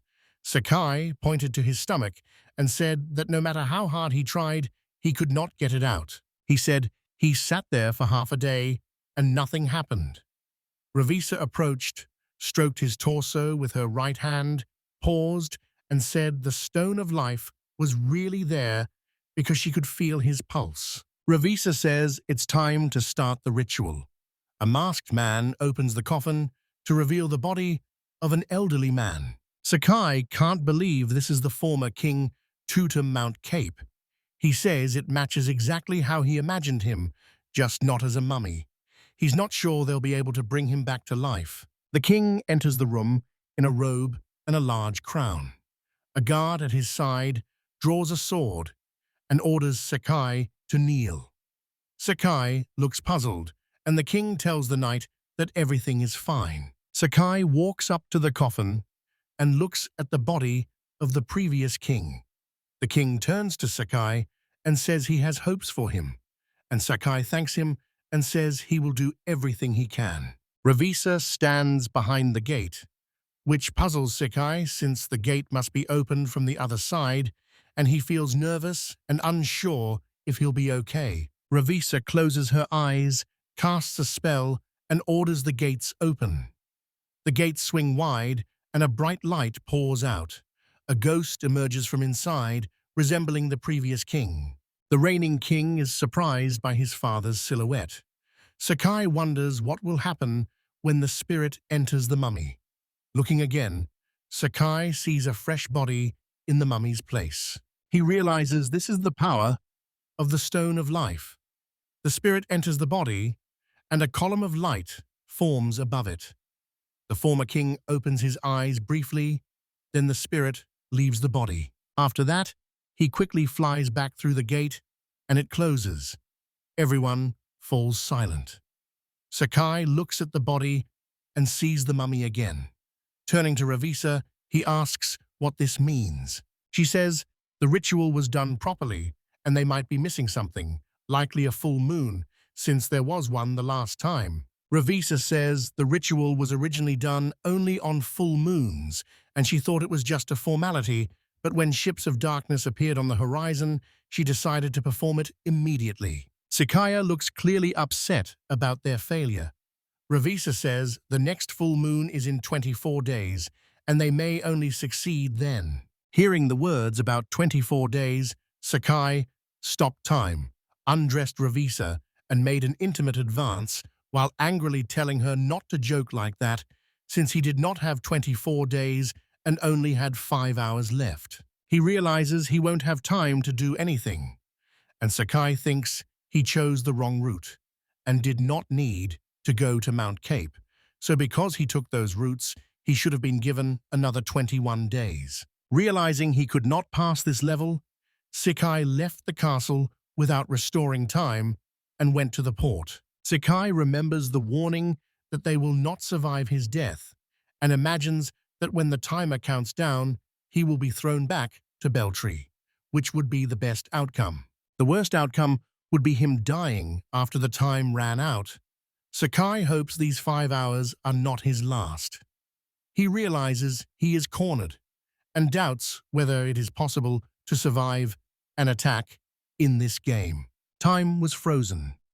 Sakai lay on the ground, peering under the girl knight's dress and calling it an interesting glitch in the game. Cute underwear on a girl in a fantasy medieval setting. Convinced he has only 5 hours left, his only plan has failed, and he wants to give the game a low score.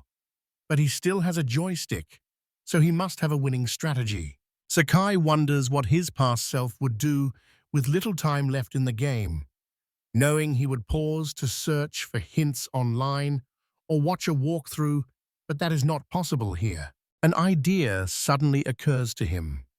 He realizes he will not find a passage here, but the castle should hold useful information, and he can ask this world any question since he has endless time. Arriving at the royal library, Sakai expected a country with a sorceress as an advisor to have a rich library, but not one so vast. Sakai walks through the library thinking it should be organized by subject and finds books on medical science and astrology.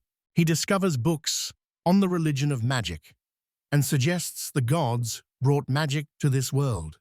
Sakai searches for a thick game manual that resembles a battered board game box. In the history department, he finds his target and decides he must search for the gates to the underworld. A book he pulls seems to have survived for decades, as if it was made in a ritual. Sakai wonders how old the gate is, who made it, and why, and suspects that if Revisa made it, she must be using longevity on herself. Sakai sticks to his plan because he only has to figure out how to beat the level in 5 hours. After a while, he grows tired of it and starts peeking under the dresses of the maids who work for Revisa, unable to understand why Revisa needs them. They look modest, but she gives them personal instructions. Sakai removes both girls' underwear and studies them, noting they look like twins but have distinct features. After many days in the library, Sakai found no record of the gate to the lower world. The only thing he found was a story that 150 years earlier, on the night the gate was made, a priest vanished without a trace. Sakai paused, entered Revisa's room, but found nothing about the gate there either, only information on dark magic. Already an adherent of Antira, the earth goddess, he cannot convert to Ravenous, the god of darkness, or use dark magic. He doubts using Revisa's resurrection magic is worthwhile because her power is very limited, and he knows it won't work unless the mage's class is at least Great Priest. Sakai thinks this is just the master of the sword style. If you lack an innate ability, you are not the main character and you are not needed. He remembers Revisa saying everything will work out, but after 23 days, he realizes nothing can be done. Sakai realizes he has nowhere to run, no loopholes, and glances again at one of the history books. He keeps reading the story, finds an account from 72 years earlier in the month of the pterosaur, then realizes something and has an idea. Afterwards, Sakai returns to the ritual site, takes his place, and finally restores the flow of time. Revisa tells him she can only perform the resurrection ritual in 24 days, and until then, they must protect Mount Cape from an invasion by the forces of darkness. Sakai remembers he stopped timing right after her failure. Revisa worries whether they will last 24 days without her, and notes that priests are being summoned nationwide to set up the most basic sacred barriers against the darkness. She adds that even if they cannot defend themselves before the darkness arrives, they will still have enough strength for now. And Sakai listens thoughtfully. Ninnia proposes asking Bahamut to sink the ships to slow the advance a little. Revisa says the idea is very promising. Sakai only notes that the masters and servants have all gone to battle. Revisa asks Kuzuno what he will do for 24 days, and Kuzuno suddenly says he will go to the other side of the gate, leaving Ninja very surprised. Revisa calls it a stupid idea, since the other side of the gate is the world of the dead, and asks whether he will actually die. Sakai completely rejects her claim about death. In 1980, Sakai tells Revisa that a priest went missing 150 years ago when the gate was built and asks if she knew. Revisa says she does not know the details because many things have happened to the gate since then. He agrees with her, but adds that she still understood what he meant. Sakai says that on Pterosaur Month Day 6, 72 years ago, the event from that day repeated 3 days ago, and then the gate opened by itself. Revisa replies that she remembers it, then concludes an inexperienced master failed to block the gate and only now realizes she had been blinded by complacency. She says she was told, fortunately, that only one cleric had died in the castle, and she decided this happens to newcomers. Sakai suddenly asks who the dead man was. Revisa asks if it really matters, and Sakai replies that it's very important. Sakai explains there is no information or record about the man reported to be wearing the castle servant's clothes, and no one knew anything about him. Sakai holds a pendant in his hands and says it is the only thing from that man that survived. He explains the design is a family crest, and Sakai learns it belongs to the Kitama family. The king says he has never heard of that family. The king tells Sakai he knows every odd resident on Mount Cape, but this one is unknown to me. And Sakai explains to His Majesty that this is natural since the line died out 100 years ago. He says the monk who disappeared 150 years earlier was exactly Nawara Kitama, the last head of the Kitama clan, who was 71 at the time. He explains that the gate to the lower world is a time machine that takes you to the future. Everyone looks at him in confusion. Sakai asks awkwardly whether anyone knows about Ugasimo Taro or the Room of Spirit and Time, but no one answers him, so he changes the subject and opens the book again. He says that 150 years earlier, when the gates were built, a 71-year-old grandfather disappeared, and 78 years later, the gates opened on their own to show the man had been sitting there the whole time. Sakai also says his grandfather would not have lived another 78 years. His grandfather should have been mummified, but that did not happen, and the records confirm it. Sakai says he understands his grandfather's reluctance to be mummified. Sakai says time runs at a different speed on the other side, where a few days equals several decades here, and he did not spend enough time there to grow old. Sakai explains that after thinking it over, he concluded that 150 years earlier, Navara entered the gate, spent several days there, and returned to find that 78 years had already passed in their world, and no one remained who knew him. Sakai asks Revesa to open the gate now. Revesa says she can if she gets some rest, but it's a big risk, and asks why Sakai cannot wait 24 days. He approaches Revis and says that unfortunately he has only 3 days and, as a hero, must take risks. Revesa blushed and drew her knees up, said she would do the Sakai as ordered, and open the gate again. Sakai says goodbye to everyone and asks them to open the gate again in 24 days. As he steps through, Nino tries to run after him, but Furia stops her, telling her not to enter the magic circle. Nino tries to speak, but Furia assures her that Sakai knows what he is doing and no one can stop him. Yet Ranga runs to the gate to stop Sakai from escaping with her stone. They fail to stop her, and Ranga goes through the gate. Revesa shuts the gate, but cannot stop, and Ranga stays there. Sakai is on the other side of the gate in the world of the dead, which feels very spacious, and though he expected it to be teeming with ghouls, the atmosphere is rotten. Ranga runs up and grabs him from behind, surprising Sakai, then asks where they are and what they need to do, and Sakai replies they do not need to do anything. Calmly, he says they only need to wait here for 23 days and that it is not difficult. At that moment, a demon flies at him from behind, and Ranga tries to warn him of the danger. Ranga tries to warn Sakai, but is too late. A demon grabs her by the shoulders and carries her into the sky.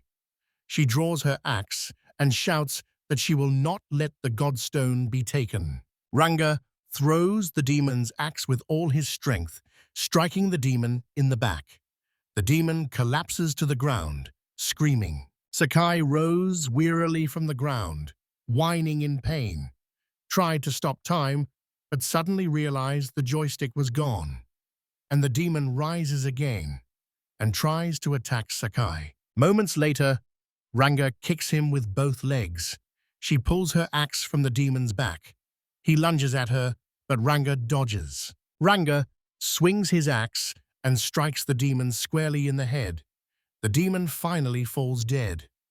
Sakai is indifferent as he rummages through a nearby pile of rocks. Sifting through the rocks for the joystick, he ignores Ranga as she points, calls him a weakling, and asks why he even needs a sword, then tells her not to scream because he specializes in immobilized targets. Ranga grins and says, Sakai would never last 24 days in a place like that.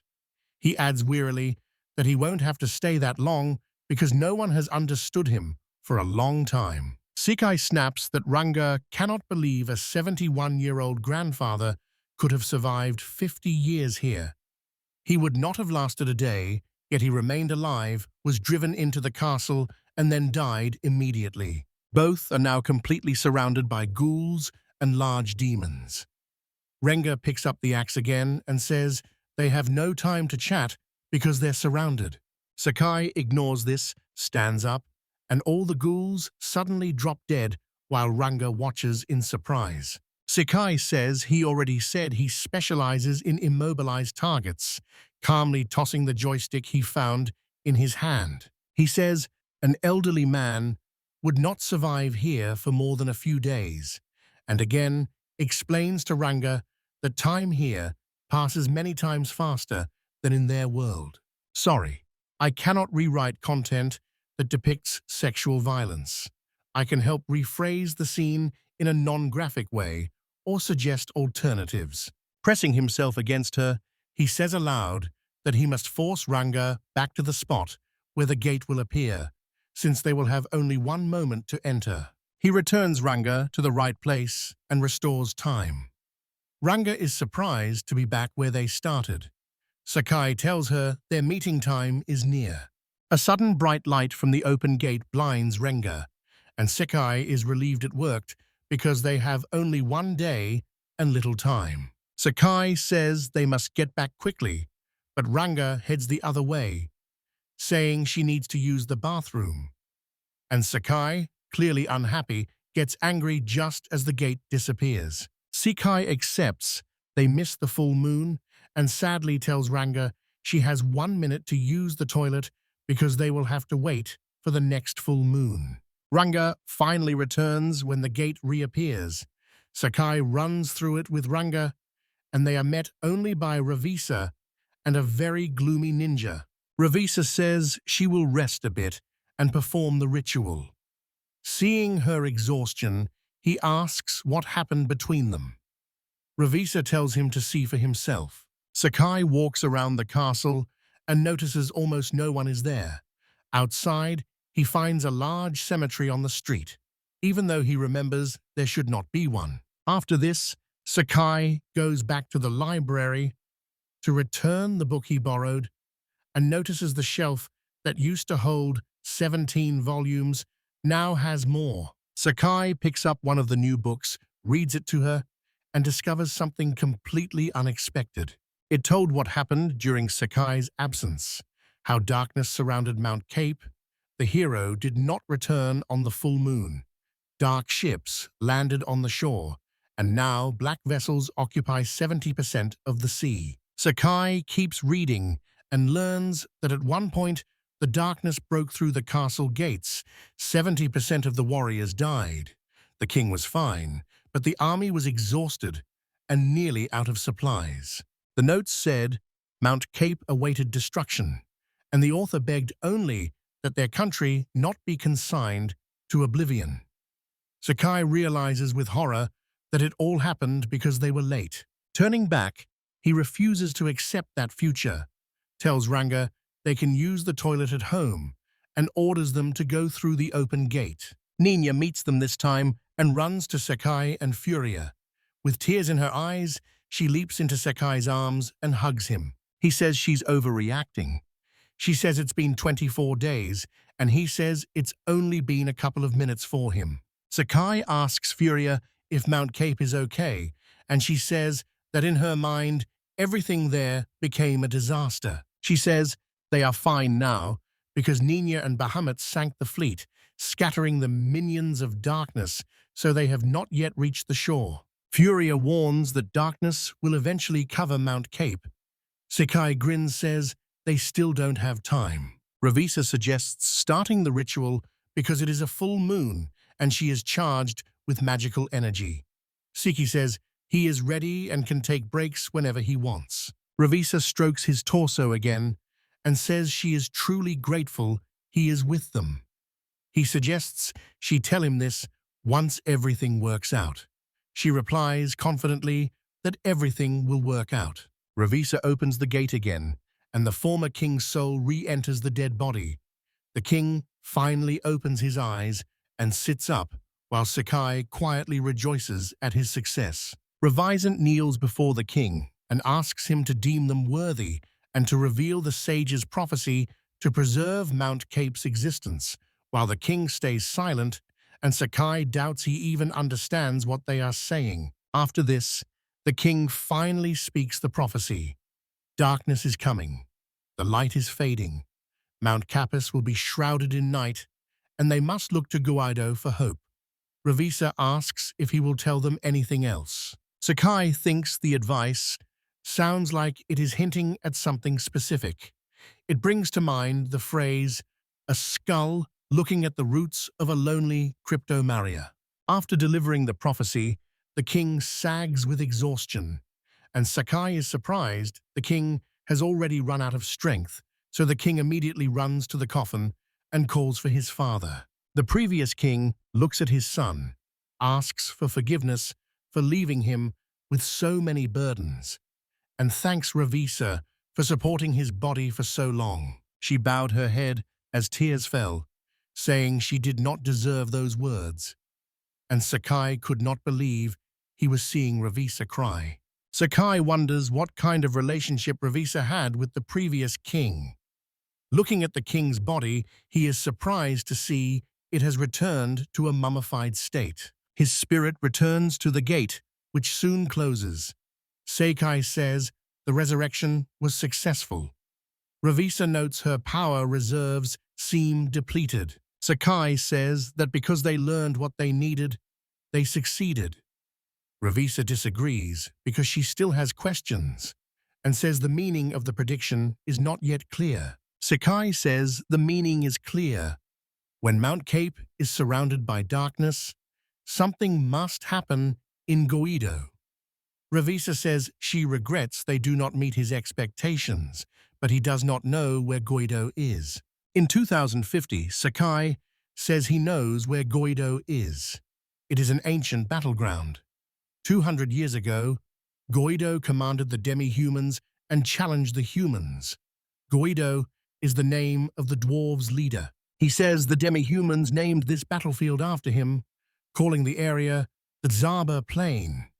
Revisa adds that the plain is a 2-day walk to the northeast and asks how Sakai can know this. Sakai tells her to read the story because that detail is revealed in the climax of Volume 4, and Revisa looks at him, slightly confused as a blush appears on her cheeks. Sakai stops time, and when it resumes, everyone except Revisa is on that plain. Beside them is a cart Sakai apparently used to transport everyone. Nina looks around in surprise because they were just at the castle, and Infuria says calmly that the plain ahead is apparently the same one Revisa and Sakai just mentioned. Sakai says that if the prophecy is true, something should happen here when darkness slowly covers the shores of Mount Cape. Sakai himself does not really believe in heavenly prophecies, but after all, he is in a fantasy world. Nina suddenly points to an object in the sky that looks like a bright shooting star, with a long tail heading straight for the plain. Sakai assumes it is a meteorite. It falls with a roar and a massive explosion in the center of the plain, and Sakai remembers a news video of Bolai falling. The impact sends up a huge cloud of dust toward them, but Sakai reacts and stops time before it can reach them. Summoning Genkaid, he orders him to drag everyone to the Windward Place, but Genkaid does not move, and CK realizes that if he stops time while Genkaid is summoned, he will freeze too. Sick Eye must carry everyone on his own, so he undresses Furia and squeezes her breasts to relieve stress, and then restores time. Sakai stares at the huge creation left by the meteorite and wonders if this fallen object will be the key to destroying the darkness. If this turns out to be true, the sage's prediction will be completely accurate. While Sakai ponders, Nina and Ranga are already racing down into the crater to see the object that just fell. Nina and Ranga reach the meteorite. Nina calls it a beautiful boulder. Ranga presses both hands to it and says, "It looks like a god's stone, but not the god himself." Sakai steps back and warns them not to touch the meteorite because it may be radioactive. Ranga ignores the warning and presses his whole body against the boulder, saying, "It feels very warm." She calmly lifts the stone above her head and shouts to Saki that, for some reason, it is easy to hold, and he then gets angry at her for not listening to what she is told at all. Suddenly, Furia also decides to go down into the crater to see the boulder up close, recognizes its shine, and says she had heard it was only a myth, but is surprised by how huge it is. Ninya asks if Furia knows what the stone is, and Furia confirms. Turning to Sakai, Furia says the stone is not dangerous and calls it a healing stone. She explains that with it, you can use healing magic even without the magic of light. Sakai understands and remembers the stone is usually attached to the tip of a magic cane. He knows that healing magic harms creatures of darkness, so anyone wielding such a weapon can resist the forces of darkness. Afterwards, Sakai stops time and quickly takes everyone back to Mount Cape by putting them all, including the stone, on a cart, leaving Genkai to move it. Watching the sea, he sees darkness already reaching the shores and glances at a timer showing only 4 hours remaining, realizing he has little time because of the healing stone. Afterward, he restores the flow of time, so the guards open the city gates for him. Sakai stops time again, tells Gankiri they have little time, and gives him instructions on where to go and what to do to gather everyone for a meeting. By the time the flow of time is restored, everyone has already gathered, including Ravis in the king, and the healing stone stands in the middle. Confused, Ravisa doesn't know how she got there because she had just been in her room.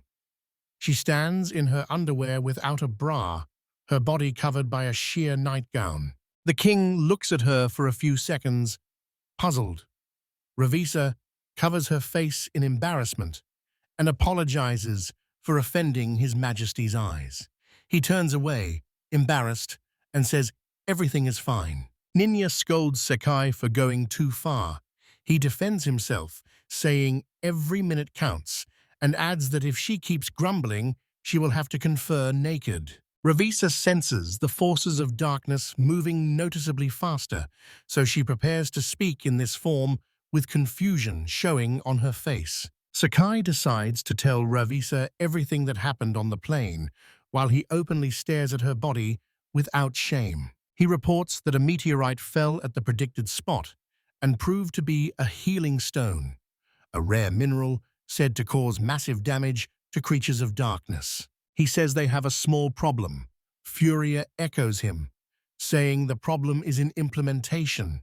Sakai again calls Furia a seer. She explains that magic stones are usually shaped to fit and then set into a staff or weapon, so they require specially made staffs and weapons. Sakai says they don't have time to make them now, but if someone can provide at least the blueprints, he and Gankiri could make them. However, he says he cannot vouch for the weapon's quality, and Ravisa notes it is a serious matter how they can avoid damaging such a precious stone.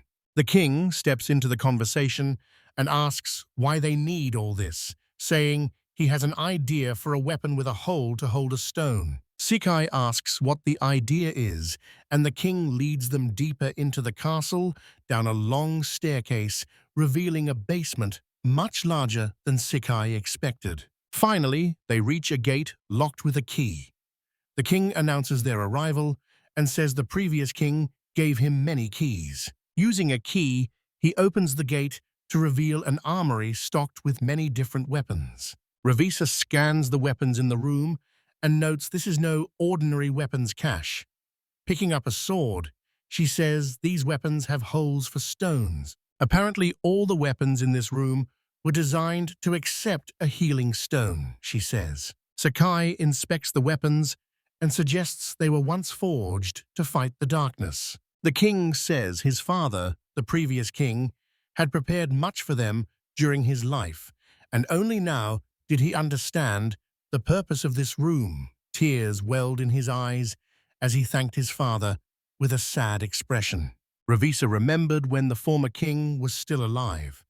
One day, while he sat on the throne, he asked her how long it had been since she became an advisor at Mount Cape. She said a year had already passed, and the king asked how well she knew resurrection magic, noting such spells were likely forbidden, even in the League of Magicians. He asks her not to treat him like a fool, because he knows she wanted the position to gain access to the gates to the lower world. With a gloomy look, she says it is true, but the spell is forbidden, and she fears for the equipment because there is no other like it in the world.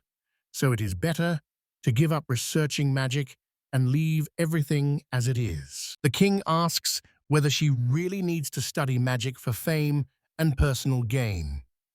Ravisa replies that it is all the same to her, since after being placed in the League and sentenced, she serves the king. The king then tells her he will reverse this sentence and let her study, and asks her to promise to take custody of his son and help his country survive. The king announces his illness will soon send him to the next world and asks Ravisa to take on all responsibilities until his son comes of age and to use the treasury and the people as she sees fit, since from today the country is in her hands. Ravisa says she is an orphan and does not even know if her family name is noble, and asks the king whether he is sure he can trust her. The king says Ravisa really wants to study and the country urgently needs help.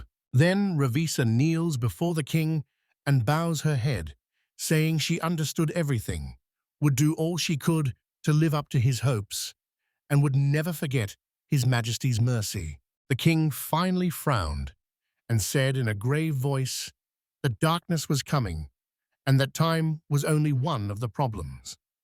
Remembering this, Ravisa looked slightly sad.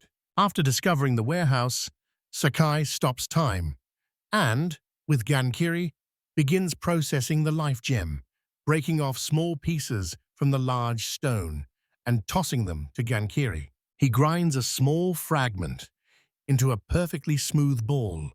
Sakai takes it, puts it into the hole of one of the swords, receives a healing sword, and says it is useless against everyone except the warriors of darkness. After taking the sword, he and Genkiti run to test the new weapon, find a warrior of darkness, and Sakai cuts the warrior in half with the sword of healing.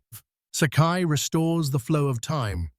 The Dark One's body dissolves into thin air, and the Genkiti and Sakai exchange high fives, celebrating their success. At the port, the remaining Dark Warriors emerge from the water and climb over the fence, and the knights realize the king was right and fight with all their strength to drive back the creatures of darkness. They are already preparing for the real battle when time stops, and when time resumes, Sakai has already defeated most of the Dark Warriors, as if he had taken them out with a single strike. The knights cheer their hero, calling him a nimble killer because he seemed to have defeated everyone with a single blow.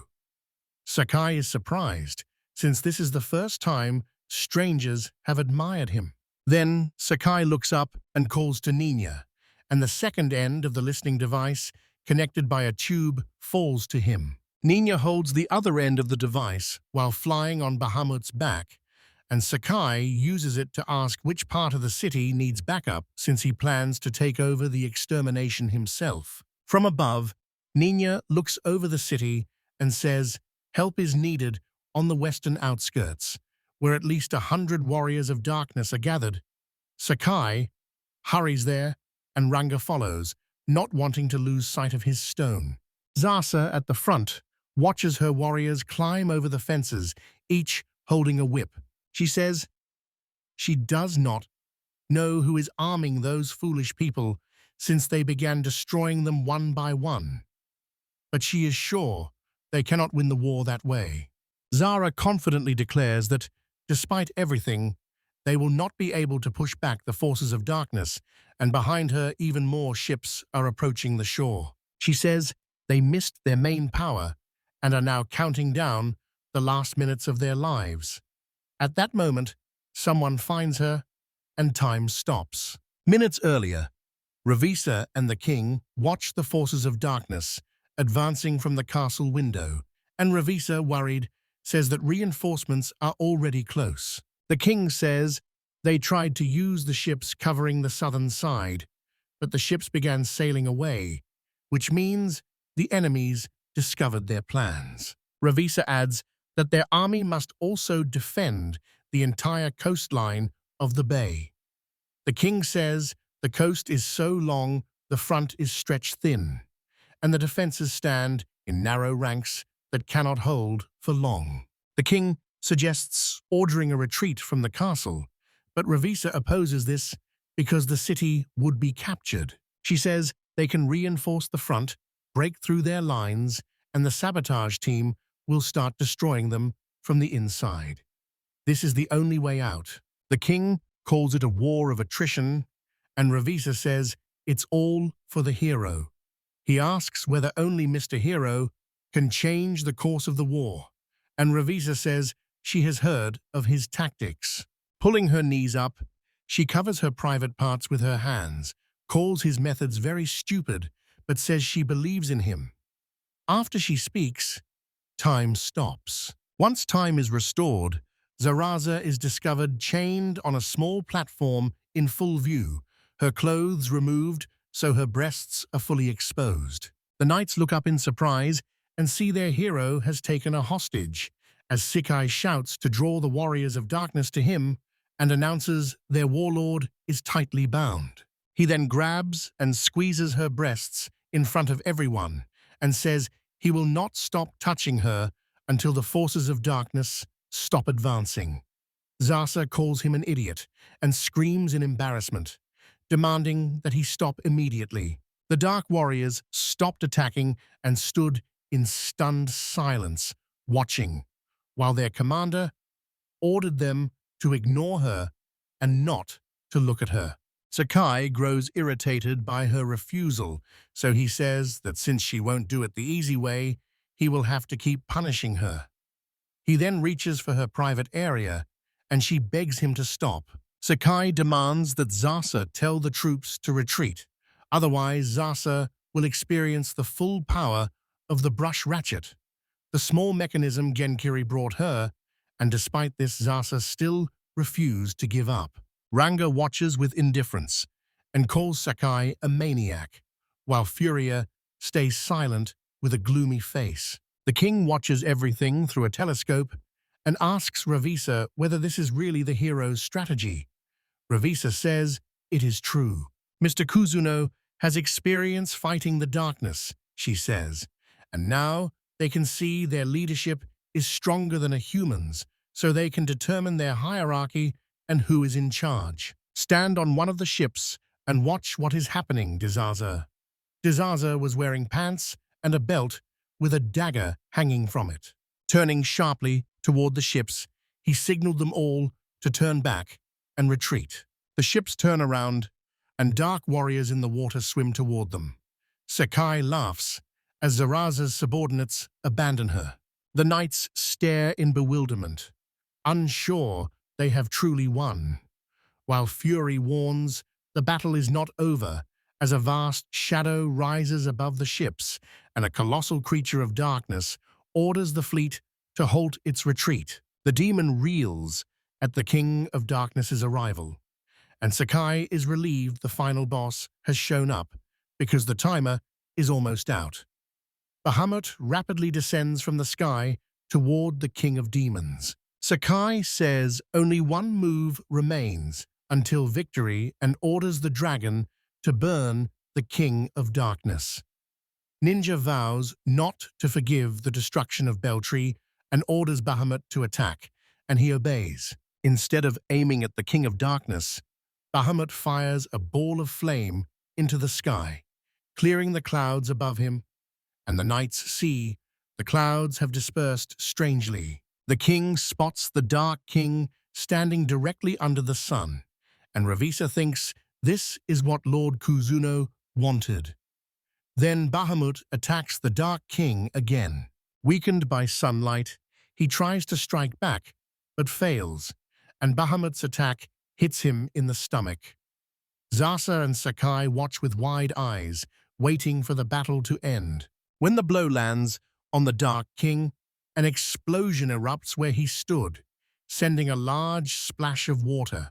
Once the water settles, the Dark King is gone. Nenya watches the scene, and seeing nothing left of the King of Darkness, assumes he is dead.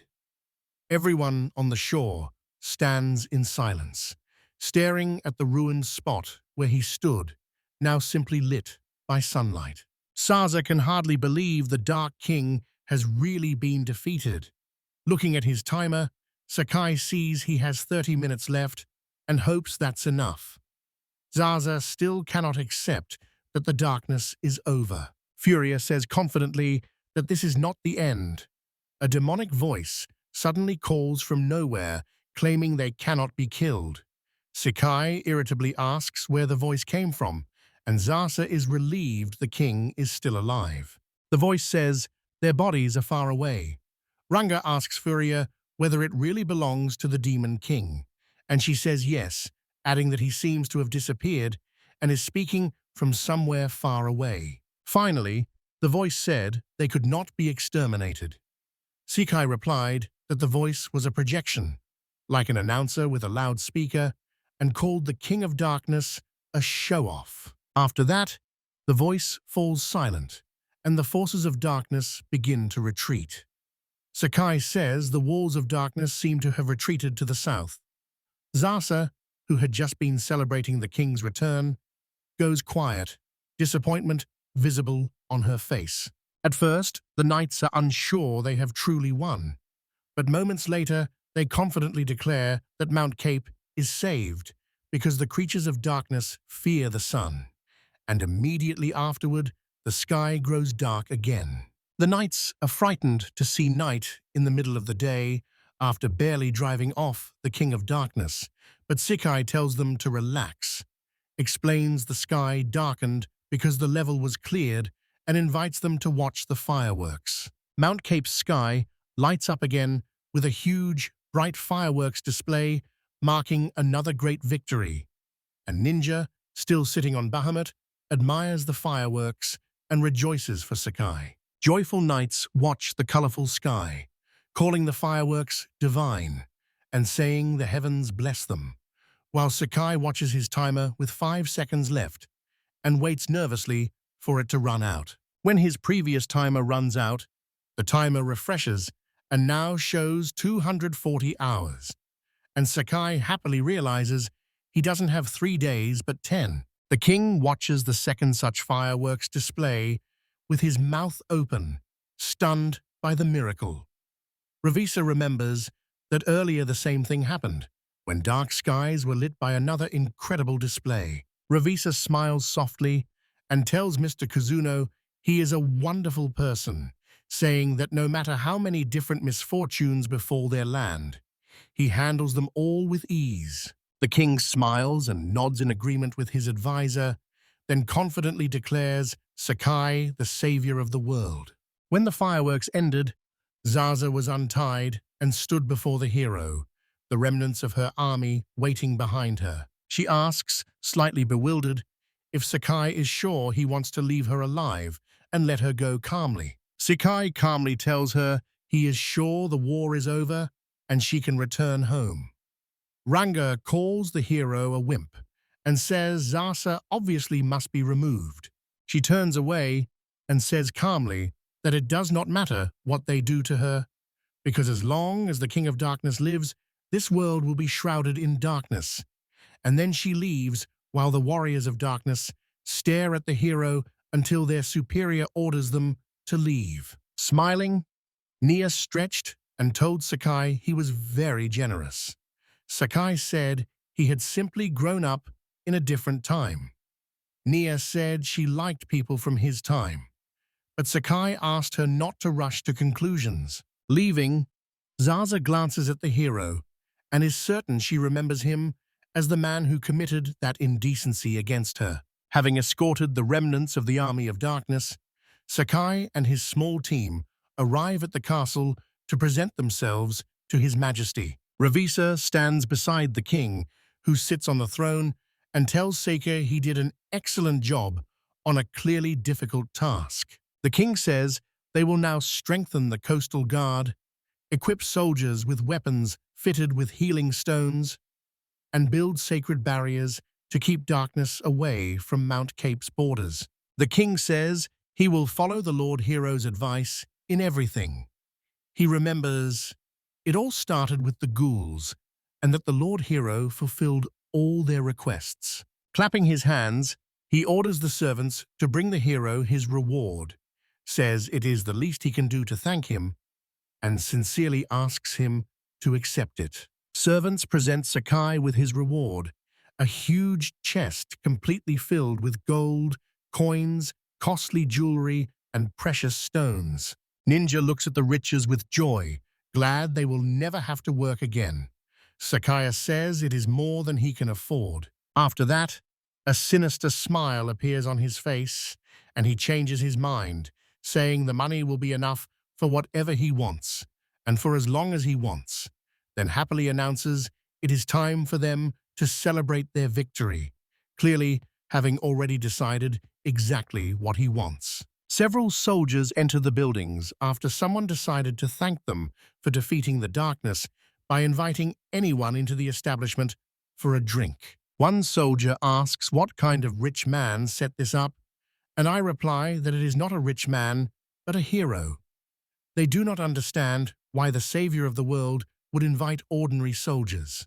They open the door to find a large drinking party with a naked girl, the hero just disarmed, standing in the center, and the crowd clearly enjoys the sight. Embarrassed, the girl runs off, and the hero asks who else wants to play Shurizumo, offering 200 gold to the winner, and she then climbs onto the table hesitantly while he says he received a fortune from the king. Sakai asks the guests to be louder. Buying nearly all the kingdom's alcohol served a purpose. His friends are enjoying dinner, especially Ranga, who loves shrimp and sake. Sakai tells the girl playing with him that she's about to lose, but she refuses to give up. The guests cheer for the hero. Furia looks very irritated, and Nina says, Sakai has been wild today and appears to have had a little to drink. Ranga says he is not drinking sake, but grass juice. Furious says this is not a normal herbal infusion, and that Sakai is drinking juice from a poisonous Ruji plant. Ninja is afraid he is drinking poison, but Furious says the plant is not dangerous and gives off a light, cheerful aura. She notes the drink is popular with Mount Cape soldiers, and someone sees Sakai downing a huge mug of it before battle and clearly disapproves. After finishing a large mug of infusion, Sakai quickly disarms the girl who had played against him. The soldiers watch her happily as she blushes and hurries away from their prying eyes. Sakai sees an organ in the room and wishes he could play so he could give those people a chance to hear music from every people and era of his world, and he regrets dropping out of music school as a child. An idea strikes him, and he stops time. When time resumes, Gankiri is already at the organ. Sakai says he will now show everyone how the music of his world sounds. He happily announces that his friend, Maestro Gankiti, will take the instrument and asks for a pause. At first, the audience is surprised by the gala musician, but they grow to like his playing because they have never heard anything like it. Nina is surprised that Gankiti can even do this, and Sakai explains he taught him recently. According to him, unlike people, Ginkini is like an automatic machine. Show it something once, and it will repeat what it learned as many times as you want. The musicians like the melody, so they play along and ask the hero what it is called, and he says it is called Let's charge up our fighting spirit. Then Rocco's cold wind and Tokyo's lead singer. The celebration goes on as Sakai keeps playing with the girls, continuing to disarm them. At one point, the guests, along with Sakai, Ranga and Nina, form a circle and start dancing to the music. After a while, Sakai came to the shore and wandered alone by the water. Nina finds him and asks why he was walking there alone. He says he just stepped outside to enjoy the evening breeze. She, bewildered, asks why he would want to do that now. Sakai has no idea what she means.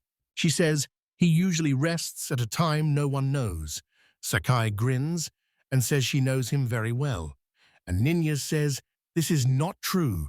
Thieves are simply always observant. Sakai, looking grim, admits to her that he does not know what to do next, that there is nothing left for him to do in Mount Cape, and that his next timer expires in 10 days. He says the only thing left is to go to another country, even though he has no idea where his next quest will be. And Nina then appears behind Sakai and tells him to look at the sea. Pointing to the dark horizon, she says a light is coming toward them. But Sakai peers into the water and says he sees nothing because the sea is still dark. He says anyone sailing from there is their enemy. After a few moments, he sees a light in the dark, like a lamp. It is hard to believe a small boat, glowing, is sailing toward them. Sakai stares with his mouth open, having never seen anything like this, but he immediately remembers seeing something similar. Furia steps up behind Sakai and Nina and says it is a magic circle, explaining the boat is enclosed in a healing sphere that shields it like a floating barrier against dark forces. The mention of the barrier makes Sakai remember something.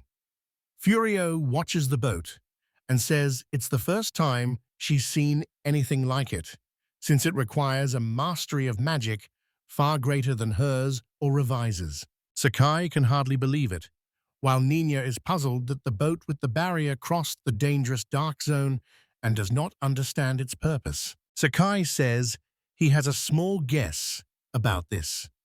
Meanwhile, the boat finally reaches the port, and Sakai helps a man and a girl off the boat. As she approaches Sakai and the others, the man behind her kneels and bows his head. Sakai greets the travelers and says they must be tired. The girl says she is Shaman Milia and has heard that a great hero, the savior of the world, is here and has a request for him. She staggers, but Sakai manages to stop time. When the time flow resumes, he catches her and says she can barely stand and needs to rest. Milia recognizes him as the hero and asks him to save their country, while Sakai notes how beautiful her eyes are. Sakai agrees at once. Milia is surprised because she has not even told him the details. Nina says Sakai is weak around beautiful women, and Furia says he is weak not only around them. She says Sakai is a man who would do anything to save the world without hesitation. Milia says the rumors about the hero were true, and she has already fallen for him. Sakai says he faces little competition. Milia says her country lies on the remote southern islands of Shua Lopa. Furia explains it is a resort country that enjoys eternal summer. Sakai declares confidently that this is the next level.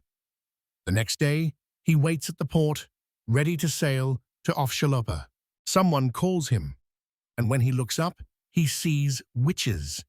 They say they brought him a potion and demand he never come back.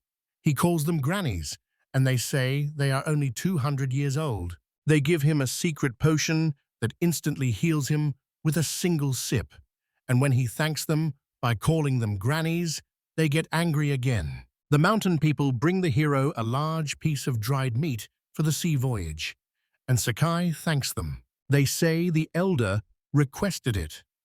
Ranga calls the concern unnecessary because his people cannot be defeated, and he does not fear for them. Nina says Sika knows everything and he is surprised that Ranga is really sailing with them to the island.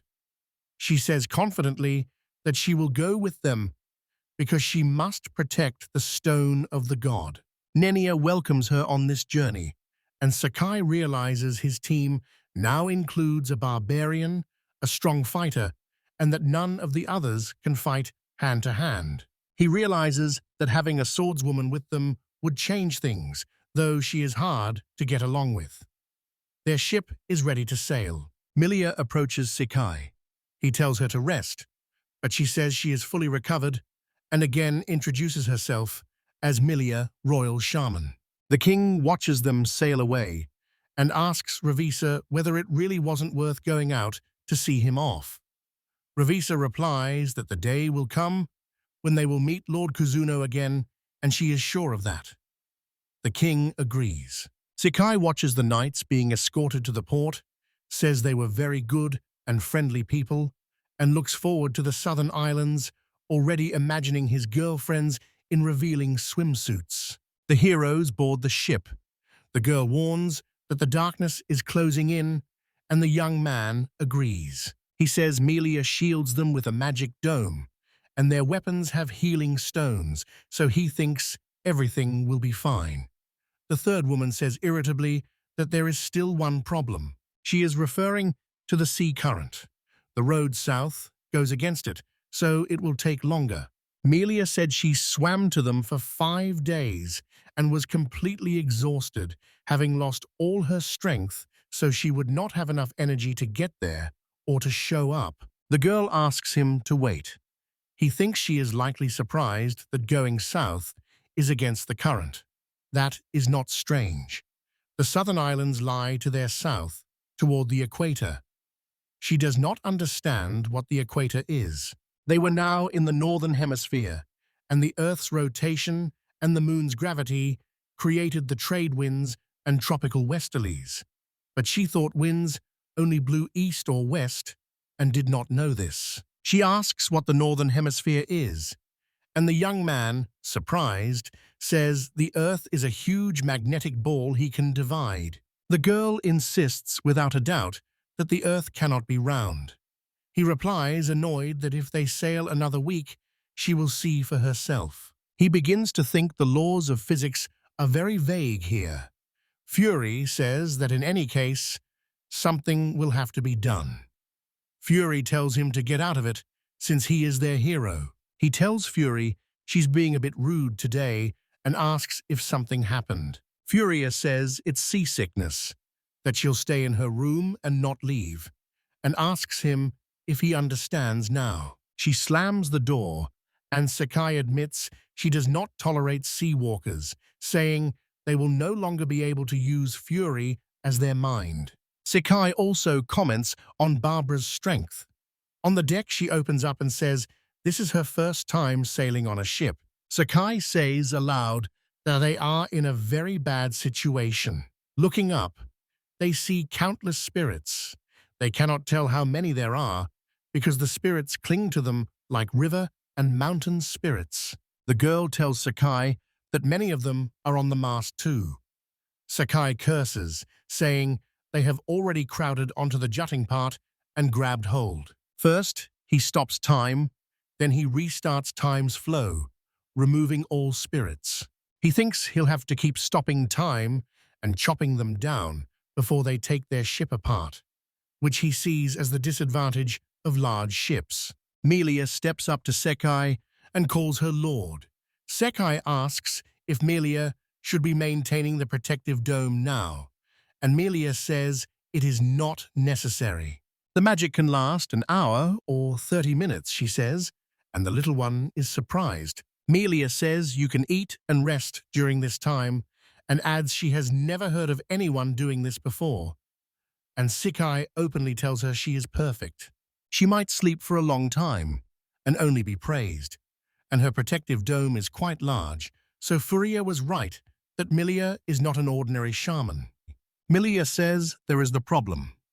Sakai guesses about the current situation, and Melia agrees. Asking for 1 minute, he freezes time and then restores it, gives her a potion, explains that drinking it will instantly refill all her magic points and asks if that will be enough for the journey. She says happily that it's amazing she heard only 3 witch sisters could make something like that, mentions the ghostly structure and calls him a true hero and says this will make sure they get to the point safe and sound. Sakai cheerfully tells her there is no need to thank him. He thinks about how much he paid for the potion. Someone offers them a snack and turns to Milia. Sakai, pleased, says she is busy, and Milia agrees. A little later, everyone at the table except Furia is enjoying the food. Vara says it is odd that Furia has thrown up so many times, yet her stomach is not hungry. Calmly, Milia explains that they are inside a magical restoration dome that restores their strength only a little at a time. Another says she has never heard of magical domes. Milia looks up in surprise and asks if this is true. She says their offshore Lopa is a remote island in the southern sea that once cut itself off from all outside contact. And the whole island is a theocracy devoted to Isabella, the goddess of light and life. The island was a quiet place, home only to hermits and monks. People say that in those days, many magic masters like Milia lived there. Sakai is surprised that a country specializes in restoration magic. Milia continues the story, saying the resort is now famous worldwide, and someone else asks whether that means they specialize in tourism. Milia answers, but Sakai freezes time to inspect her body, and he notices her skin is snow white, which makes him doubt she is from the south since there isn't a spot of tan on her. Though her companions were heavily tanned, she probably rarely goes outside. The reclusive shaman took an escort with her and made her way through the territory of darkness he considers a risky cruise. He believes she must have realized she could die, so she deserves his respect. Restoring time, he says he'll tell a joke to strengthen their friendship. The little one notices something and is horrified.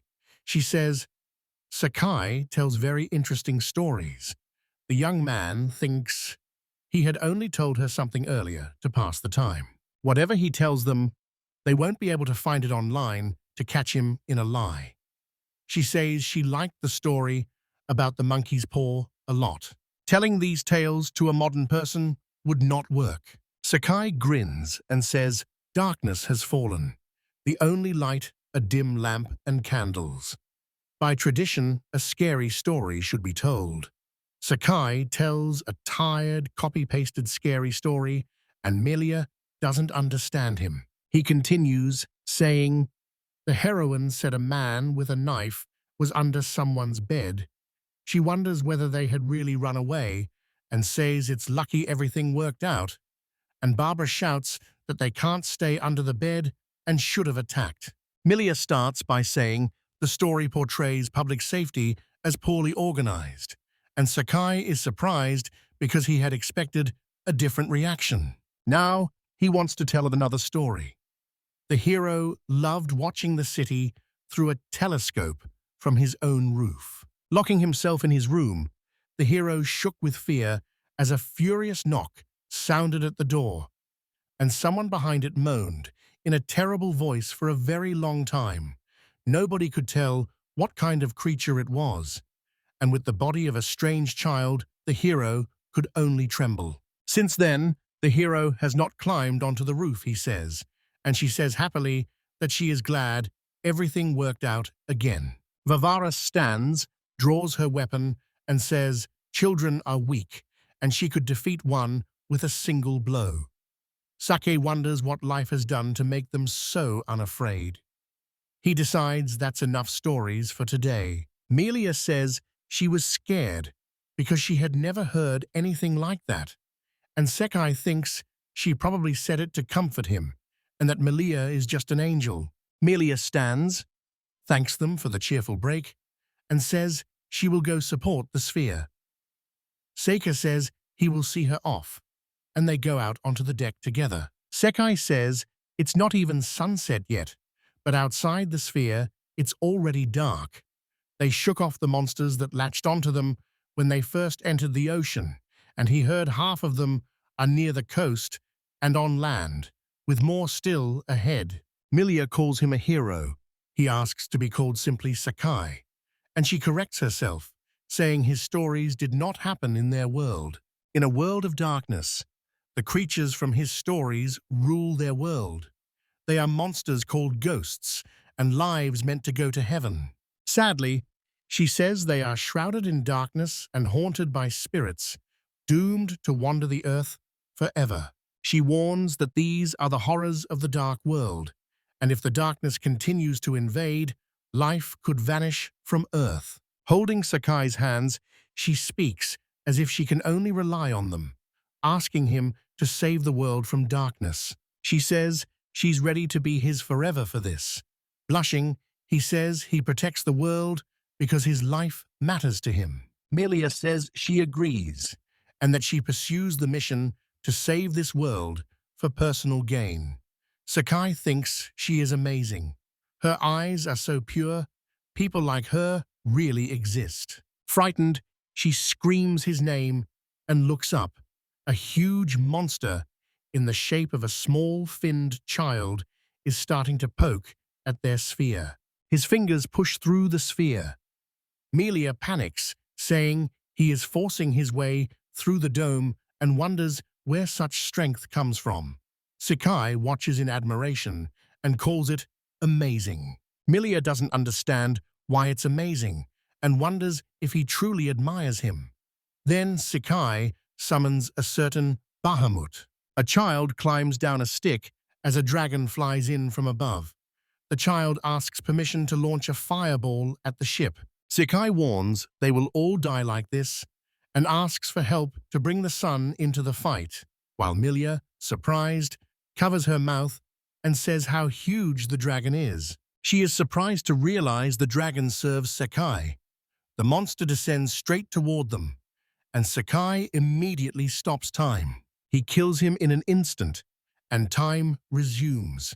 Milia believes he has defeated the dark, monstrous enemy with a single blow. Sakai tells Milia he has made his decision.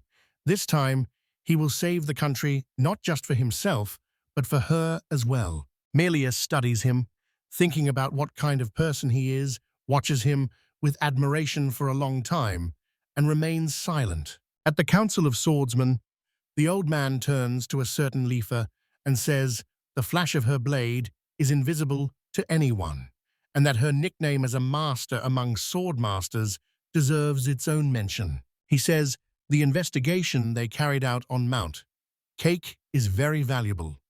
A woman with a sword stands before him, clearly pleased with herself. The old man says that, especially in the case of the missing swordsman Magnos, he did his duty with dignity, but met a cruel fate. None of them can hold back their tears for this loss. They tried to stop him from fighting the monster, but his skill was undeniable.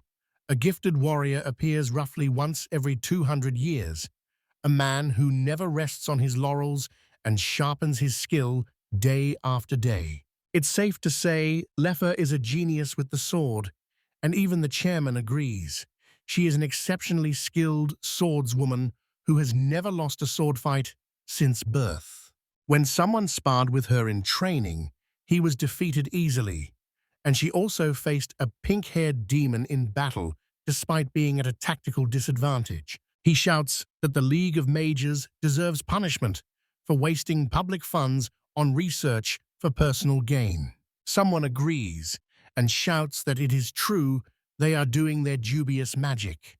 They call them usurpers and swindlers. Those instigators rule people by deception, but a warrior's spirit is stronger. One ordinary man saved the world from them all. The old man says calmly that he was told of their victory over the forces of darkness and that the world's savior, Kazuno Sakai, led the battle. Lifa smiles and says she knows him. He tells them his weapon is a sword with a healing stone, and their council is interested. Turning to Lefa, he says she no longer needs to go to Mount Cape.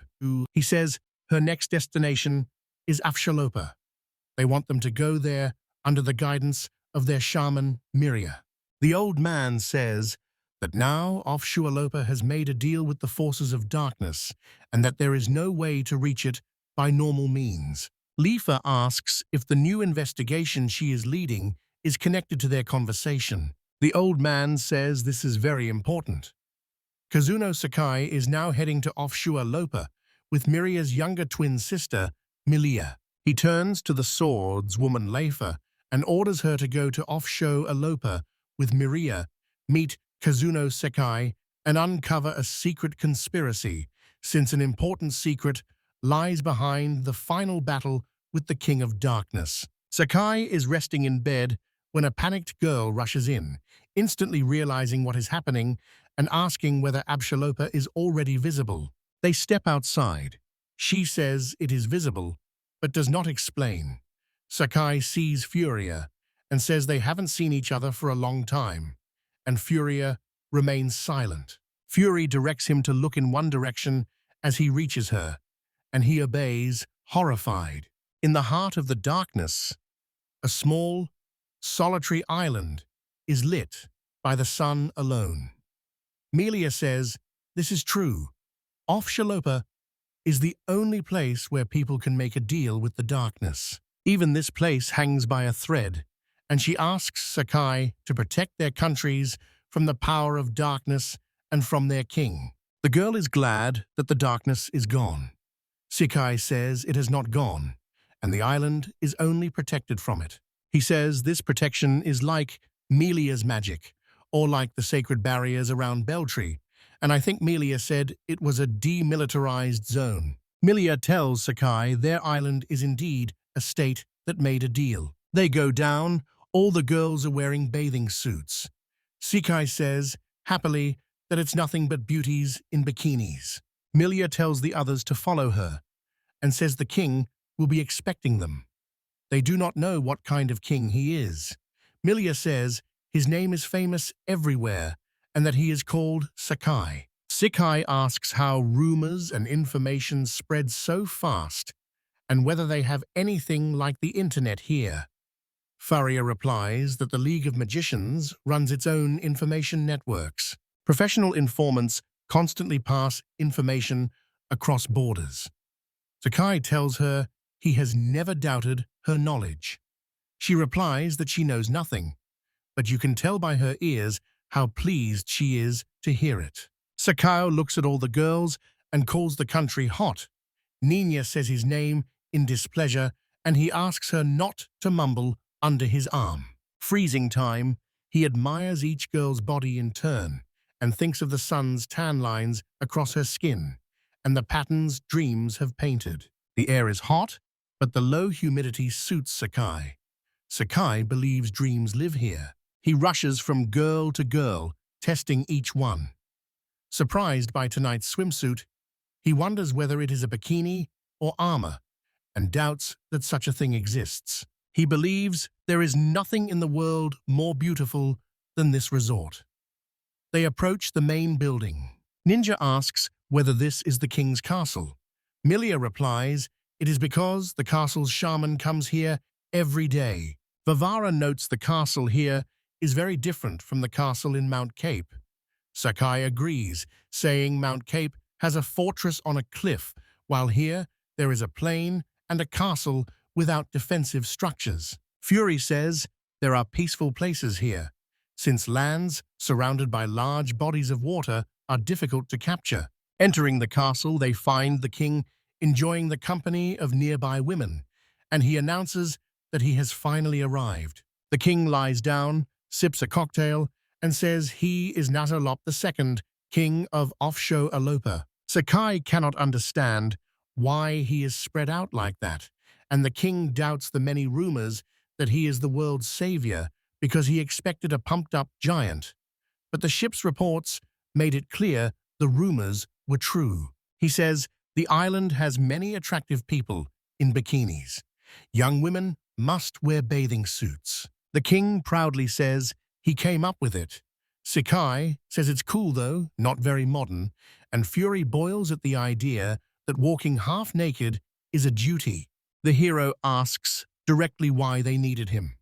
The king replies that he had just heard about the hero's arrival and wanted to see what he was like. He explains that people and the forces of darkness generally live in harmony here because they enjoy heavenly conditions, then grins and asks if they understand that it is better not to make unnecessary movements. A little later, they're all in bathing suits, and Barbara says angrily she felt a draft, that it had been hot, and now, undressed, she feels better. And Sakai adds that of course she has spent her whole life on the icy mountaintop. Sakai turns to Milia and asks where her swimsuit is. Milia replies that she is a shaman. Sakai says it is a pity. Milia asks whether he really wanted to see her in a swimsuit. The young man answers honestly that of course he wanted to. Milia is embarrassed. Sakai tells the others to move, saying he will stop time and check on them himself. Fury steps out and asks whether this law really allows someone to walk down the street like that. Nenya spins and says, moving feels much more comfortable now. Sakai blushes, unsure he is really in a medieval fantasy. Maybe this is a bonus level. One says she doesn't like it here, but the other doesn't believe her and says it's cool, so they go to an open space. Sakai looks at everyone and tells the others to watch them because these girls are demons. Nina says they are actually very laid back. Sakai asks if that makes it true. Ninji smiles and says it is unbelievable, and Melia watches them calmly. During training, Sakai watches and admires the fights in bikini armor, and Melia explains that it is a tradition on their island. She says girls have protected this island since ancient times. Men are here too, but girls outnumber them. The island was once inhabited solely by ascetics and monks who created its social order. Here someone falls and sadly says she lost.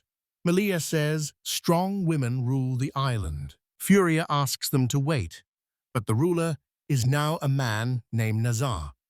Melia agrees that Mr. Nazar has replaced his mother, the former queen, and Sakai asks if this means the rules have changed. Melia says the island was once a religious state named for Isabella, the goddess of light and life, but now it is called Offshore Lopa and has become a resort country. Asked if it has become a completely different country, she says it has, but the people are confused. So the king will restore supreme power to strong women and bring back the old order.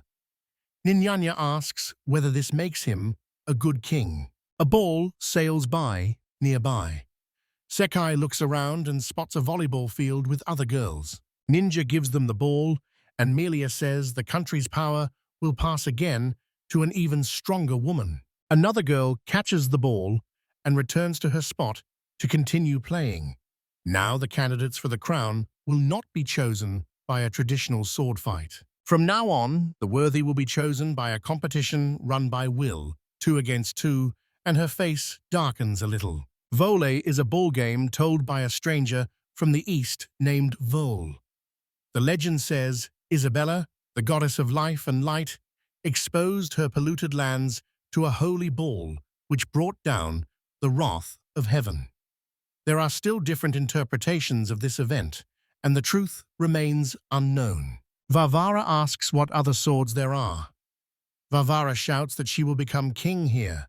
Sakai tells Varvara she has an axe. Sakai asks whether fate made it volleyball and caused the athlete to become king. Melia says the hand of heaven will soon choose the strongest woman. Sakai says he doesn't know how it entered their world, but sports are a fairly peaceful way. Melia says she thought so too. It would be wonderful if the power returned. Someone shouts to him that it is dangerous. Varvara steps forward and saves Sakai from the ball that almost killed him. Varvara falls, cries out that she is in pain, says the ball hit her and her arm hurts, and thinks the person who threw it is strong. Someone shouts at Nina, scolding her to throw the ball. Catching the ball, she says, The island was so clean and so good, they should just forget about it. The other grins and says they got a little carried away with the training. When someone suggests resuming the mock battle, Six says they are huge, at least 3 meters, and assumes they are demons. Ninja asks whether the mock battle is really meant, and Milia says it is. You may touch the ball no more than 3 times. You score a point when the ball lands in your opponent's court. The ball must go over the net and cross the center. If it lands outside the opponent's court, the opponent gets the point. Sakai says it's clear now. The girl serves and says they will keep playing. One player sends the ball back, another serves, the second picks it up, and a third attacks the ball. Ninja says happily that they succeeded. Another girl's forearm lightly hits the ball, and the little girl barely touches it, so it falls. Ninja watches in disappointment and fear, and Sakai says they are not surprised. The game continues. The girls attack as hard as they can, but the taller players easily fend them off with their bodies and barely try. Sakai realizes that because of the large height gap, they have no chance. These girls are the favorites and always take first place, the Gargankel sisters. One sister tells the other she is a good girl, and the other replies that she is too. The tournament was open to any participants, so they came. Furia says that with such participants, others' chances drop to 0, and Varvara says everyone under the sun is mortal and therefore defeatable. Sakai asks if this and their origin violate the rules. Melia explains there is no rule banning dark creatures from taking part, and the king has approved the registration of participants. One sister says she can't wait for the show to come out and for them to win, letting them think their sister is their new queen. The other says how exciting it is. Furia says she now realizes it has come to her and asks Melia whether the country's king is really the reason she called them. Furia says he plans to legally hand the country over to the forces of darkness. Sakai is surprised by that idea. Melia only looks away, sad.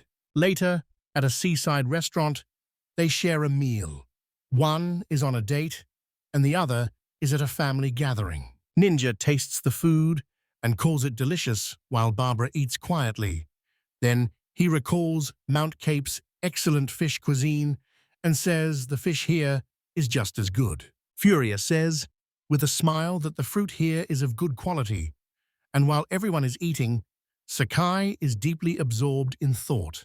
He remembers Melia warning that if the island falls into darkness, faith in the goddess Isabella will die, and resurrection magic will end. No one can challenge the king's actions now, and she can no longer do it. So Melia's last hope is the hero she asked to protect their faith on this island. On the beach, Sakai watches the endless stars as time stops. He realizes the competition starts in less than 3 days. It is now clear it's all about this lecherous king. He thinks the easiest way to solve everything is to kill him. Sakai refuses to kill from the shadows or to take lives in general because that's not what a hero does. He thinks losing isn't so bad. If they enter the competition, he wonders what their chances of winning would be. Ranga is still all right, but Nina and Furia, he thinks, will not be able to handle the game against those oversized sisters. He believes they could add one more person to the team, someone they can count on. Lifa stands on the deck, looking into the distance, and Miria turns to the swordswoman and tells her it is dangerous here and safer to hide in the cabin. Lifa grins and says that when they go against the current, their resurrection magic isn't enough, creating a time gap when they are defenseless. A monster jumps out from behind, the same child, and she kills him instantly, saying this means she will provide protection for now. Maria says they're in a zone of darkness where they can't be killed, and Lefa, fighting the evil spirits, asks what difference it makes. With professional skill, she effortlessly defeats the monsters in succession, and the spirits fade away one by one. Lifa says 10 of them surround her and cannot be killed. She guides the blade along a precise, flawless path with no confusion. As the bearer of the grand nickname Swordswoman, cutting an endlessly resurrecting enemy so he can never fight again is easy. Miria stares at her in shock, thinking Lif, the woman with the sword, can fend off Shoalopa. Admiring him, she realizes she cannot handle this alone. Her thoughts match Sakai's. They need one more person, a genius. In other words, they need each other. Liafa and Miria swim to the island. Liafa remarks on the heat here. Miria explains the island has eternal summer. Lifel looks around and says the ship looks familiar, and she suspects Kazuno Sakai is already here. Walking through the city, Miria turns to the Lady Swordswoman and warns that a law applies to anyone entering the country. Later, Lifa finds herself in a bathing suit and, indignant, asks whether this is really a joke, saying she feels completely naked. She turns to Miria and asks if this is some kind of joke and why she did not change her clothes, and Miria calmly replies that she is a shaman. Miria wants to say there is underwear that acts like armor, but someone immediately interrupts to insist there is no armor because she can deflect a strike from any direction, is called a living mirage, and does not need protection. Miria tells her that the king is waiting for her, and her reply is that so far, the island has only left unpleasant impressions. Soon, Sakai stands on the practice field and tries to pass the ball to the girls. The ball sails past them as they make no effort to stop it. He snaps at Furia to be serious. Furia snaps at Sakai to stop messing around. Sakai declares there is nothing else to be done, and no legal way to protect offshore Loppa from the forces of darkness except by winning the competition. Furia starts to speak, but Sakai snaps at her to stop making excuses. Then he serves the ball. Ranga hits the ball with his hands and asks if it is right. The ball flies too far, and Sakai stands quietly, looking up at the sky. Fury repeats that she had said it was useless because they were inexperienced. She says a couple of practice sessions won't be enough to beat the sisters. Sakai serves the ball and shouts that they will still take part. Furia calls her assistant, who rises from the ground and hits the ball. It flies off perfectly, and Sakai catches it. He suddenly realizes something and freezes time. He steps toward Fury and studies her body, poised to dodge. But that's not what he means. The Fury Golem occupies his thoughts. It may have come from the sand. He finds the trick quite clever. He considers the game's rules on using magic, which are likely to ban it, so he needs to confirm. Adjusting Fury's swimsuit, he decides to read the rules carefully. He figures there must be a loophole and wonders what Fury is doing to him. Thinking they could use a back door, he returns to the main building while time is still frozen. He remembers Melia saying she was a shaman at the palace, so she must be somewhere here. Her snow-white skin makes him think she rarely leaves the castle. Moving past the crowd, he finds her. Approaching her, he removes her dress, studies her body, tugs at the sharpens, and thinks he is acting as if he came to play with her body. He restores the flow of time. They go over the game's rules. Milia asks whether he truly has a thirst for knowledge. She says the rules are simple, so knowing the basics is enough. Sakai says it's just in case, and that people often read manuals, and Melia doesn't understand, and asks what manuals are. They arrive, and Melia says, this is the book depository. Almost all the books on the island are tied to the goddess Isabella and her teachings. Sakai stops in front of a drawing of a country and wants to guess it. Milia jumps in and says it is a map of offshore Lopa. Sakai replies that he has figured it out. Pointing to the center, he asks what it is. She says the sign, like a gravestone, is the Great Seal and hands him a book of rules. He asks about the Great Seal again. Sakai says there was one like that in Beltry, and asks if they also have a creature of darkness sealed inside. Milia says this is false. She hasn't heard of a seal in Beltree, but has heard of pillars that mark the sacred land and can be used to seal creatures of darkness. Beltree also has sacred lands. Sakai asks what the seal hides. Milia says the seal conceals a national treasure.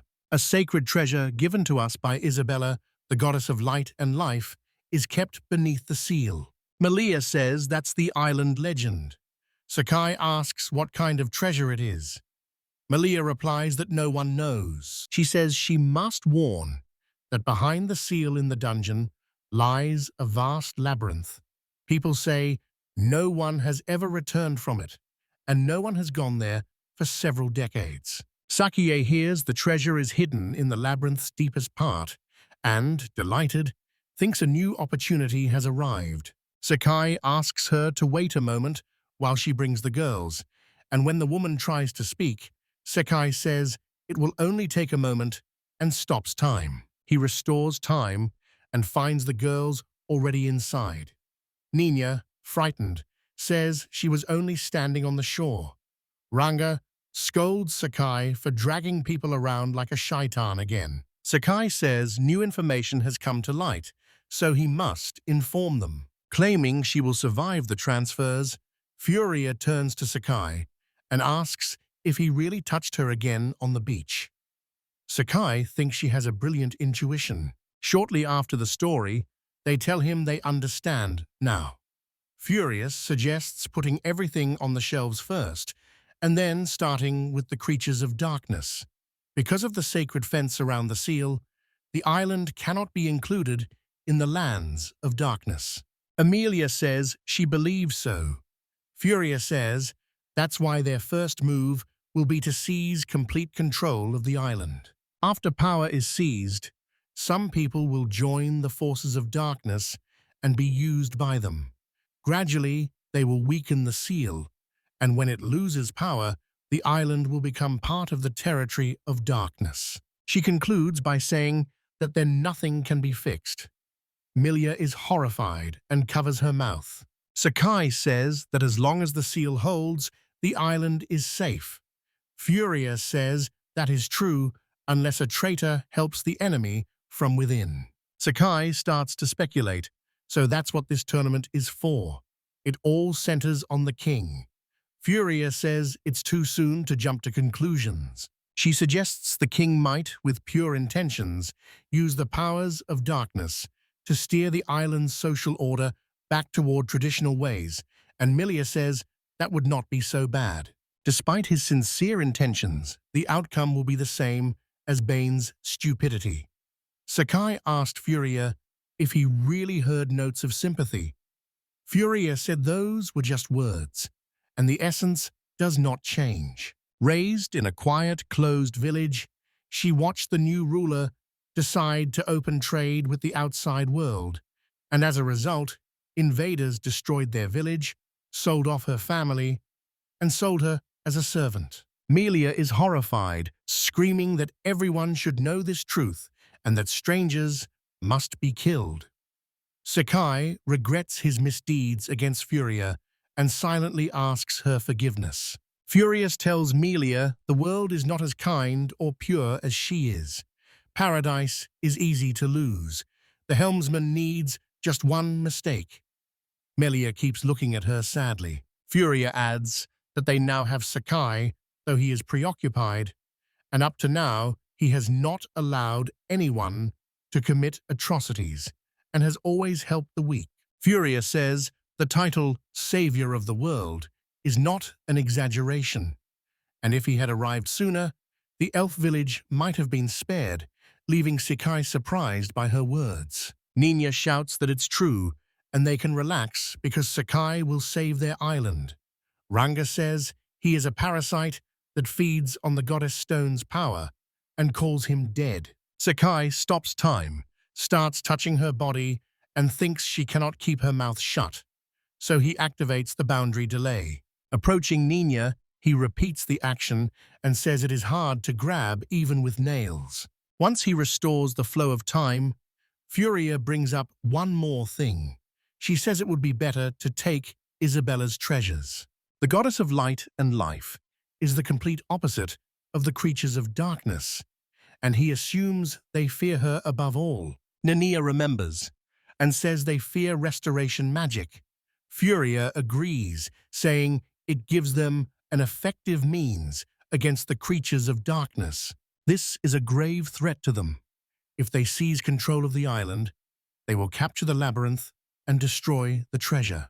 Furia says this is how she sees their plans. Melia asks how she can piece together that picture from scraps of information. Sakai praises the Furies and urges them on, saying this will put them ahead. The Furies say the competition is in 3 days and there is little time. Sakai agrees and says they will begin them. He says the labyrinth will take more than a second. The treasure will belong to them.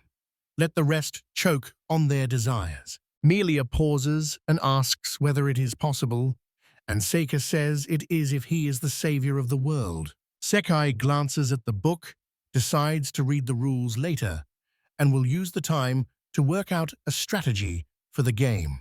If Yuri and Ranga get the hang of the game even a bit, then using time stops, they will win. He tells everyone to start, but someone distracts them. Lifa arrives, sees the team is in full force, and asks what they are up to again. They recognize her as a swordswoman. Sakai smiles and says, meeting her was fate. She says she already knew she would see him on the island. Sakai tells her she looks cool. Embarrassed, she tells him to shut up, even though she didn't want to, and she changed her clothes only because the law required it. She freezes time. Approaching Lefa, he inspects her from head to toe and is surprised by her appearance. He begins to love their king. They force the most serious swordswoman into that outfit. His heart is on fire. Sakai sees Miria with her and does not recognize who she is. Restoring the flow of time, he asks whether she is really the second version of Miria. Miria approaches Milia and tells her she is a shaman too. Milia says Miria is her younger twin sister, and Sakai, overjoyed, immediately stops time.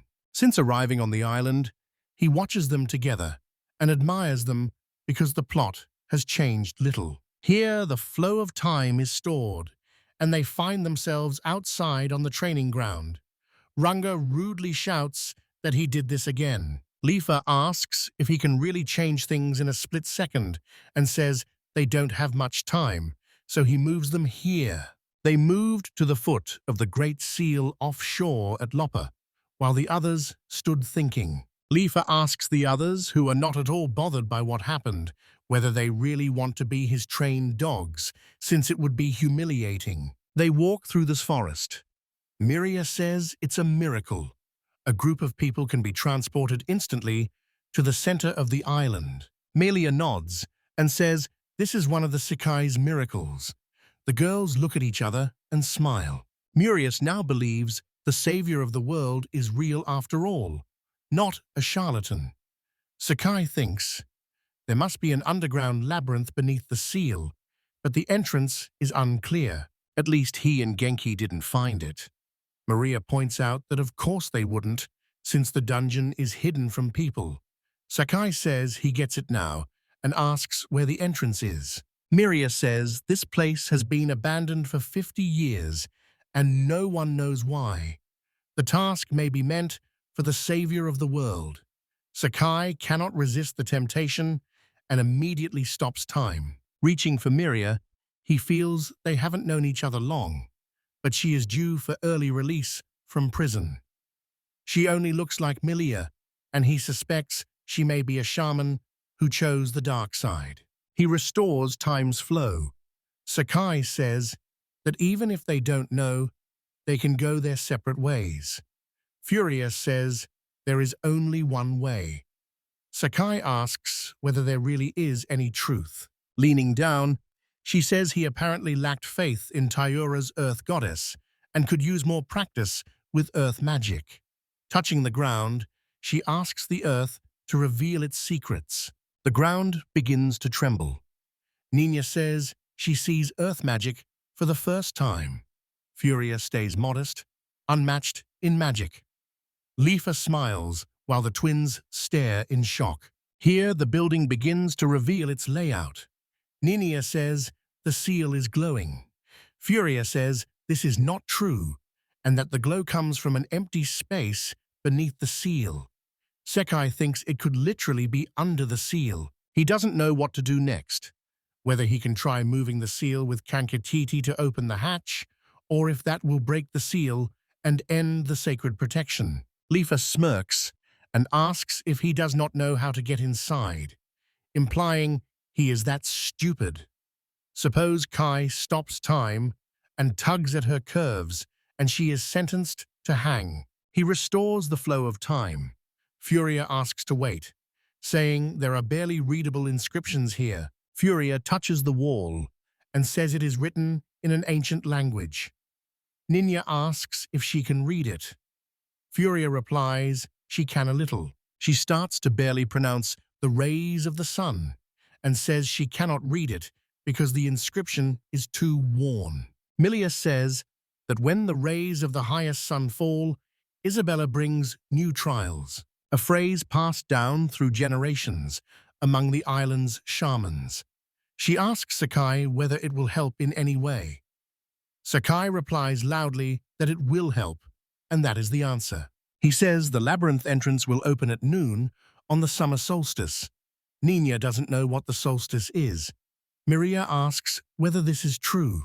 Milia turns to Muria, who says it all fits and that the summer solstice is today because she heard the royal astrologer's report this morning. Furia agrees and tells everyone to look at their own shadows. Their shadows are completely hidden beneath them. Nina is surprised. Fury says it is just approaching midday. Here, the sun shines brightly overhead, blinding their eyes. Lifa closes her eyes and says it seems to be starting. Sakai says they will see. Milia turns to Tamiria and says that she had said the astrologer reported it this morning. Tamiria answers in the affirmative. Miria says the king personally ordered the solstice to be reported, and Milia is clearly surprised. Sunlight hits the top of the building and everything starts to glow. Milia, surprised, says the lights have come on. The wall begins to move here and bricks rise. Sakai rejoices, shouting that the entrance is opening. Milia calls it a miracle, saying she had no idea. Sakai points out the stairway down and urges them to hurry. Someone then tells them to stay put and calls him a respected hero. Behind them stands the king, surrounded by many guards, surprised to see the hero and the swordswoman in person. The king asks if he had not warned him against making unnecessary moves. Sakai says they are just touring the island. The king asks if that is true. She says they are now looking at a monument. The king apologizes for interrupting their outing, but they have a small errand in the dungeon, and he asks whether they will go down. Sakai says they are not staying, only leaving. The king spreads his arms and says it is always pleasant to talk with reasonable heroes. Leave turns to Sakai, doubtful, and asks how this is possible and whether he is certain. Sakai replies he is certain and stops time. He says he'll return shortly after clearing the labyrinth, then summons the golem and greets it. He slaps the golem's palm and asks for help with the labyrinth.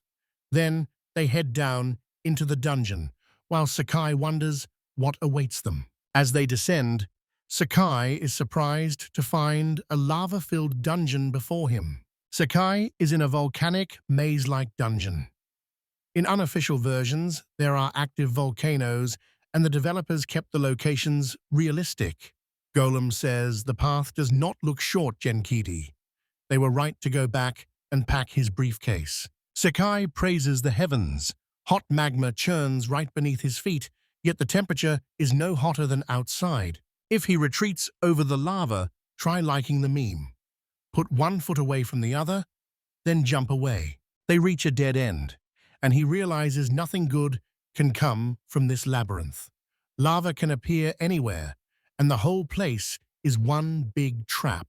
Sakai looks around, turns to Gankedi, points ahead, and asks if he can see it, then points out a lever on the wall and asks what will happen if he pulls it.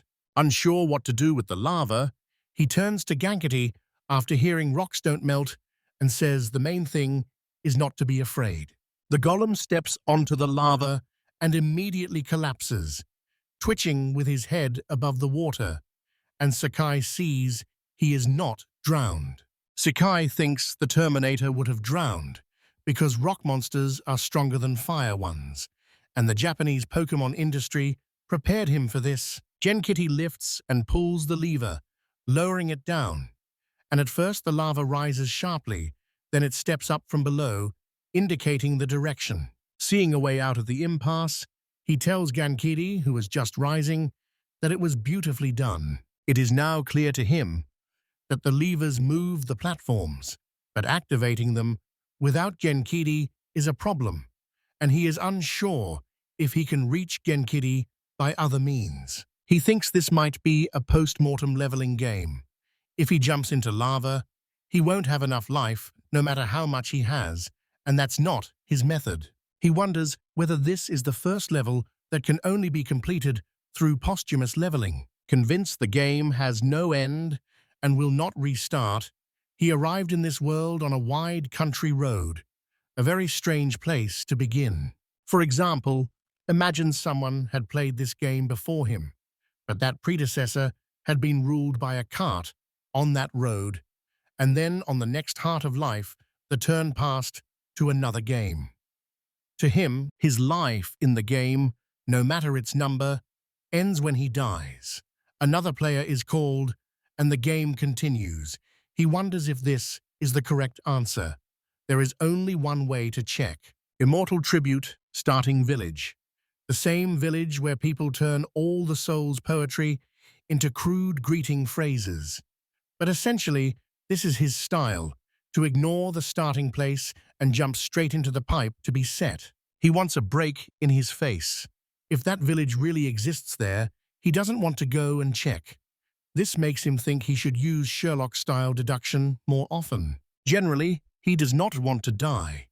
Credits his lifestyle for his constipation, though he does not trust it much, and believes it will pass after a good pause as he and the golem approach a place where fire hovers in the air. Sakai wonders if this is a fire monster and whether that is why the king brought so many turbo girls with him. They are poor things, he says. Then he sees an executioner-like monster holding bombs in all four hands. Sakai asks what this is, a monster throwing bombs. He calls it kindergarten. He believes shooting the bomb with an arrow will probably make it explode, and that the game's logic works that way. Gollum and Sakai go further. Sakai stands in the golem's head to cross the lava and reach the bridge between the walls. They reach a chest and open it.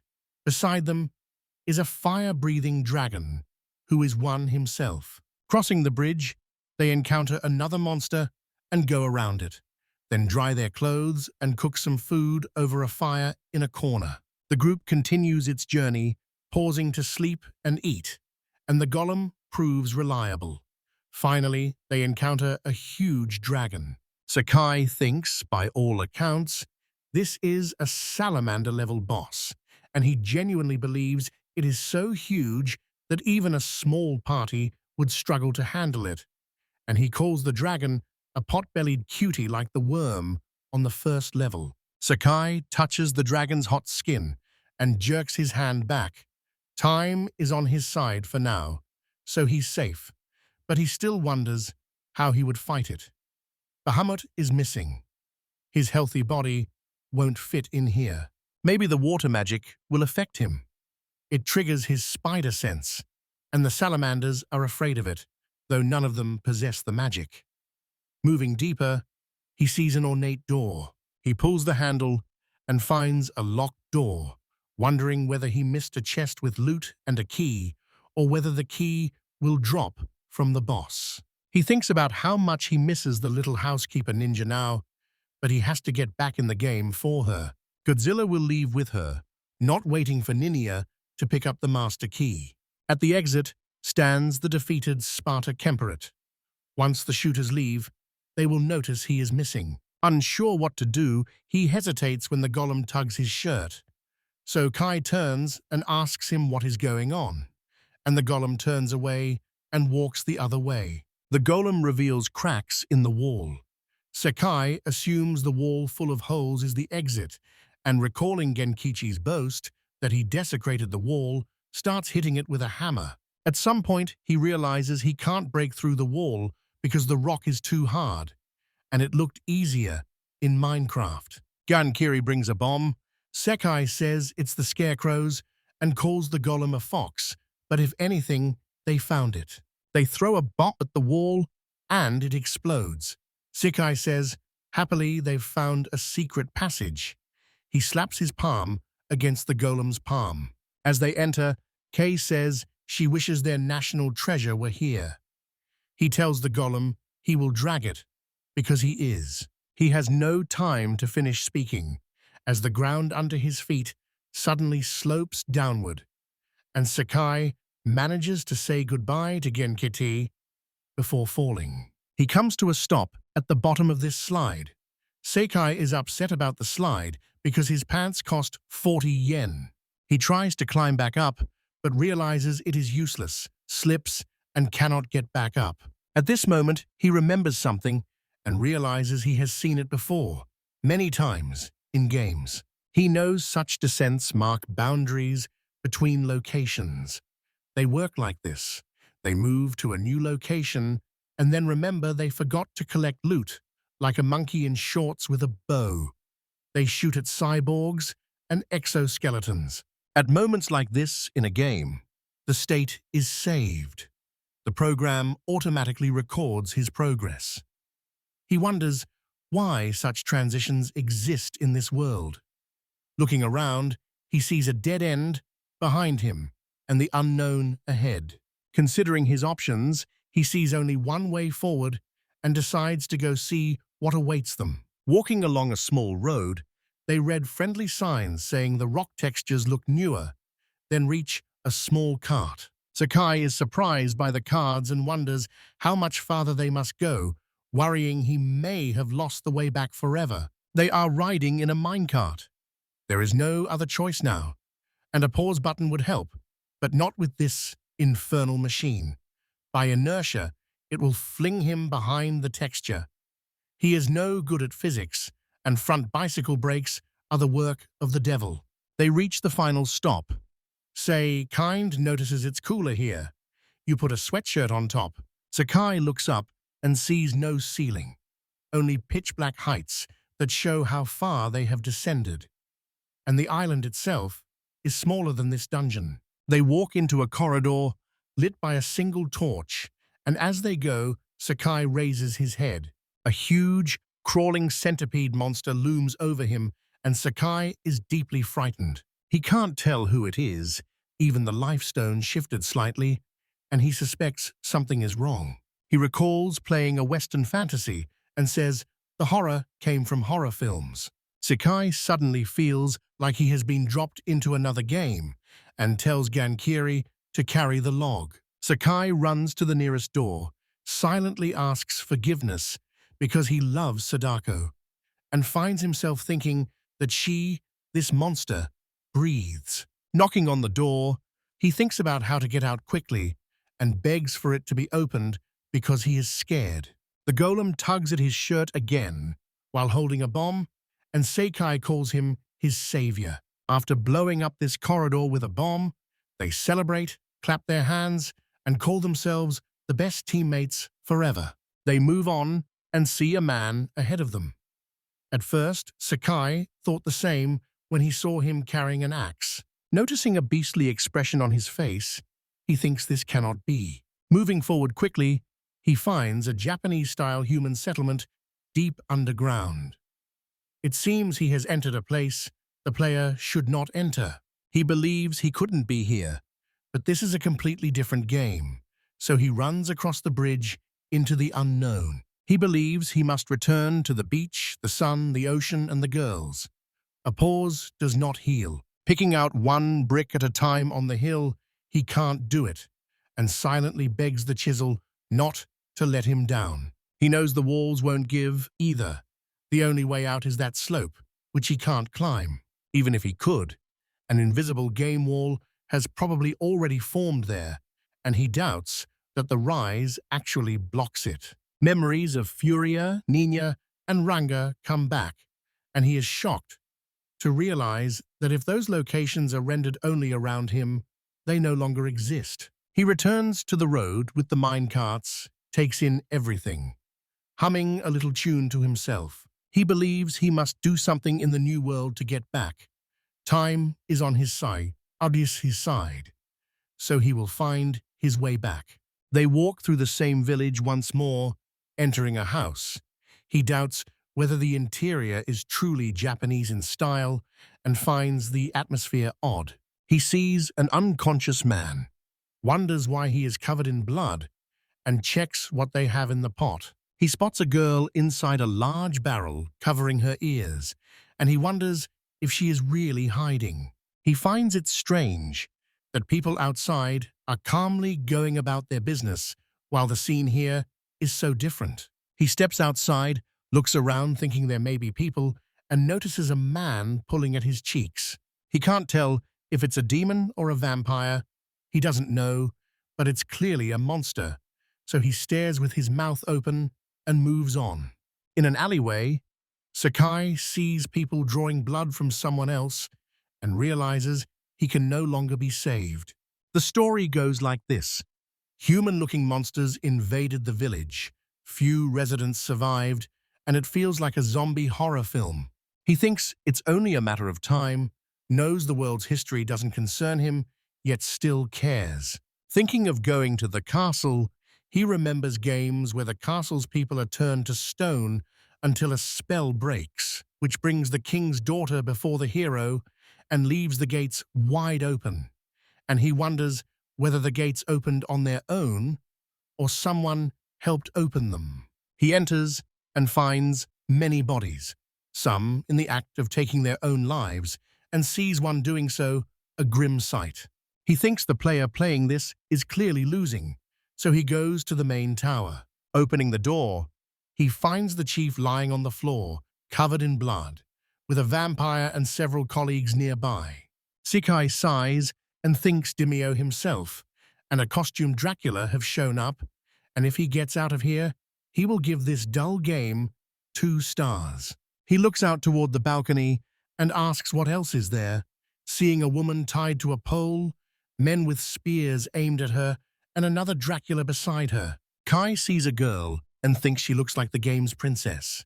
He goes down and discovers she will soon be killed. He frees her from captivity. Sakai realizes he rescued her on impulse. His mouth waters at her beauty. Undressing her, he feels subdued by her seduction and cannot understand why those creatures perform an execution ceremony only for her when others were simply killed. This world is starting to draw you in, but to understand it even a little, you'll have to move your tongue a bit. As soon as he starts the timer, like on off-show lip, trouble will happen, and he finds the choice difficult and wants to know what her voice and character are like. Time is restored, and the girl wakes in a panic, looking around and not knowing where she is. Sakai says they are a short distance from the village and apologizes that he does not know how to put on a kimono. She asks her who she is, and Sakai introduces himself, saying he is her savior. The girl looks at him suspiciously. Sakai has a bad feeling. He stops time and immediately feels a sword pressed to his throat. Frozen, he looks around and realizes that if he had hesitated with the button, he would have had his throat cut and died. He suggests they find out who is cooler, looks around, and on seeing her, assumes she is Akunoichi, a ninja girl. He undresses her and thinks she chose the wrong profession for someone with her proportions. It's hard to hide. Touching her, he calls her bad. He asks himself why she came to him.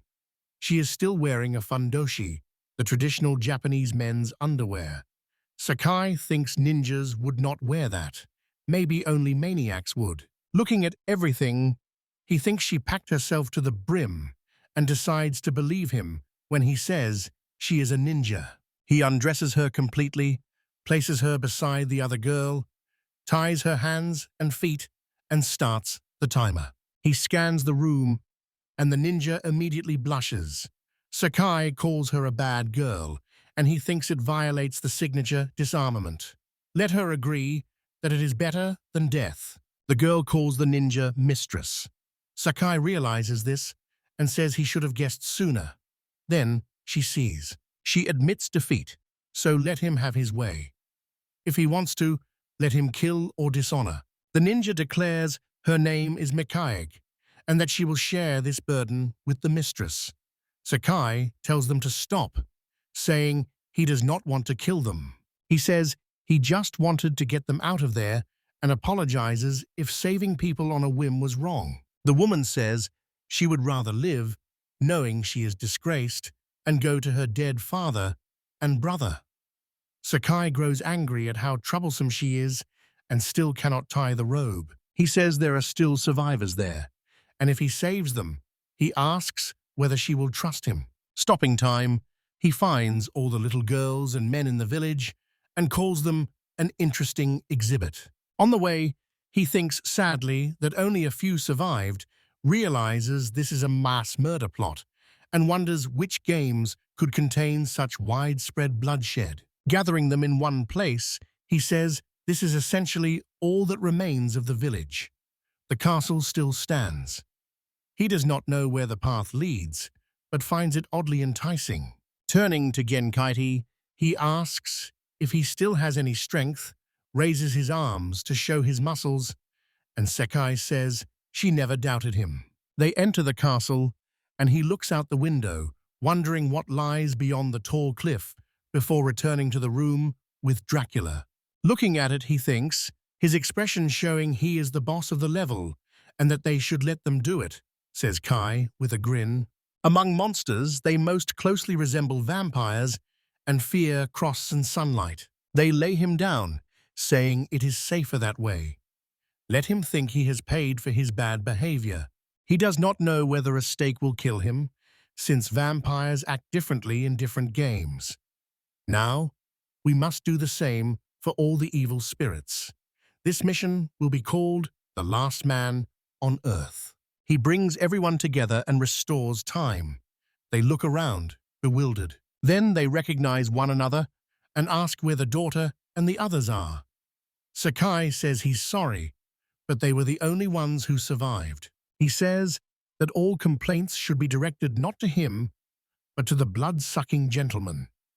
And the lady bows at his feet, saying she is very grateful to them. The crowd stares at the princess in horror and does not understand. They begin to echo her and bow. Seeing many of the people he saved bowing, Sakai tells them to wait and then asks them to get up. The princess repeats that he gave his name as Kazuno Sakai and says her life now has a purpose because of him. Though she can do little, for their sake, she will try to find a place where they can live without sorrow and promises him this with all her heart. Sakai thinks she is beautiful, although she looks older than him and nothing like the king of offshore Plopper. He says there's no need to find a new place and asks them to explain how those murderers tolerate foreign wooden stakes near the heart. The princess looks at him in surprise. All the bloodsuckers lie dead in the village, and the princess and Mikage witness it firsthand. The princess refuses to believe it and says it cannot be true. She asks Sakai if he killed them all, and he replies that Gankiti did it. She thinks about the stakes pressing in her chest. Bowing again, she thanks him. She says it will only delay them by half a day. Sakai knows he screwed up again. She says only sunlight kills them, and Sakai laughs inwardly. The princess says morning should have come long ago. But the night still hasn't ended. They used to attack only at night, and she doesn't understand what happened. Sakai thinks they may live near the North Pole. Sakai realizes this means vampires can't be killed by anything, and he remembers something. He suspects this happened because he crossed from one world to another, which would make it his fault. The princess says the neighboring states all surrendered anyway, and their deaths are already predetermined. Thanks to him, Sakai, she says, they can laugh in their last moments as they run from death. They don't need anything more. She does not know if there is any place to escape to. Sakai says there is. She is surprised, and Sakai says it is like paradise, sunbathing all day. Why is he not an option? He freezes time and studies the cliff again. This twist has left him neck-deep in finding his way back. The climb up must lead him back. Even here there is a sky, so it cannot be said that they are underground. Everything has been found. Only a small matter remains, and Kitty will give him an honorable burial if anything happens, since he has no other choice. He has watched many open-world gameplays. Some areas are blocked at first, but players still find ways to get beyond the intended map boundary. He only got here by mistake after finding a hole in the game map, so the only way back is to make an even bigger mistake. He climbs to the end with the golem behind him, then straightens and exhales, relieved to be standing on level ground. As the saying goes, the more bad climbers there are, the fewer bad climbers there will be. He tells himself to focus on finding the edge of the map. Moving forward, he feels something odd. Hunting bugs used to be more interesting, but since he arrived here, his life has become routine. He believes he has at least completed what the developer intended.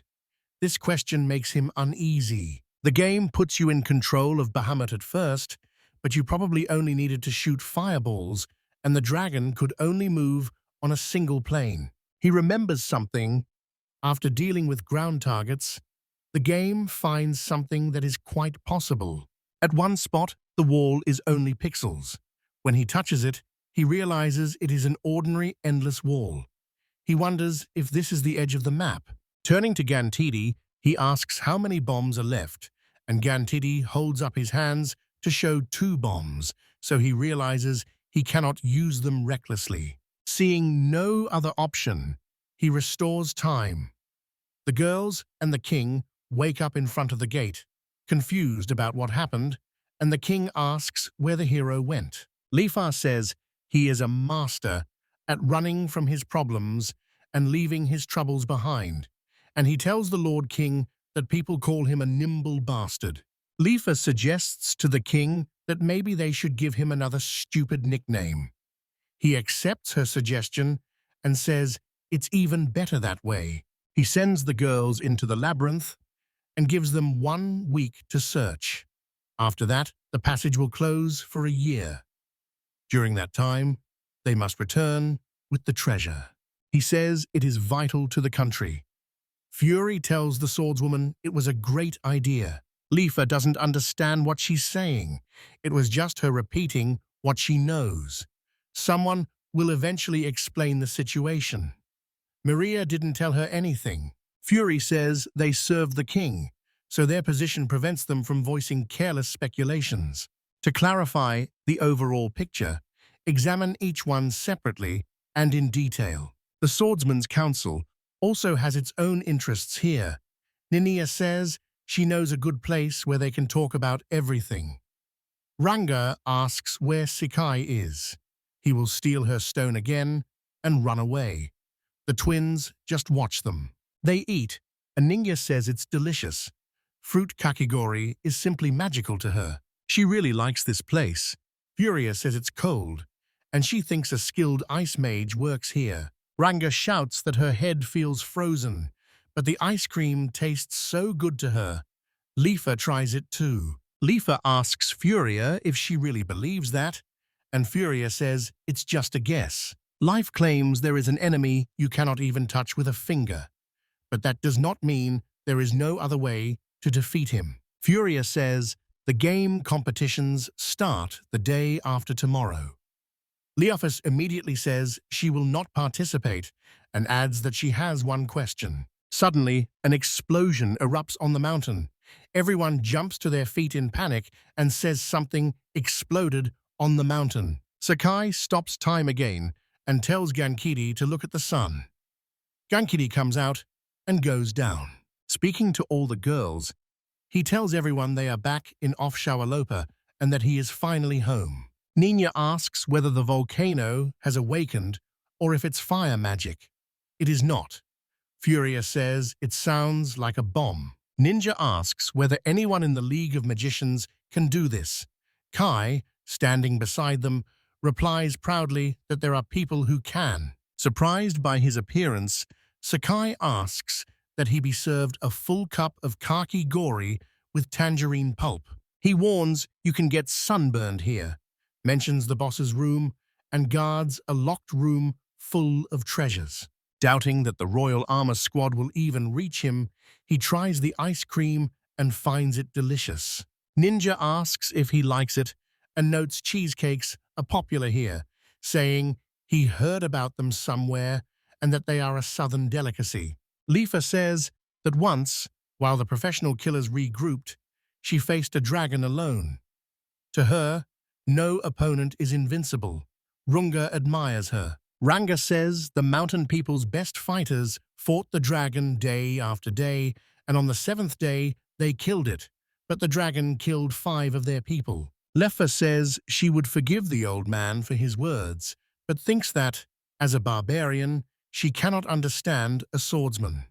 Ranga suggests deciding who is stronger. She says everything has already been decided. Suddenly she sees that with an invisible wave, Lifa has removed Ranga's swimsuit. Relieved that only the swimsuit was damaged, she is thankful. Lifa believes she fears nothing and cannot be surprised, not even in her sleep, because her sharp senses always warn her of danger. Ranga tells everyone to turn away, and they search for her missing axe as it flies straight at her, but Lifa deflects it with her sword. Liefa points her sword at Ranga as everyone stands silently, and Ranga admits Lifa is skilled, saying she was the first to figure out her move and therefore loses. Lifa says she hasn't tried it yet and should remember that. Sakai thinks he already saw this trick in the lower world. She walks up and throws the axe without hesitation, and it flies back, surprising them. It would be madness to challenge her. Even the Romans feared these barbarians. Ranga decides to go without a bathing suit. Sakai admires the barbarians. Nina refuses, saying she'll fix it and come back. Sakai says they'll plan a strategy once Nina returns. Lifa says bluntly she has no intention of fighting the salamander. Sakai says it's not really necessary. A little help will be enough. He stops time. Together with Renga and Liefa, they reach the dragon as he begins to reverse time. The dragon breathes fire, and Sakai twitches. He never realized he had such a huge, striking area. Liefa doesn't understand what is going on here. He says this is the dungeon's deepest room, where the boss is. Royal Trubo cannons and chainmail bras are still only on the first floors. Lifa says she wonders if this is really the same salamander. Milia approaches them and asks why she is here. He apologizes for dragging her into this and says her healing magic could help because their plan is very risky. She offers to help. Sakai announces the mission is starting and instructs Lifa and Ranga to lure the salamander into the opening. They are indignant, but that is easy for him to say. Sakai says he actually had a hard time too. Lifa runs forward and urges Rengar to follow.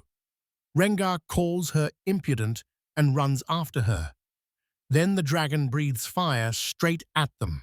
Lifa urges her to hurry, noting how much fire he's spewing. They try to lure him, but the dragon doesn't relent and turns to Amelia. Sakai takes her hand and leads her down, saying they will only get in the way, so they will manage. He stops time, goes through the hole and down the slope, then restores time. The girls attack him as he breathes fire, and they dodge. And Renka says, with displeasure, that he should have been eaten long ago and wonders who locked him here. They are lured into the opening, which brings down the entire wall. Below, Sakai calls to him. They go down the slope and do not know who built it. The dragon runs.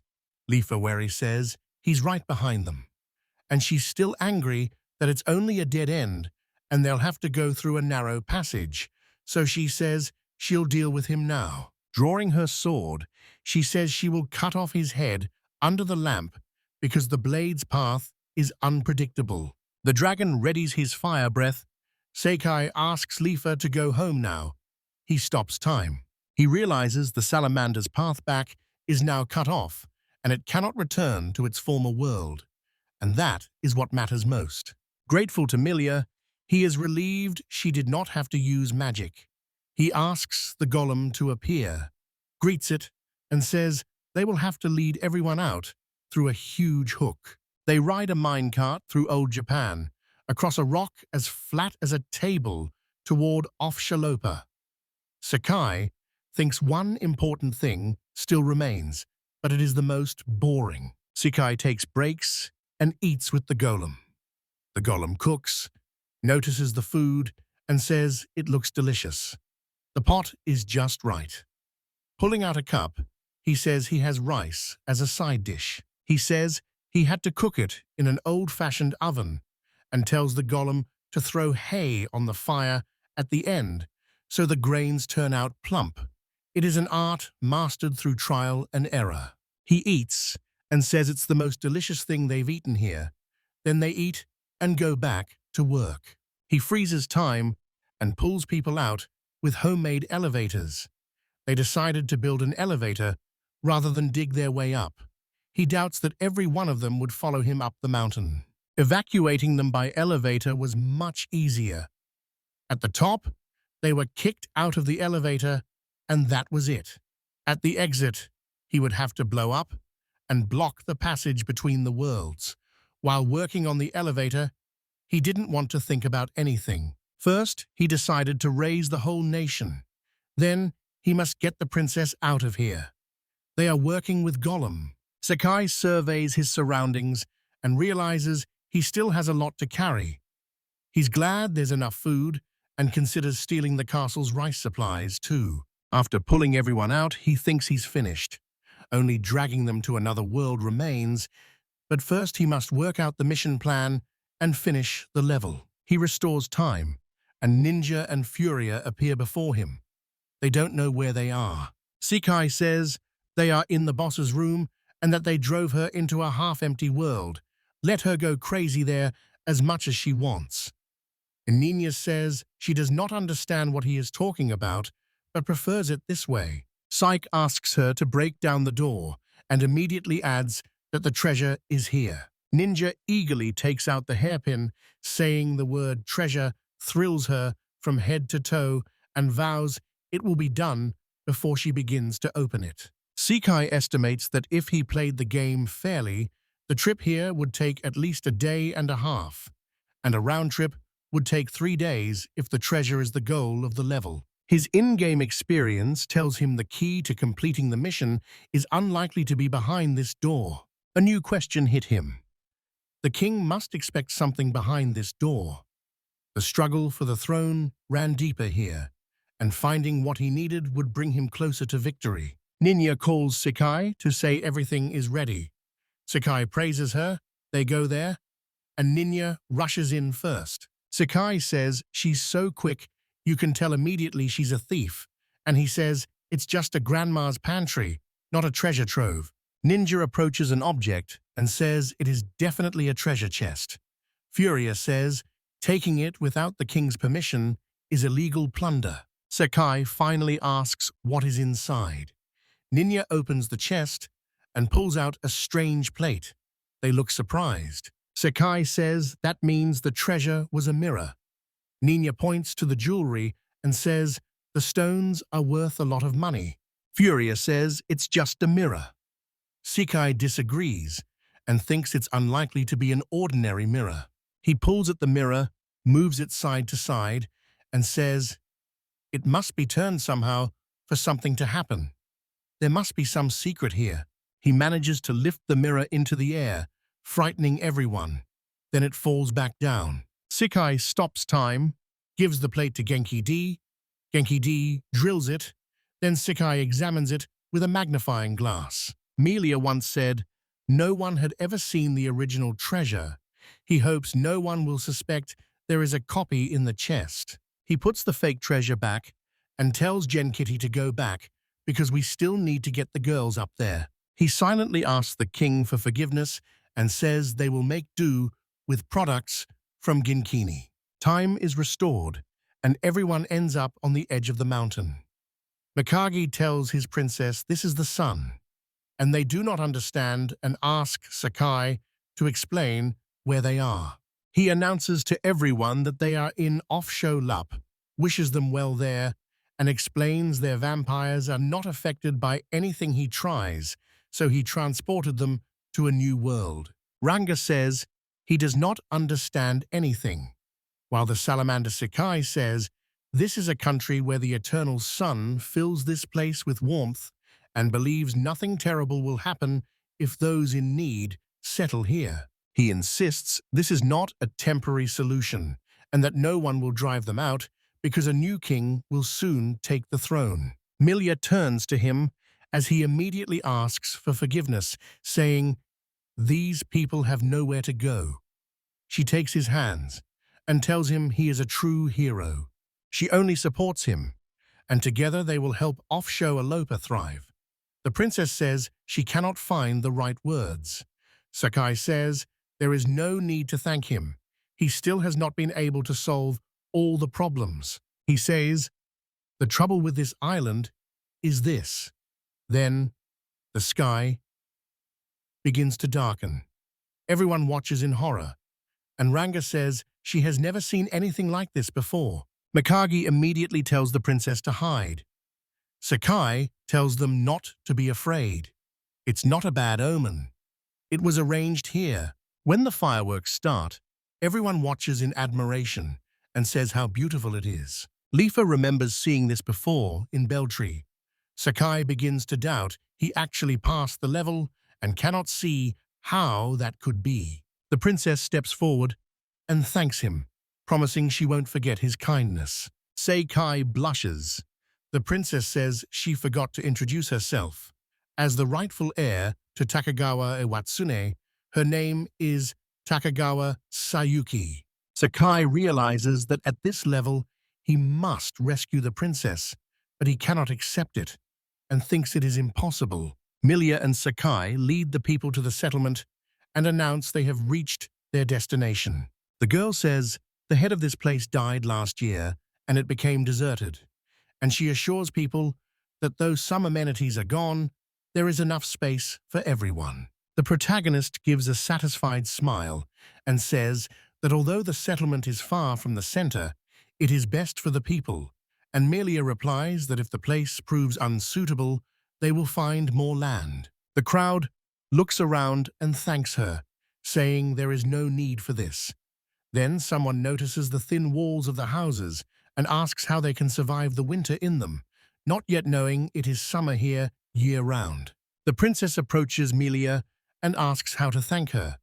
Melia replies modestly that she needs no thanks, since she is just an ordinary shaman at the temple. She says they are very generous to let her live with them, and suggests even creatures of darkness could eventually become full residents. The princess asks again what the girl means by creatures of darkness, and Melia says it's a long story. She reassures them there is nothing to fear, because the world's savior, Sakai, will answer their call for help when time suddenly stops. The hero steps up to Amelia and, with a sly look, pulls off the top of her dress.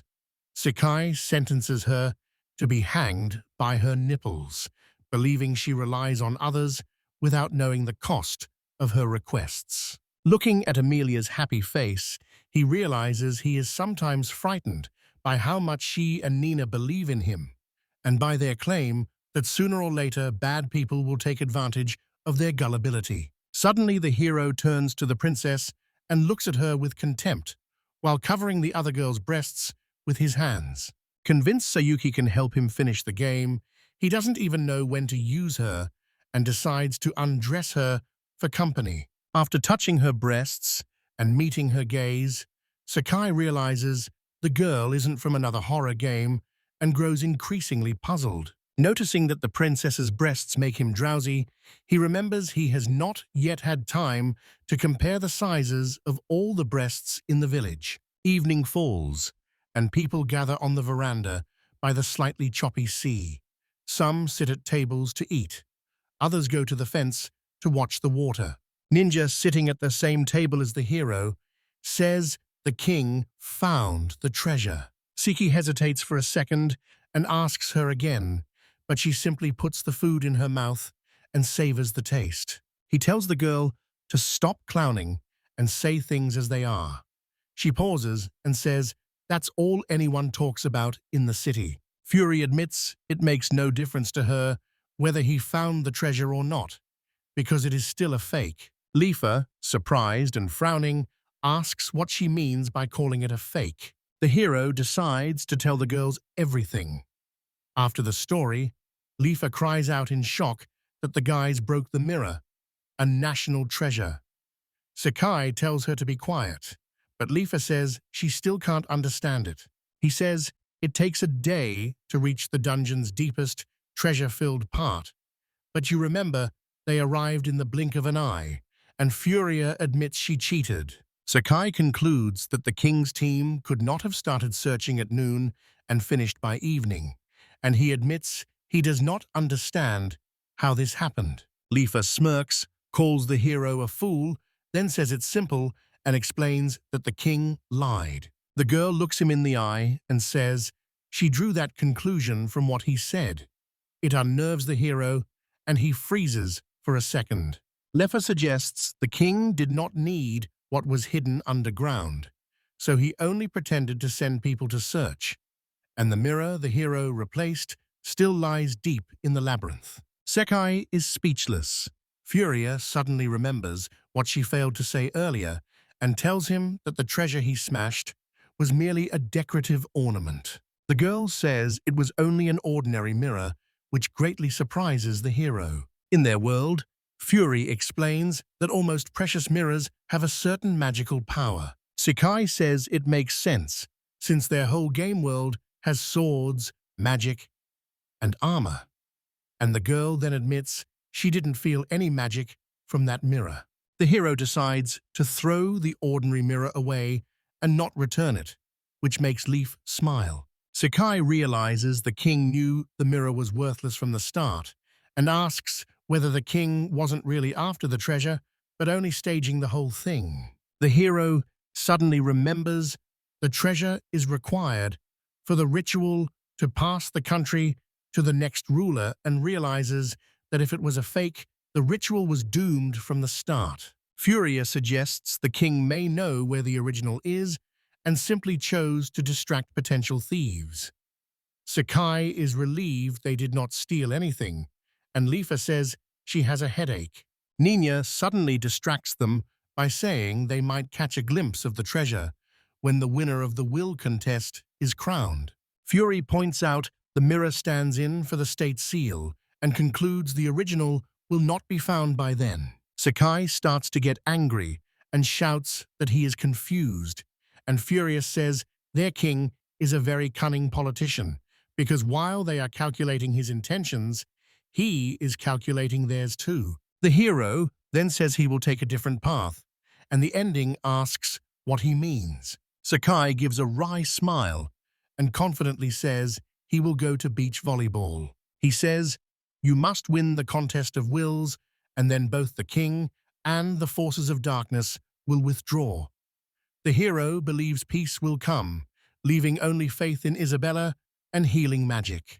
Lifa remains unimpressed, and Sakai approaches and asks whether she will play. She calls him a joker, asks if he really doesn't understand at all, and the hero asks her again. She says sarcastically that the hero is very confident he'll win, and asks who he'll put on the field. Sakai replies he can't play because he's a man and instantly refuses to wear a skirt because he'd be found out. Hearing this, the girl looks pleased, smiles faintly, and closes her eyes. Then the hero says Lifa and Ranga are the best choices to play the roles, which makes Lifa jokingly upset and confirms the statement. She objects that taking part would make winning too easy, and Sakai explains that is the whole point. Lifa smiles slyly and asks Ranga whether she wants to stay on the team and become queen. She points to herself and says she rules the mountain people, so she will wait for the stone of life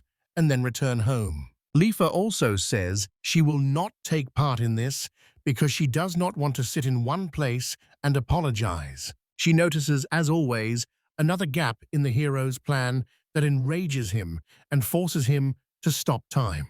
He removes the girl's clothes from her chest again, thinking it's a pity to admit she is right that the winner should take control of offshore elope. The hero pushes her breasts apart to the sides, then lifts them, thinking how the smug swordswoman annoys him. He suddenly remembers that laws are not eternal and, before restarting time, immediately pauses it again. Sakai realizes that becoming queen would allow the ruler to rewrite the laws in a new way, and then makes a breakthrough. He walks into a large building and into the library. Sakai grows indignant that someone clever decided transfer of power issues must be considered for at least 5 years. The hero pulls off the girl's underwear and thinks that when God shows him the gates to hell, he will say he has no regrets, call himself a great martyr, and ask to negotiate a cauldron with nymphomaniacs. He looks at her genitals and wonders what he should do. Then Sakai decides to ask Comrade Librarian what they think. After that, he returns home, lies down in bed, puts his hands under his head, and tries to fall asleep. Ranga and Furia are already in bed asleep, while Lifa rests by the wall, sitting next to the sword. Sakai suddenly opens his eyes and realizes the competition is the day after tomorrow and cannot be rescheduled. A sudden thought makes him sit down. The hero starts to suspect the last round was not an accident and that his role in the larger destiny is much greater.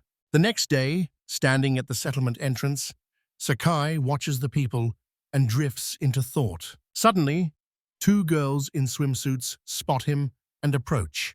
One greets the hero, calling him the world's savior, and then he asks where Princess Takakawa is. The girl points to the house across the street and says the princess lives there. Approaching the house, Sakai glances at the others and thinks only one night has passed, but they already look like locals. Stopping near the door, he asks if the princess is here and introduces himself as Kuzuno. The door opens suddenly and a girl steps out, unsure if the hero has returned for her.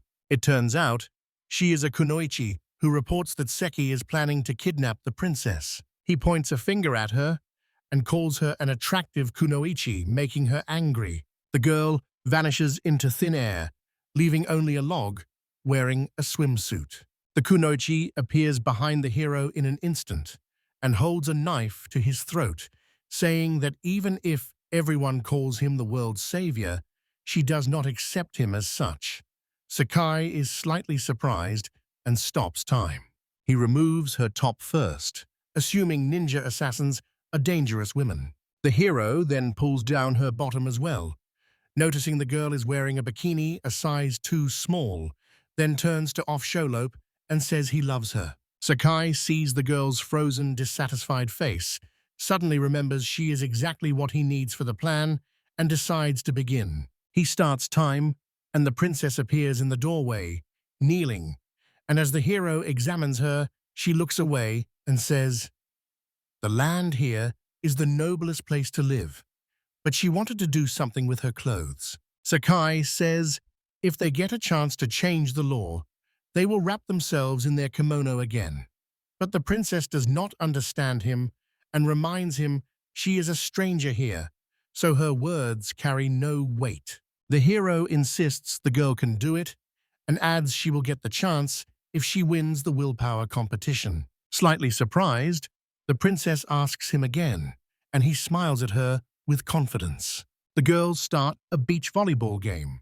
One of them swings and hits the ball. The ball nearly lands on the sand, but Ninja hits it back despite having to fall. When the ball flies to the other side, Ranga runs to the net and says she is ready to hit it, and Ninja, pleased, asks her not to hit the glass. Runga leaps high and sends the ball over the net before the opponents can catch it. Ninja punches her and says the girl is impressive because she defeated her opponents like children.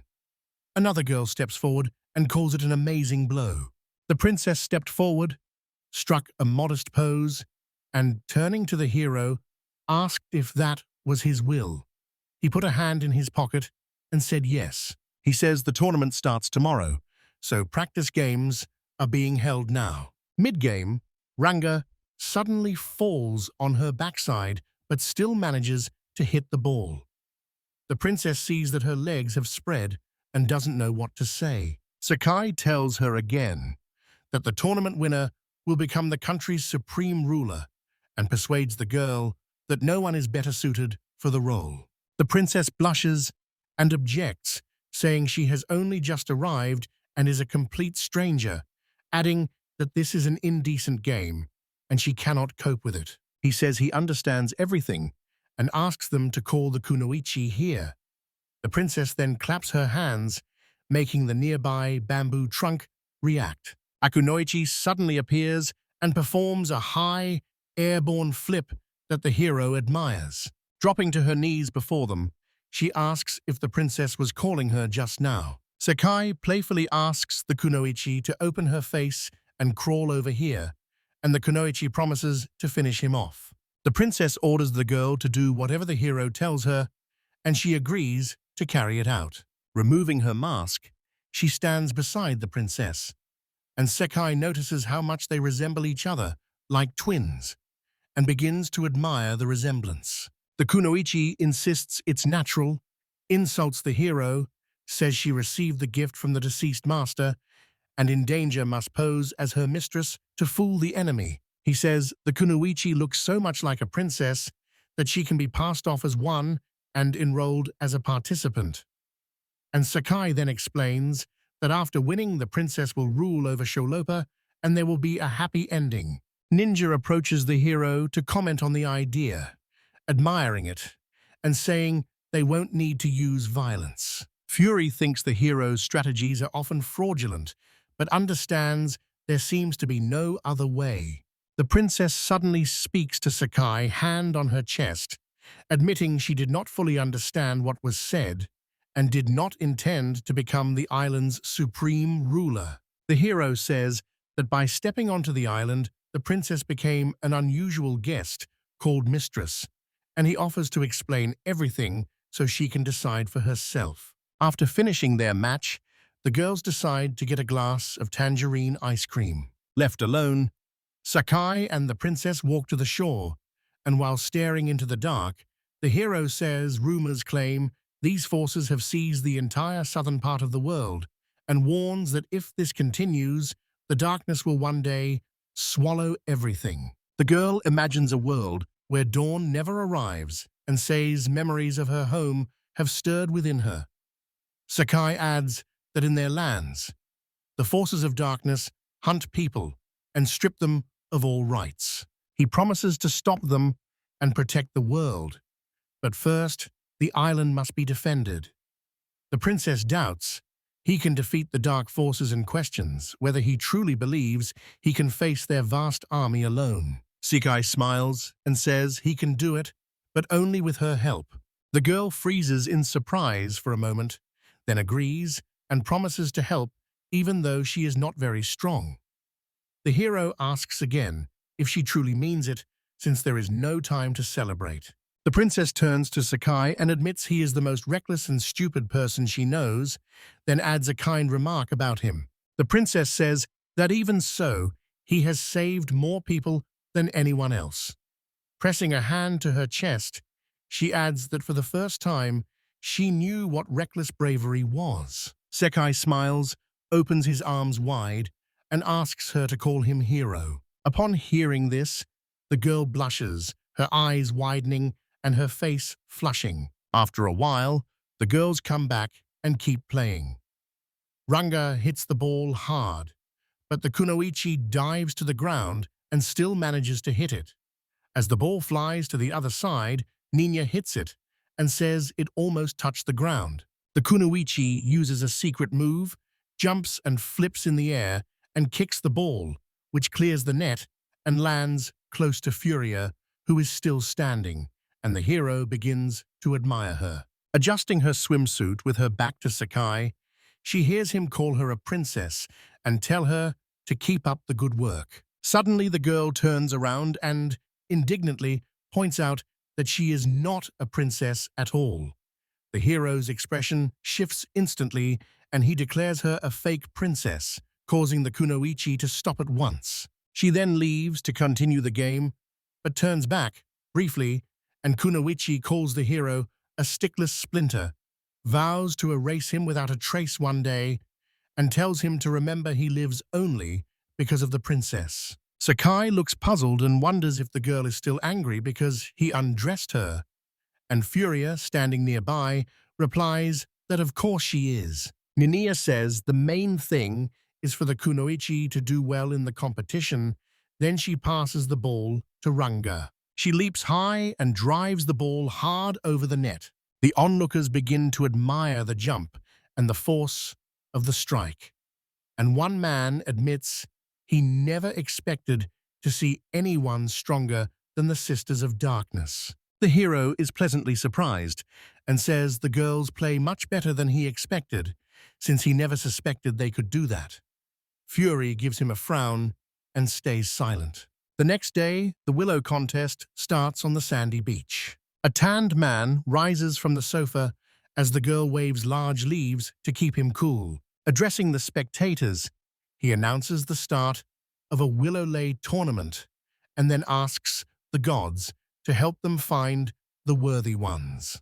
Ninja Furia and the hero are already seated to watch the match, and Lifa decided to sit a little further away.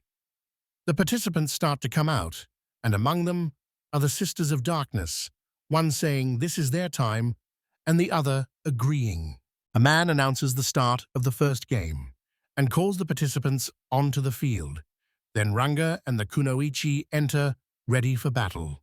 Tagakawa Sayuki and Ranga of the Rangu clan introduce them. Ranga declares she will destroy everyone and cannot be defeated, and the warming-up kunoichi agrees. The hero smiles and tells the girls to begin Operation Sand in panties. Ninja and Furia give him annoyed looks, and he then announces the start of the long-awaited battle. Two winged girls, like angels, step onto the field to face Ranga and the kunoichi. The man announces the start of the Battle of the Fair Sex for the throne and introduces the girls as Skylar Hawk and Zoe Wings. The kunoichi is surprised they have wings, and Ranga says it is wild for her too. Finally, the girls step out and stand in front of the net, ready for the game. The hero realizes his bad luck because his first match is already against non-humans. Ninja admires them, and Furia says they live in the far north. The game finally begins, and Ranga hits the ball first with a haughty look, but her opponent returns it easily. Another girl hits the ball high into the air and calls to her ally Zoe, who takes the hint and uses her wings to fly. Zoe waits high above the ground for the ball to reach her, then swings and tells her opponents to catch it, calling them born to crawl on the ground. Using a bird kick, she sends the ball into the ground behind her opponents at lightning speed. Kunoichi turns around and tries to make sense of what happened, while the hero already knows his girls will not win the game. Zoe lands and declares that in a battle of wills, whoever controls the sky wins, and a wingless creature cannot take that dominance from them in the air. The kunoichi grows angry but holds back, while Zoe is already serving the ball. Ranga lunges and blocks it as her ally watches from the side. Stretching her arms forward, she calls to Ranga, but Ranga rushes over, shouting she will hit the ball herself, and the girl jumps to send the ball to the other side when Zoe flies up again and stops her. Sakai says the northern girls are always airborne and play just as dirty as the Dark Sisters, while Ninya watches eagerly as Ranga throws the ball hard over the net. Zoe hits him right away, sending him flying back and clearly upsetting her opponent. Kunoichi lunges for the ball, but it lands before she can catch it. Zoe admits the girls are strong, but still does not consider them equal opponents. She adds that their eyes can spot a bug crawling on the ground from a distance, so no movement escapes them. Zoe lands beside her ally and says the girls can only pray to their useless god, calling them mere humans and inferior creatures. Skylu, Zoe's ally, declares that no one will take the sky from them, because their proud family will not yield to anyone, and promises the island will remain under their control. Fury grips the hero. Thinking they provoked him for no reason, he stops time. Sakai undresses Zoe, and as she stands there, he considers what else he can do, then touches her breasts and says he expected them to be bigger, noting her disappointment. He concludes the Lethism Dorsey is also unsuitable for flying, and, using Bahamut as the standard for a flying machine, decides these girls should not fly high and calls them chickens. Suddenly, Sakai remembers the most delicious part and decides to check how things are going. Undressing Skylar, he watches her from behind. The hero thinks he could leave the girls without underwear and that it would work, but he knows undressing them in front of everyone would be terrible. Unsure what to do, he asks Skylar for advice, but she does not answer, and an idea comes to him. He dresses everyone he had undressed earlier and starts time, but the girl's wings suddenly change color. Zoe serves the ball easily. An unhappy Ranga hits it back, and the ball flies toward the Kunoichi, who passes it to her ally again. Runga runs forward and jumps, shouting that she will win, then throws the ball. Her opponent calls her stupid, tired of hearing her say she will win, and tries to use her wings again. Skylar jumps up to fly, but suddenly realizes she can't fly. Ranga throws the ball, and Zoe throws herself to the ground, but misses the catch. Getting to her feet, the girl is confused by the sudden weight of her wings and unsure what has happened. Then she sees how her wings look and begins to panic. The girls begin examining them, and Skylar says they feel greased with some kind of oil, while the hero in the row calls out that the wings are greased with petroleum, not ordinary oil. He says that deep on the island where no one goes, there is a swamp full of oil, and Ninja asks if he knows who he is after this, but the hero assumes he is a good guy. He says oil was floating there, forgotten by everyone, and that oil is expensive where he comes from. But Nina admits she did not understand what he said. The hero says she just needs to understand they will definitely win now, and that these winged girls rely too much on their wings, even though their jumps are not very high. Ranga and the Kunoichi score again against their opponents. The second one scores with her technique, then asks the princess whether she saw the shot and tells her she is doing a great job in her role. Skylar holds back her anger as the girls tease that her wings must be tired, and the hero asks if they enjoyed crawling on the ground, insisting he did not break the rules, but only changed the game's conditions. The referee suddenly blows the whistle, and the host declares the game over, naming Tagakawa Sayuki and Ranga of the Rangu clan as winners, leaving the winged girls very sad. Ninja and the hero high-five and celebrate winning the first round, while Furia gives them a languid look and exhales heavily. They go for a walk, and Sakai says they can rest until the next game because they have time, but someone suddenly calls to him from behind. Milia comes up behind him, and the hero recognizes her. Happy to see her, he asks whether she saw how they won. But then he sees only darkness in her eyes. Her expression changes immediately as she asks him to tell her the truth and promises she won't be angry, which greatly surprises Sakai. After a short pause, Milia decides to ask whether the game was fair. She asks to be understood because by her will and by a traditional religious rite of offshore elopa, she cannot watch them trample what is sacred. The hero immediately gets angry and decides to stop time. He says he's had enough and lifts Amelia's skirt. Sakai adds that if they had played fair, they would have lost the first game and claims he is being bullied. He also remembers the Horned Sisters ahead are unbeatable if he plays fair. So he pushes past the girls and says that playing fair is impossible in this situation. After removing Amelia's top, he asks what she is thinking, and the hero assumes she now sees him as a frightening or especially dangerous person. Remembering he is on the island at Milia's request, Sakai knows he does not want to disappoint her pure soul and asks himself what to do. He heads to the board, displaying the player ratings, which was crowded with people. The hero believes that if they win the next round, they'll most likely reach the final with the Gonkel sisters and expects the sisters to eliminate the other teams quickly. Sakai also believes Milia will now watch the game closely and knows she will be deceived.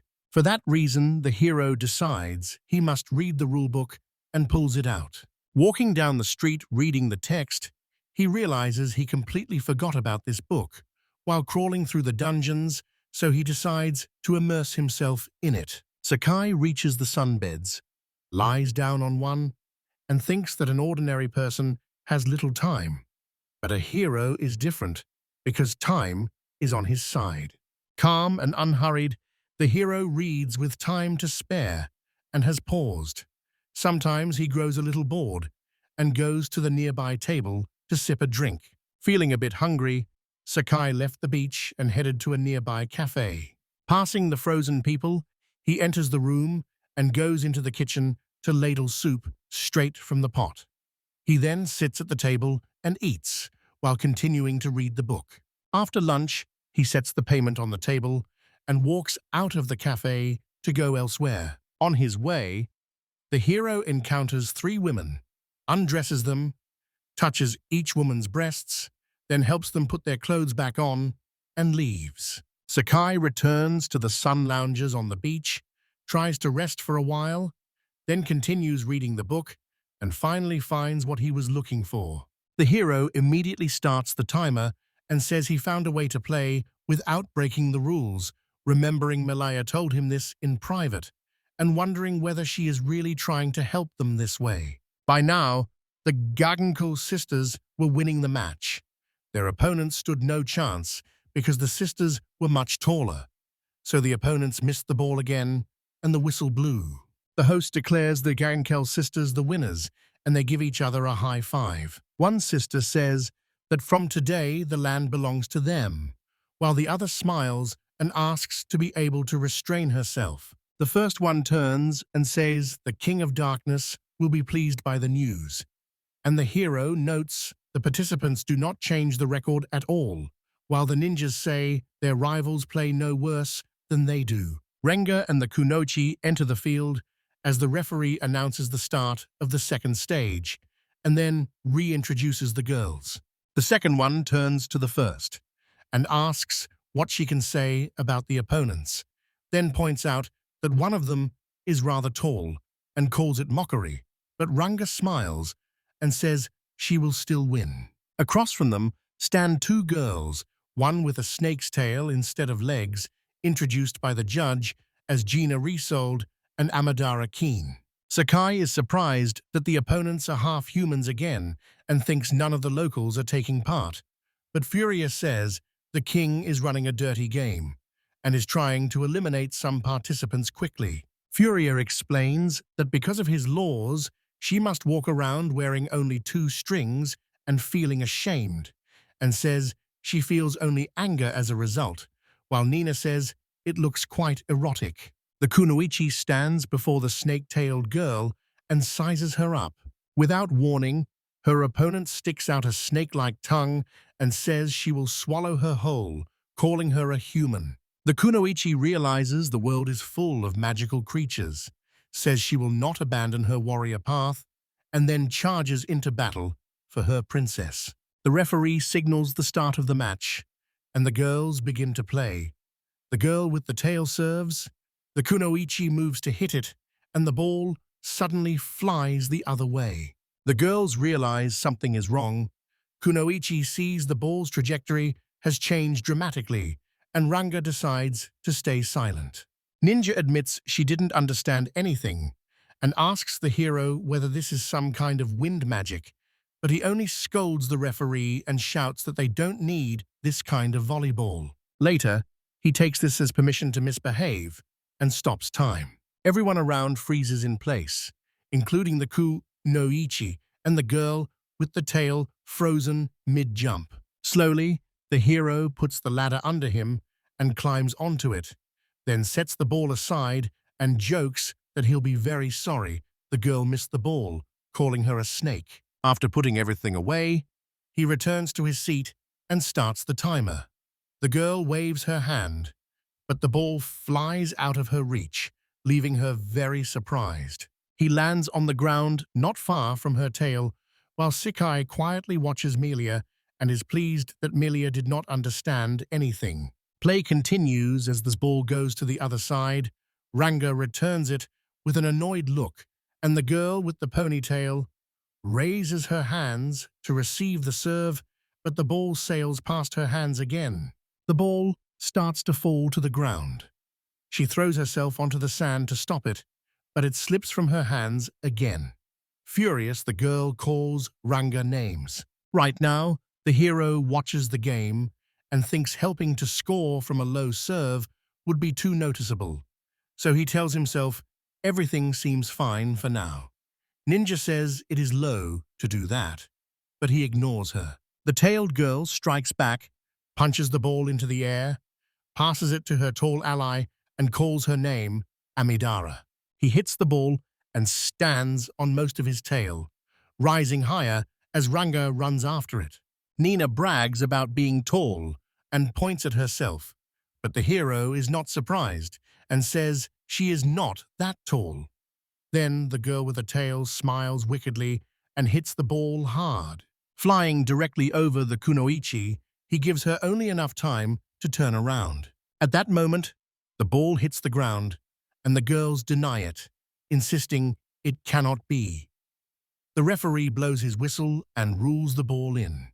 The match is not over, and the man walks to the scoreboard to change it. People discuss what happened while the hero is angry about where the ball that changed trajectory came from.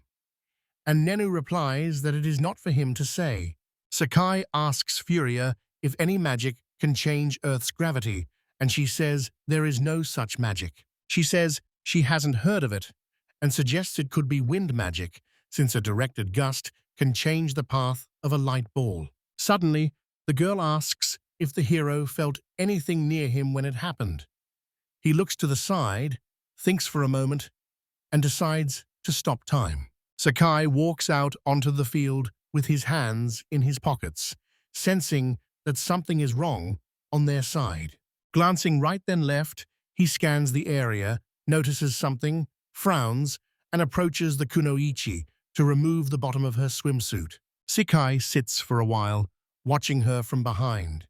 Then the hero lets himself do more and touches her backside, thinking he can't see any catch. Then he walks around the field, looking for more options, and notices something. Stretching his arms, he feels the same sensations a person gets when rushing at high speed, with arms out, and he notices very dense, strangely elastic air currents. An idea comes to him, and he restarts time. The girl with the tail serves the ball right away. Kunoichi tries to hit it, but it changes direction again and slips past her hands. She is surprised when the judge announces Gina and Amidara's team gets another point. The hero steps up to the judge and asks for a minute, telling her the team that just scored is breaking the rules because 3-player games are not allowed. The girl with the tail smiles wickedly and asks for proof, and Sakai grins, decides to give it to her, then points to footprints near the kunoichi and says they belong to the escaped third member. The girl turns and asks what it is, and the hero replies that they are legs soaked in oil that stop time. Then he decides to fetch a jug of oil and pour it into the sand. Sakai finally pours the contents from above and asks the person to show their face. But when the silhouette appears, he is shocked to find the third player is a chameleon woman. He starts the timer, and when the crowd spots someone else, they become indignant, with some asking why the girl is in the field and others, recalling a similar sight in the east, surprised that she changes color. The judge reels in shock and shouts that the girls have desecrated the sacred rite. She announces that Gina and Amidara's team is disqualified, and the team begins shouting that it is unfair because their opponents also broke the rules. The judge rejects all objections and declares Takekawa Sayuki and Rongo of the Rongo clan the winners. Sakai immediately celebrates the win and announces they have finally reached the finals, while Nina admits she didn't even notice the third player on the field. Ranga steps up to the hero and asks him to bring on the next opponent because she will be the one, then says she no longer needs all of this, and Sakai, who does not understand anything, asks her again. Sakai told Ranga to pretend to be hurt and visit a doctor. Ranga insists she is strong, but the hero replies that between them, only Princess Takeka's power should remain, and nothing can be done about it. A kunoichi suddenly overhears their conversation. Sakai and the other girls leave the competition venue as he tells them they need to prepare for the finals and grab something to eat, and offers to show the best spots since he has visited almost all the shops. After a short pause, the judge announces the second game of the semi-final and introduces the two participants, Vivia and Jarina Gagankul. At this point, the girls return from the benches, and the hero is sure they will win the match when Nini asks whether he will get involved and whether he will let such a chance pass. Sakai says the only proper way for the story to unfold is to confront the sisters directly. The final has arrived. On the beach under the scorching sun, the organizers stand and survey the already prepared game field. The judge announces the final, reintroduces Vivia and Jarina Garganko, and mentions a change in the other team's lineup. Furia asks Sakai if he is confident they will win, and he replies he is without a doubt. At this time, the referee announces Takekawa Sayuki and another participant. She explains that because Ranga of the Rangu clan has been injured, under paragraph 14.2, the team is entitled to a replacement, and introduces the chosen substitute, Milya Kahuna. Trembling with embarrassment, the girl wonders why it is her.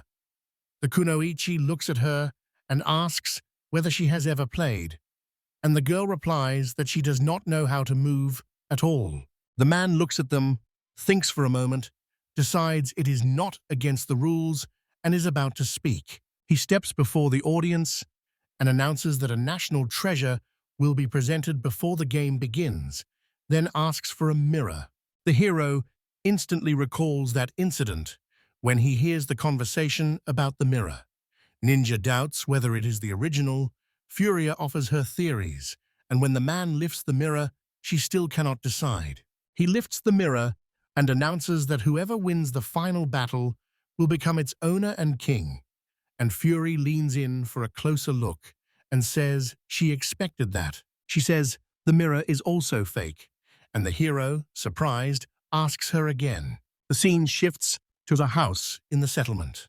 A girl's face appears in a real mirror, and she turns out to be a princess. While the boys wonder where the real national treasure is, the princess hiding in her home has it. The story shifts to a dungeon where Lefa is, and a flame monster attacks her, while she says the sword seems useless against it at first glance. Holding the sword out, the girl lets the blade pass smoothly through the fire as the monster lunges. She swings her sword, cleaving the monster in two, and explains that a blade can kill monsters if it hits their vital layers. Leafa keeps fighting, defeating enemy after enemy, and saying she must hold the sword until nothing of the monster remains. With her legendary sword, she says she will cut even a ghost in two as the last monster dies behind her. Lifu says you can pit any enemy against her, even one no larger than a needle's eye, and her sight will find a weak spot and never miss. For this reason, the Swordsman's Council called her a sorceress. The girl senses the dungeon will be hot and hopes to find a monster that will frighten her. Lifa suddenly notices the platform she is on ends at the edge of a lava lake. She spots a lever on the far side and considers how to reach it, since the lava lake blocks the path. Then her eyes land on the step to the right, and an idea forms. Lefa jumps high and lands on the wall, then runs along it like a ninja. After covering the required distance, she jumps to another platform and lands right next to the lever. Lefa approaches it and, thinking it doesn't look like a trap, lowers it. After that, platforms appear on the other side, and noticing this, she calls the mechanism stupid. A monster with a cloth on his head suddenly runs out and starts throwing bombs. The girl realizes the fight will be hard because the platform is too cramped to dodge them. Her face turns satisfied, and she draws her sword, holding it in front of her. Lifa thinks a simple person might see no way out, but there is one. You must move quickly toward the monster. As bombs fly toward her, she says the fuse must be cut before the bomb explodes, then swings her sword several times to disarm the projectile. The girl takes the second to last step to defeat the monster, and immediately kicks the diffused bombs aside. Finally, she reaches the last task, killing the monster. Lifa lunges forward, and with a few swings of her sword, cuts off both of its arms. Looking into his eyes, she says that in the entire history of the Swordsman's Council, there was only one warrior who never stumbled or made any unnecessary movement in his attacks. Lifa makes a final swing of her sword, cuts her opponent in half, and says she is Lifa, the swordswoman. She turns, smiles slightly, and asks how a monster could die at first sight, as she calls him Bommerson. The girl pulls herself together, decides she is done bragging, and runs off, saying that even if Kuzuno cleared the dungeon, she will explore it much faster. Lifa pushes on into a large circular chamber with several levels, easily defeating the foes she meets there, which are monsters resembling a pig and a firebird. The girl runs along the wall, staying unseen by the dragon-like monster. She moves into the next room, which has several platforms over a lava lake. After crossing them, Lefa reaches a door with two levers and uses a long stick to activate both at the same time. Opening the door to the next room, she is met by fire monsters and runs between them, swinging her sword to cut them in half instantly. At last, she reaches the spot with a hole in the wall and bricks scattered around. Lifa suddenly stops and thinks it took her almost half a day to reach the deepest part of the dungeon, yet she does not question that Kuzuno crossed the same distance in a single second. The girl remembers he also moved them here and enters the room to find old furniture. Lifa finds a mirror and picks it up, saying it looks like the same mirror Kuzuno broke, and when she sees her reflection, she even notices repairs in places and concludes the king really did not find it. The girl exits the dungeon into the cave and sees rails and minecarts ahead of her. Turning toward the route the carts might take, she goes that way. Lifa steps onto a vast bridge whose bottom cannot be seen as it drops into the abyss. Smiling, the girl thinks about the secrets the island hides deep underground and decides to find out for herself what's really happening before she reports to the council. Lifa climbs into a minecart and rides across the bridge on the rails. As the cart speeds along, her hair flutters in the wind. When the track ends, she climbs out and heads into the mine. She walks down a long, dark corridor held up by many wooden pillars. At first, all was silent, but as the quarter ended and the girl began to go down, terrible growling was heard. Lifa moves toward the loudest growl, recognizes Salamander by the sound, but cannot tell why it is growling so sharply, and decides to come closer. Going down, the girl sees Salamander fighting a centipede monster. Believing it doesn't matter who kills whom, she decides to keep running.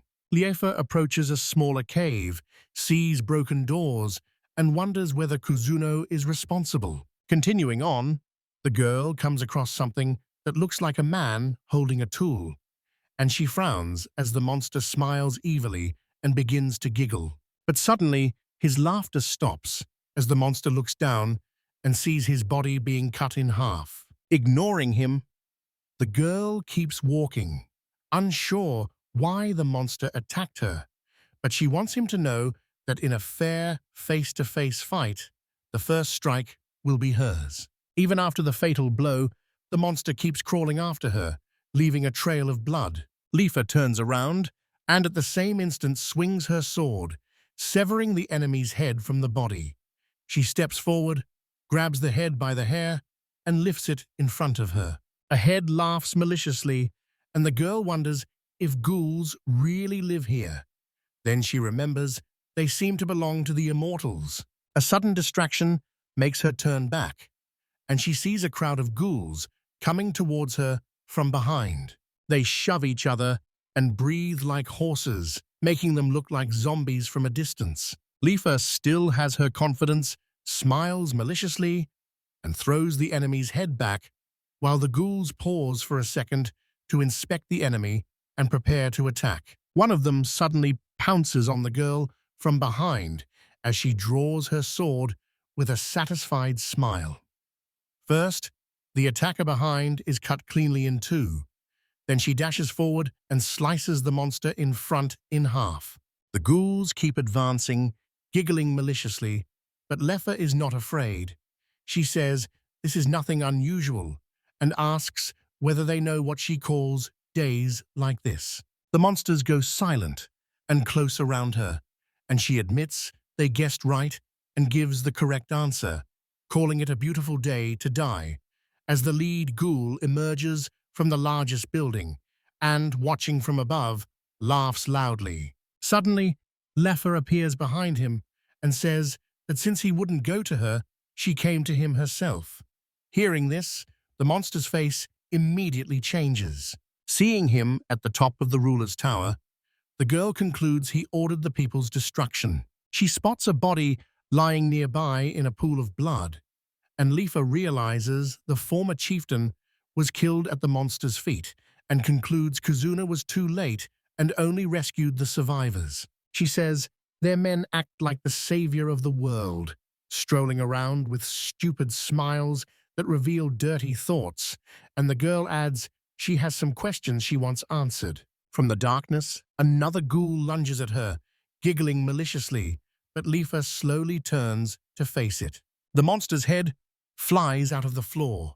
She tells the main ghoul not to think the worst, saying they will not calm down until their head is cut off. Lifa says immediately that no warrior or strategy can stand against her, and vows to force the monster to speak whether he wants to or not. Turning to the dead chieftain, the girl watches the monster disintegrate into a swarm of bats that circle the corpse as a map appears above it. A voice tells Lifa that as the world falls into night, they will rule all the lands and calls her a human. A voice laughs while the girl just stands there, smiling sarcastically and calling the bats cute, then says that although the monster has grown in numbers, its parts have become weaker. From the outside, the palace seems still since nothing is visible, but inside a room on the top floor, bats are going wild, flying around non-stop. Meanwhile, Lifa calmly slips on gloves, pulls out a sharp tool, and uses it to disable one of the bats, then asks him if he knows what a stake is.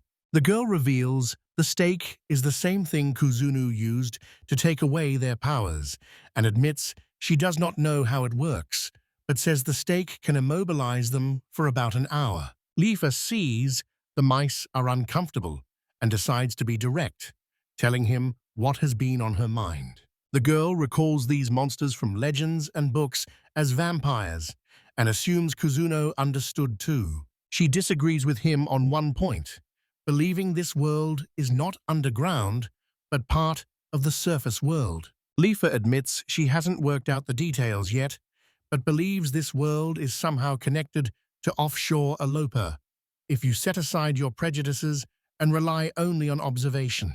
She makes the main point that the pitch-black darkness here is not from a dungeon, but because creatures of darkness are already consuming this place. Lifa says the council knows of an eastern country that shut itself off from the rest of the world and developed its own unique culture, but now that country is controlled by the forces of darkness. With the bat vulnerable, the girl remembers the monster bragging they were masters of the night, and she tells him he was very wrong. She tells him the creatures of darkness have widened their influence. These lands are now theirs, and the monsters here simply emerged from the shadows, so she concludes they are ordinary night monsters and asks if he understood everything. The mice respond by flapping their wings fiercely, and Lefa asks him not to be too upset that his entire tribe lost to her alone, because she is not an ordinary person, but the swordswoman Lifa. After the conversation, the girl goes up the mountain.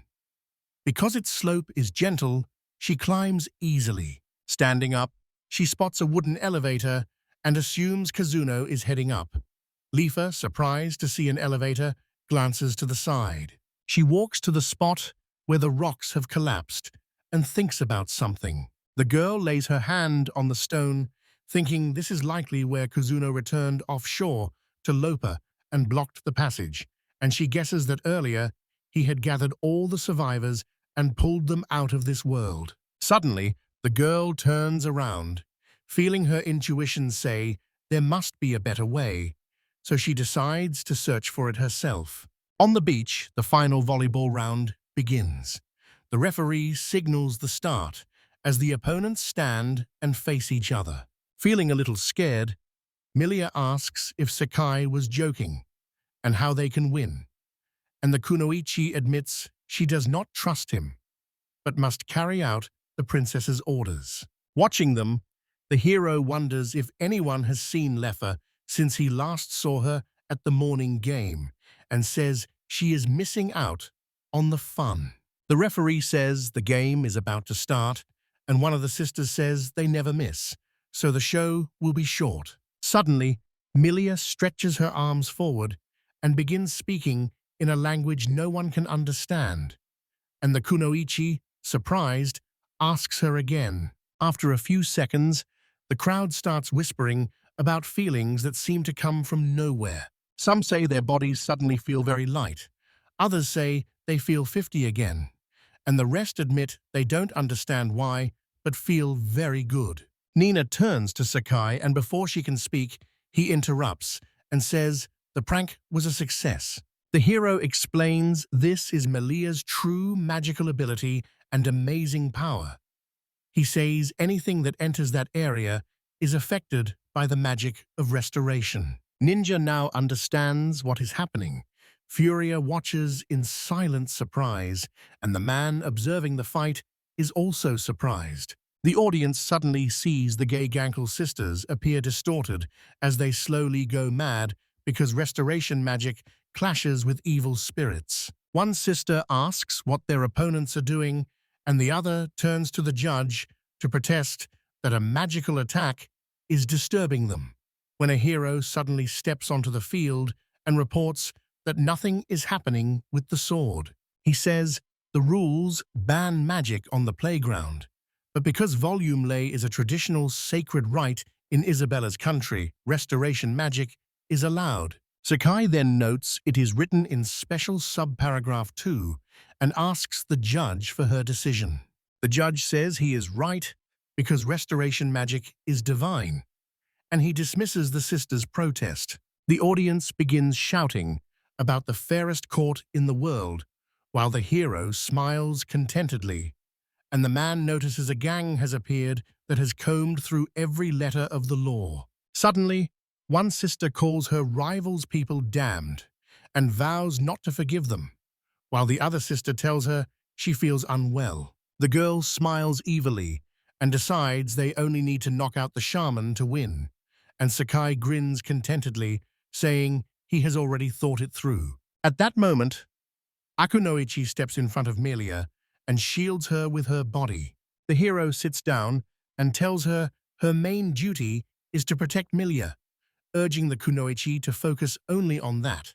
But Nina says if she does, she won't be able to score and will lose. Sakai freezes for a second, and the girl thinks he hadn't considered it. He then says to let the sisters score as many as they want, because afterward they'll be exhausted, unable to continue, and will miss their victory. Seizing a chance, the hero jumps up to start the decisive battle.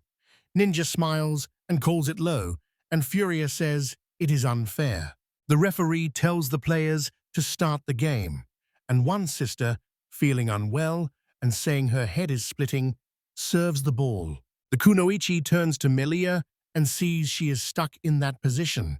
So while one sister is glad she hit the ball, the kunoichi realizes she must play without passing. The taller sister throws the ball downward, forcing her opponent to fall to the ground to hit it. The kunoichi rises with a displeased look, turns and asks whether anything else could have been expected, and why everyone on this site has to suffer. The girl stands and glares at the hero. Sakai smirks and asks why she is so angry with him, then says it's not his fault and she's not pulling it off. He explains that while the game continues, the restoration magic will affect the sisters' powers. So they will be exhausted, will not last long, and will lose. Ninya calls it a low act, but he insists everything is according to the rules. Now the eternally silent Fury gave them a frowning look without turning her head. One sister calls the other Jirina and asks her to serve quickly, then apologizes to her sister Vivina and is about to throw. Seeking revenge, Urina tosses the ball up and strikes it, but it misses the goal and falls into the net. The judge sees it and announces that because the Gagonkul sisters touched the net, the princess and Melia's team gets a point, and the Kunoichi shout that they have their first point. Realizing they can't drag out the game, because time is against them, Vivia grows angry. The hero assumes the end is near, but Furia joins the conversation and says she does not think so as the seemingly very tired Melia opens her eyes and turns to Sakai. At that moment, Kunoichi hits the ball and tosses it up. The sister hits it back, calling to Gairina. Vivia becomes furious and throws the ball forcefully at Melia, shouting that she will crush her. The Kunoichi dashes and reaches the girl in time, hitting the ball with her hand.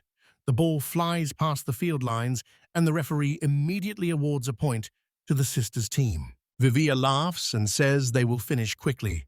The Kunoichi says she will never lose to a demon.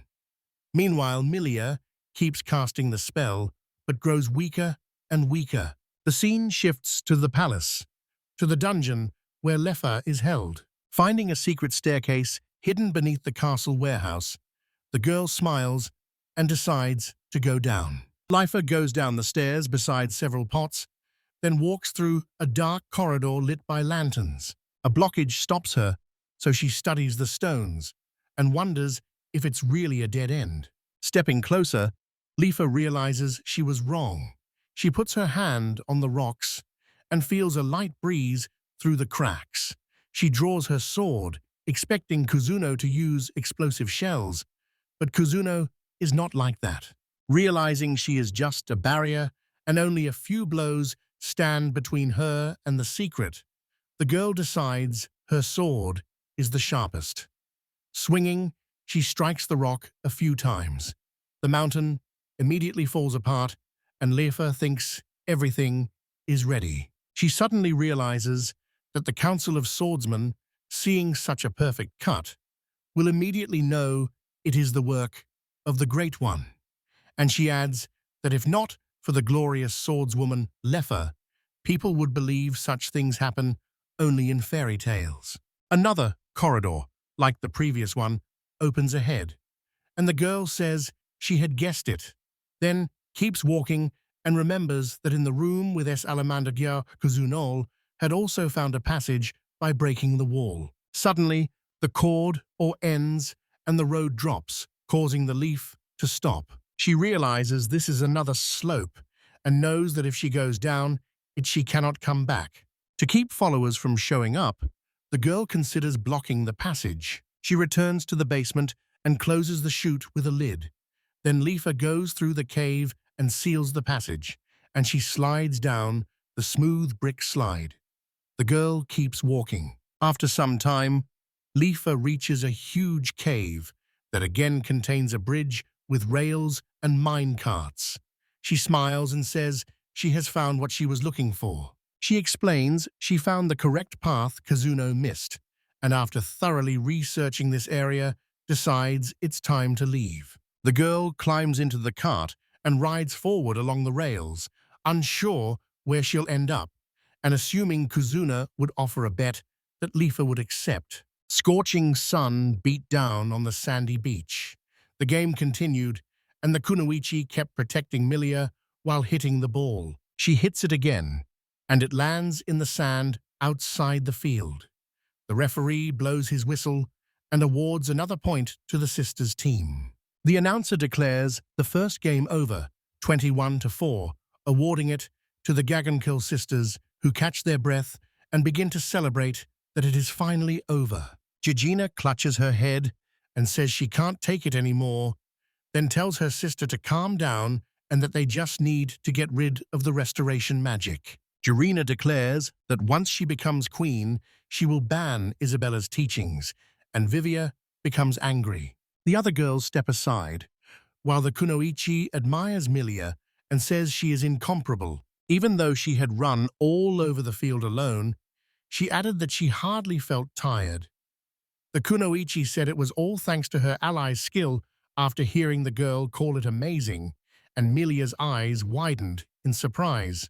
The kunoichi keeps admiring her and says Milia's magic also spoiled her sister's game, admitting that in battle strength decides everything. That does nothing to lift the girl's mood, and she still stands there looking sad. Sakai approaches her and praises her as well, saying that even if they lose the next game, the sisters will have no strength left. The hero warns that low health will put the Gagankill sisters' lives at risk and force them to give up the victory, and a win for his team would be even better. The girl doesn't answer and simply closes her eyes, sighing deeply. She then speaks up and apologizes to Sakai, shocking him and surprising the other girls. Milia acknowledges that the sisters are their enemies, but hurting them also hurts her, and she reminds them that Isabella's teachings point the way to help and salvation. Furia suddenly understands everything and exhales heavily. Ninja falters and asks how they can defeat the sisters then. Amelia says she has no idea how to do it, and that it is difficult for her to continue the divine ritual. Ninja warns that if they lose, darkness will engulf the island and Isabella's teachings will be banned, and the girl says she understands. Milia sadly repeats she cannot do it. The girl offers another option, and the hero proposes powdering her sister Miria with white powder. An awkward pause follows the joke, and he says he wasn't serious. Sakai adds that if Milia insists, he will abandon his plan. Ranga then takes the initiative and says he will fight, bring them to tears, and then win. The hero smiles and promises to watch it, then announces they are returning to the original lineup. However, Sakai reminds Polana they do not have a guaranteed victory, and Nina wonders whether he will abandon the plan so easily. After a brief hesitation, the hero admits he remembers something, which piques the girl's interest, and he turns back to say he remembers why he's here. Sakai approaches Melia and says she was the one who invited him and that he is on the island for her. He admits he sees no point in doing what she asked him not to do, then asks the girl whether he is right. Her eyes widen and her cheeks flush. The hero remembers Melia asked him to save the island, not to win the competition. So he asks if they should consider other options while the kunoichi listens to their dialogue. Suddenly, Nina throws herself into the hero's arms and calls his name. He looks surprised and curious about what happened. She lifts her head, meets his eyes, and says she agrees with him more than ever.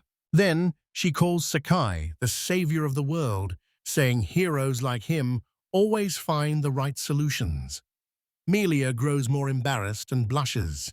Fury smiles slightly and closes her eyes. Ninja repeats that if the Gankel sisters win, the island will be legally ruled by darkness. Furia warns that if this happens, it will be hard to reverse, so they must be stopped before they take the throne. Sakai pauses, raises his hand to his face, and replies that in his opinion, they still have a small chance to win. He says he still doesn't know where this is headed, but believes that if they don't take the next step, things will get worse.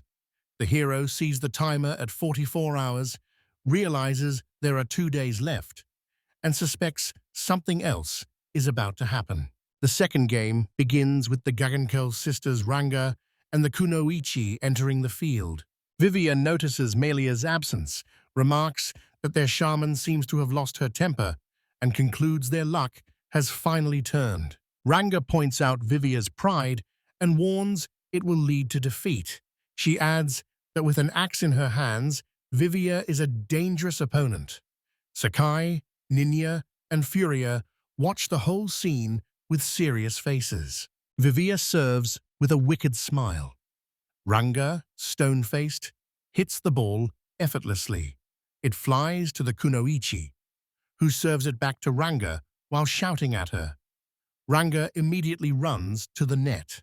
Garina stands directly in front of her with an angry face and refuses to let her pass the ball, then smiles maliciously and calls Ranga a meter without a tail, which angers Ranga and makes her scream. Ranga throws the ball, but Garina hits it right away, sending it to the side.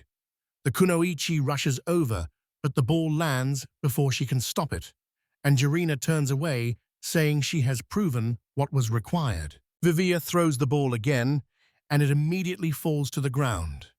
The kunoichi dashes for it, but falls at the last moment and fails to catch it. Another time, Ranga must dive to the ground to hit the ball, but she still cannot. The hero sees they cannot win a fair fight and accepts they are likely in trouble, while the man watches the match closely. As the game continues, Liafa returns from the dungeon and meets Miria, who greets her, and Liafa returns the greeting, asks why Miria is not watching the competition, and then suddenly remembers Miria's name. Calm-faced, Miria replies that she is more interested in where the girl disappeared to. She adds that the game results are already clear to everyone, so the Gengel sisters will win. Lifa is a little surprised that Kuzuno was defeated, but then says she does not care about a competition in the god's name or about a comedy play. Miria decides to ask whether she really does not care about the island's fate or other people, but the girl says she misspoke and is following the council's orders. Miria smiles sweetly, senses the swordwoman's mind is troubled, and says she would like to hear what the girl has to say. Lifa smiles back and admits she also thinks she is not telling her everything, then suggests they talk at a nearby cafe over a cold dessert.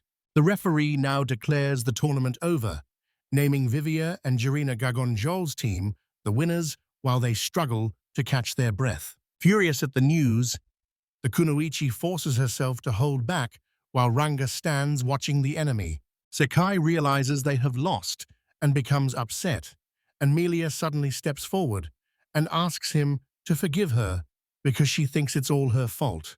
But the hero smiles and tells her not to take it to heart. A man cuts through the audience noise, stands up, and declares that by law, the winning team's representative, Vivia Gargankel, becomes the ruler and lord of the throne. All eyes were on him, and finally the man announced the coronation would take place tomorrow morning. People are growing upset.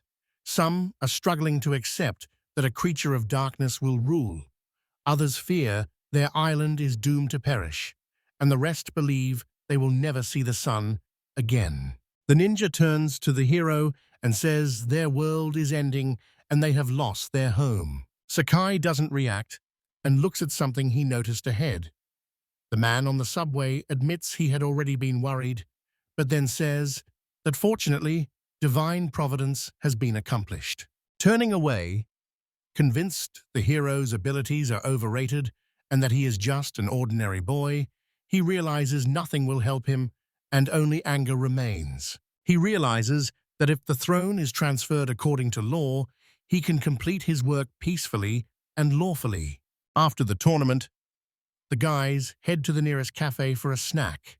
Ranga eats meat angrily and says she almost had the win, complaining about the missed chance, while the hero enjoys the tasty food. Dejected, the kunoichi admits she no longer knows how to meet the princess's gaze, while Furio watches her. Nina decides to support her, saying she tried very hard and convincing her that the princess understands this too. A salesman is watching them now.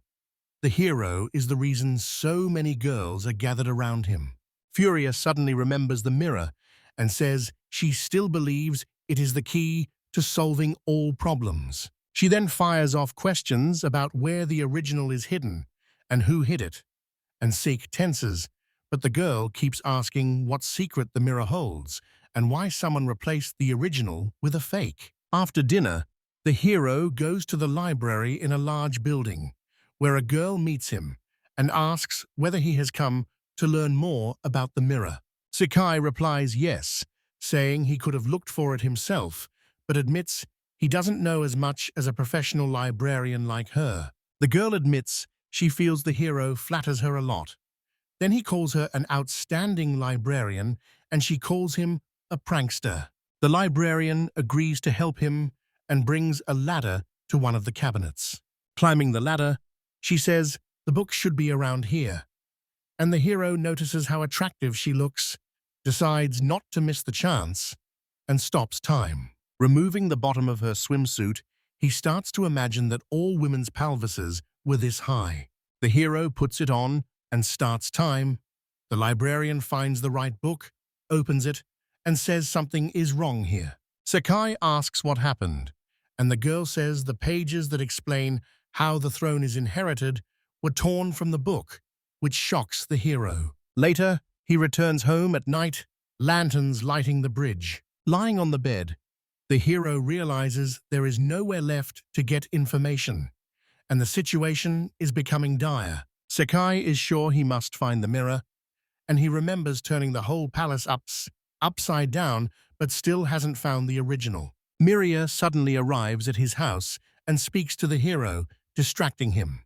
She tells him what the librarian said and offers to answer some of Sakai's questions. She enters the house, and the hero, seeing her, struggles to remember who she is.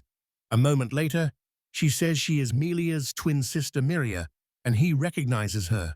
The hero notices the girl arrived so late and wonders if it is a secret date, but Miria shrugs and says it is not. Lifa steps out from behind her and says she came here too, then asks if the hero wants to exchange information, which surprises him, and he decides to go after Fury, stopping time. After a while, he brings her to him and starts time again. For the first few seconds, she just looks around and asks where she is. He tells her she is at his house, and she becomes indignant, so he tries to calm her and says Miria and Lifa are here too. Sakai turns to them, reminds them Miria said she could answer his question, and asks her where to find the original national treasure. Miria calmly says she does not know, which makes the hero react violently, and he thanks her angrily that it was very helpful. Then she adds that despite this, She knows the circumstances of the disappearance and the secret of the mirror. She says the mirror was lost 17 years ago on the solstice, deep underground in the ruins. Furia puts a hand to her face and notices the girl remembers it clearly, but Maria says it was the day she and her mother disappeared, then adds that the original disappeared with their mother's help, which meant their mother was involved. Muria says that 17 years ago, at noon on the summer solstice, the former ruler Anilopa led an army into the dungeon with the sole goal of replacing the deeply hidden treasure with a fake mirror. Furia asks how the girl knows this, and she replies that she could not have known it herself because she was only 2 then.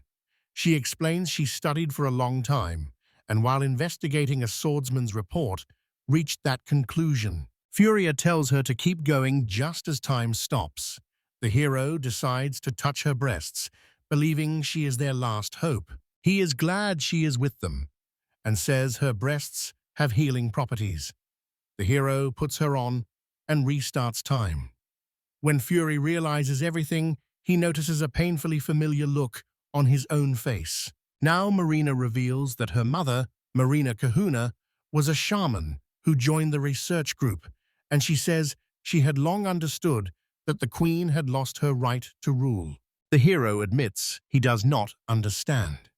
Myrna explains a copy was made for the national treasure and adds that all records about it were destroyed, so now only the king knows. Remembering her mother's song, that the truth appears in only one of 2 eyes, the girl concludes Marina knew everything and saw through the ruler's plans, and only Furia understands what happened.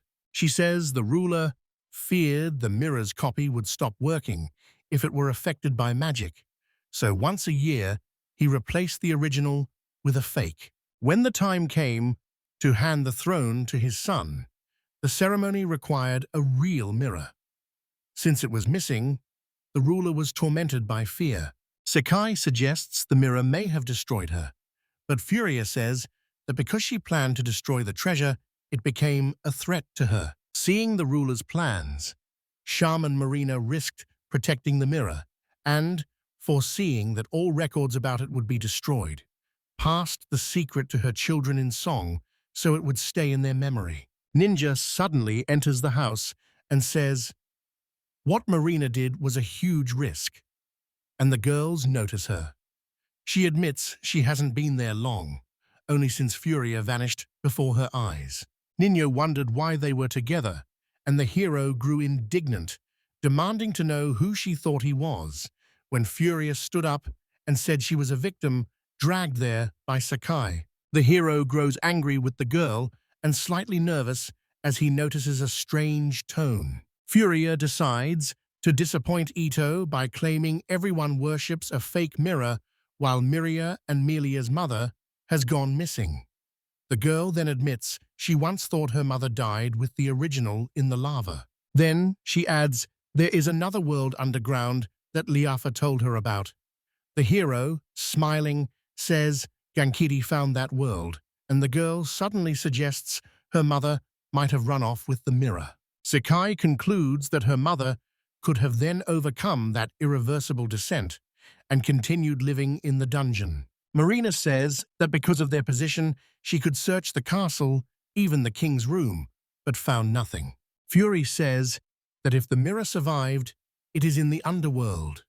The hero asks if the king knows, and Miria says she does not. He then announces their next mission, to re-explore the underworld, but someone reports that he is not there, having already searched everything there while the others were idle. She adds there was definitely no mirror and looks at the hero.